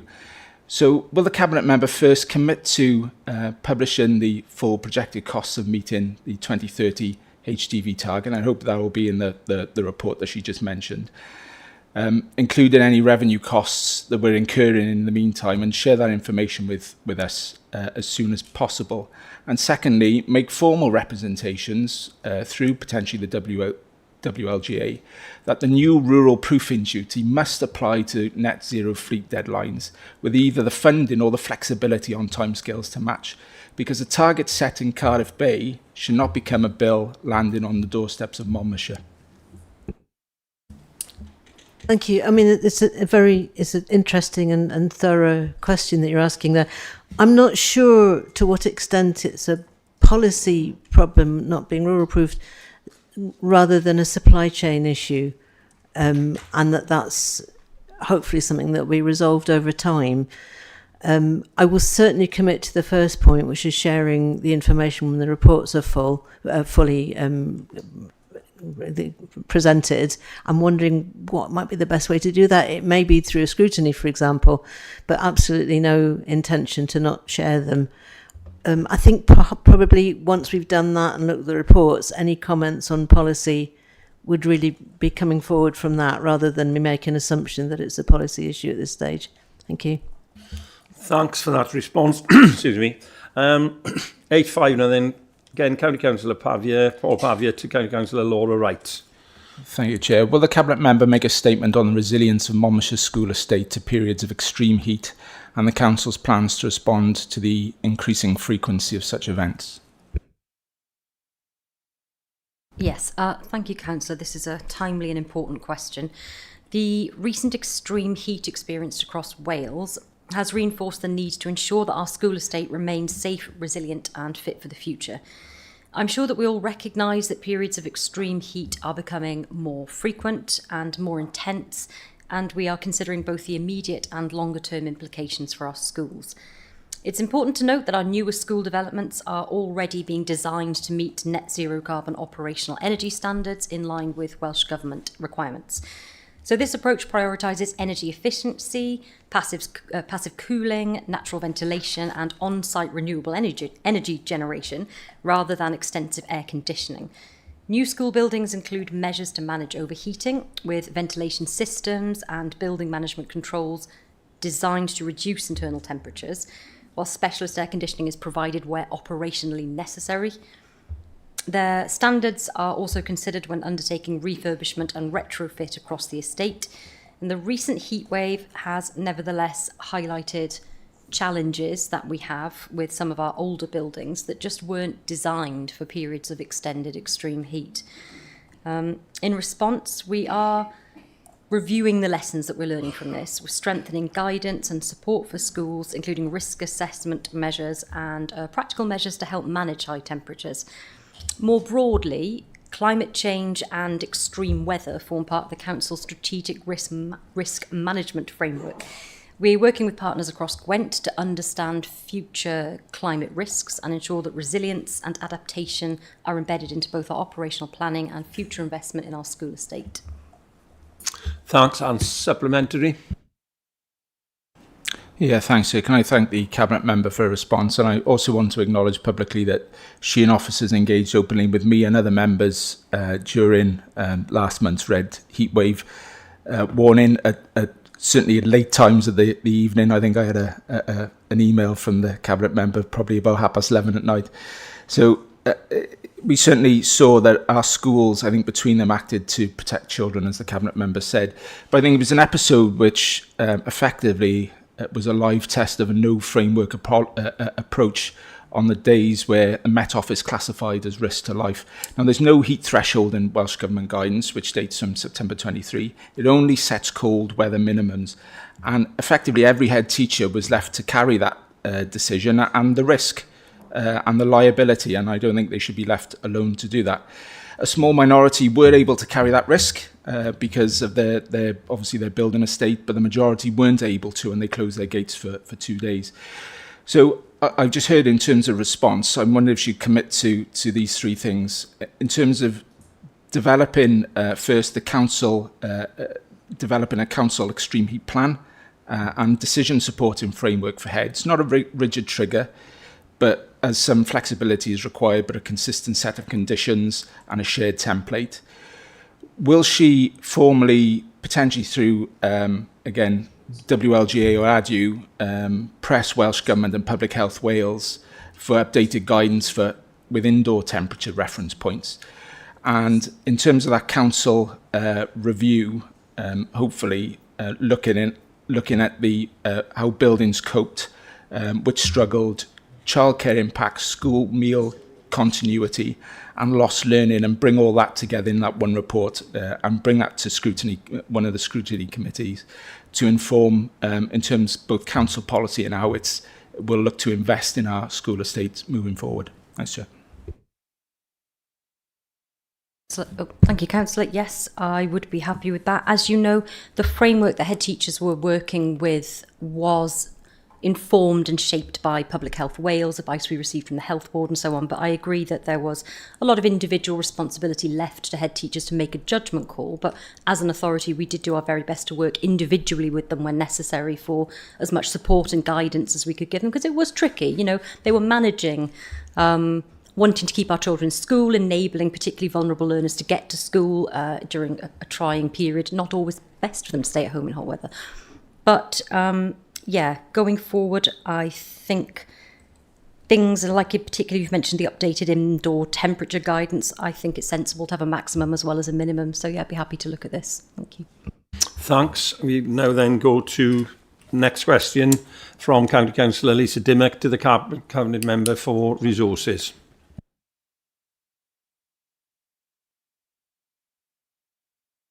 You're on mute, I'm afraid. Apologies, Chair. Can you hear me now? Yes, that's fine. Okay. Members, this question relates to ensuring that developer contributions are used transparently and in line with the commitments made in our communities.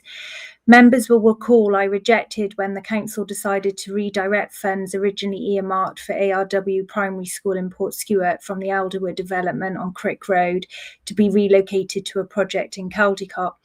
At the time, assurances were given that the Section 106 funding arising from Church Road development in Caldicot would instead be directed towards the expansion of ARW Primary School. Given the continued and anticipated pressures on school places from development, it is important that residents receive a clear update on the current position. So can the Cabinet Member please provide an update on the current status of Section 106 funding associated with ARW Primary School expansion and the Church Road development, please? Thanks. Councillor Paul Griffin. Thanks, Councillor Dimmock. The Section 106 contributions associated with the Church Road development have now been received in full, and they total 441,484.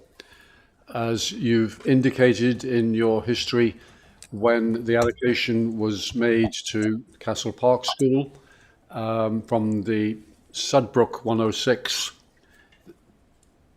the intention was given that contributions from the Church Road scheme and indeed the Crick Road scheme would be available to the Archbishop Rowan Williams School. It is on that basis that discussions are taking place with the school on how that funding can be most usefully taken forward. As proposals emerge from that discussion, I would expect first yourself as the local member and then the wider community to be informed of proposals as they develop. Thank you. And supplementary? That's brilliant news, and I'm very pleased to hear that. Can I ask when these discussions have taken place? Because the school is not aware of the funding, and I have been chased by governors and the school. The phrasing in front of me, Councillor Dimmock, from our officers is that officer colleagues are working with Archbishop Rowan Williams School to determine the most beneficial areas of investment. So those discussions are taking place. We must ensure that yourself and governors are made aware of those discussions. Thanks. Thank you. Thanks. And then question 7, again, County Councillor Lisa Dimmock to Cabinet Member for Resources. Okay, I'm raising these questions on behalf of residents who were directly affected by the recent unauthorised encampment near Sudbrook Cricket Club and Caldicot Comprehensive School. As we heard from Mr Heaven earlier in today's meeting, and I would like to thank him for attending and asking his questions. It takes a lot for residents to attend and speak, and we should always encourage this. But the concerns I have received are from the whole Sevenside area. Residents' concerns have not simply been about the financial costs of the council, but also the significant impact on the local council, as we have heard from one of your members earlier as well. Sudbrook Cricket Club match was cancelled. Caldicot Sports Day was cancelled. For some of those young people, it would have been the last sports day they could have attended. Our residents have missed out. No community should feel that it is their responsibility to safeguard public property or fill what they perceive to be gaps in the official response. It is important we understand both the financial implications for the council and the lessons that have been learned from the response. Residents deserve transparency about the public money spent restoring the site, and also deserve reassurance that effective management is in place between the council, Gwent Police and other partner agencies to protect local communities should a similar situation arise in the future. But to give us some insight of what is about to cost us, can the Cabinet member please confirm the total cost to the council of clearing and restoring the site following the previous unauthorised encampment alongside Sudbrook Cricket Club and Caldicot Comprehensive School? Thanks for the question, Councillor Dimmock. I've been able to pull the costs together so far to date. And these include site security, enforcement notices, court order costs, site clearance and waste collection.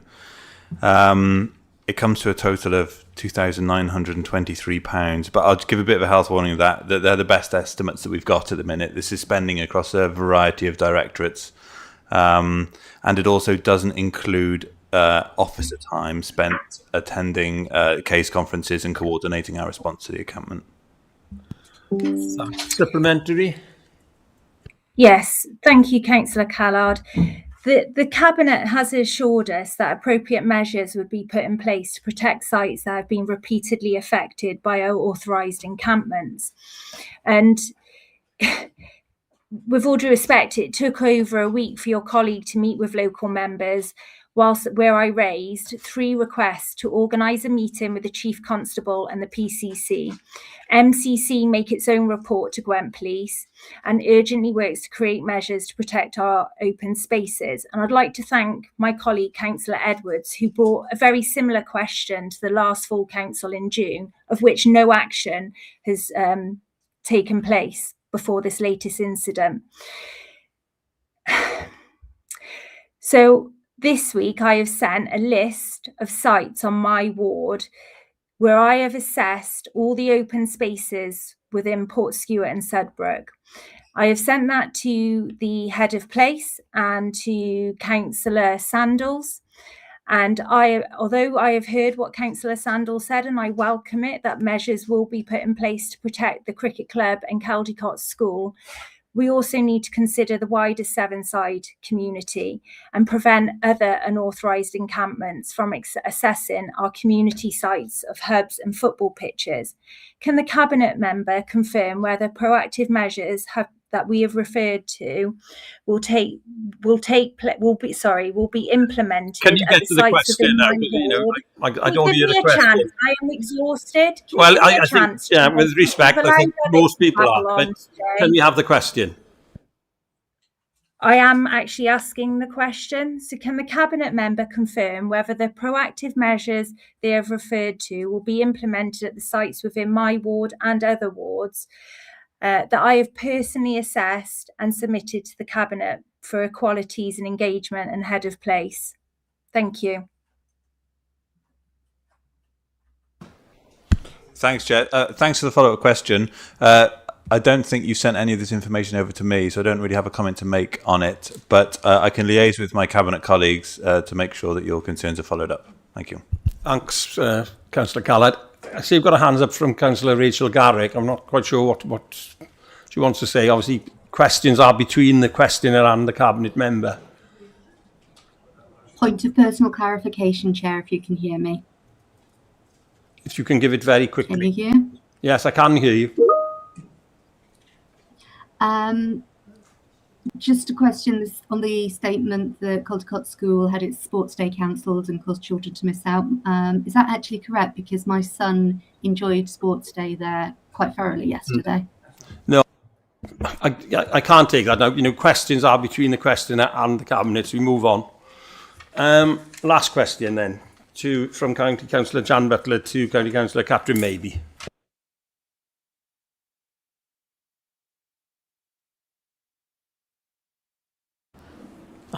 Thank you, Chair. Can Cabinet Member Catherine Maybe give residents of Goitrevara some idea when repairs and resurfacing might take place in Lapstone Lane and Nantaderry Road from Goitre Hall to Chain Bridge? And to provide context, Lapstone Lane is the road from the A4042 to the small community of Pencroesop Head and to a canal car park. It is riddled with potholes and repairs, and verges are deteriorating. Nantaderry Road is similarly in poor condition, with a particularly bad patch near the bridge at Melanacoid. This road frequently features in national and international cycling events, and it is really not fit for this purpose. Thank you. Councillor Maybe. Thank you, Councillor Butler. Those roads are not on this year's schedule for resurfacing. They will be maintained and kept safe for highway users until scheduled for full resurfacing. The team is working through the most recent GACE surveys to identify the 27 to 28 forward work programme. Thanks. Thanks. Supplementary, Councillor Butler. Thank you for the response. I think you're highlighting it here. Communication is the key, and I feel updates to councillors would be a step forward. What our residents want is to know when they can reasonably expect repairs and resurfacing to take place.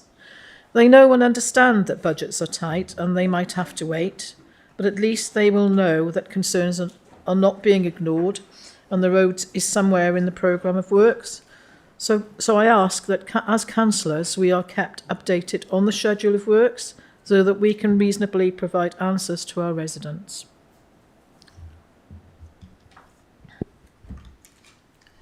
Thank you. I'm not sure what the question is there, but as you know, if you ever have a question about a particular road, you can always ask highways officers and they will tell you honestly and openly the current situation.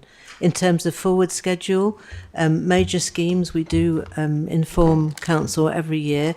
In between that, there's a lot of smaller reactions and things evolve during the year.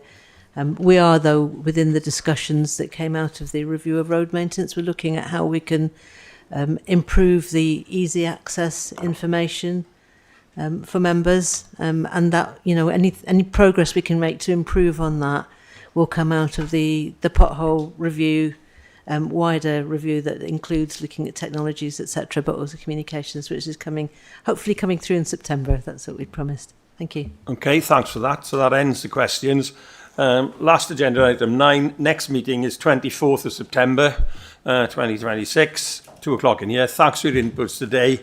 Obviously enjoy the recess when it comes and meet back in September on the 24th. Diolch yn fawr. Thank you very much.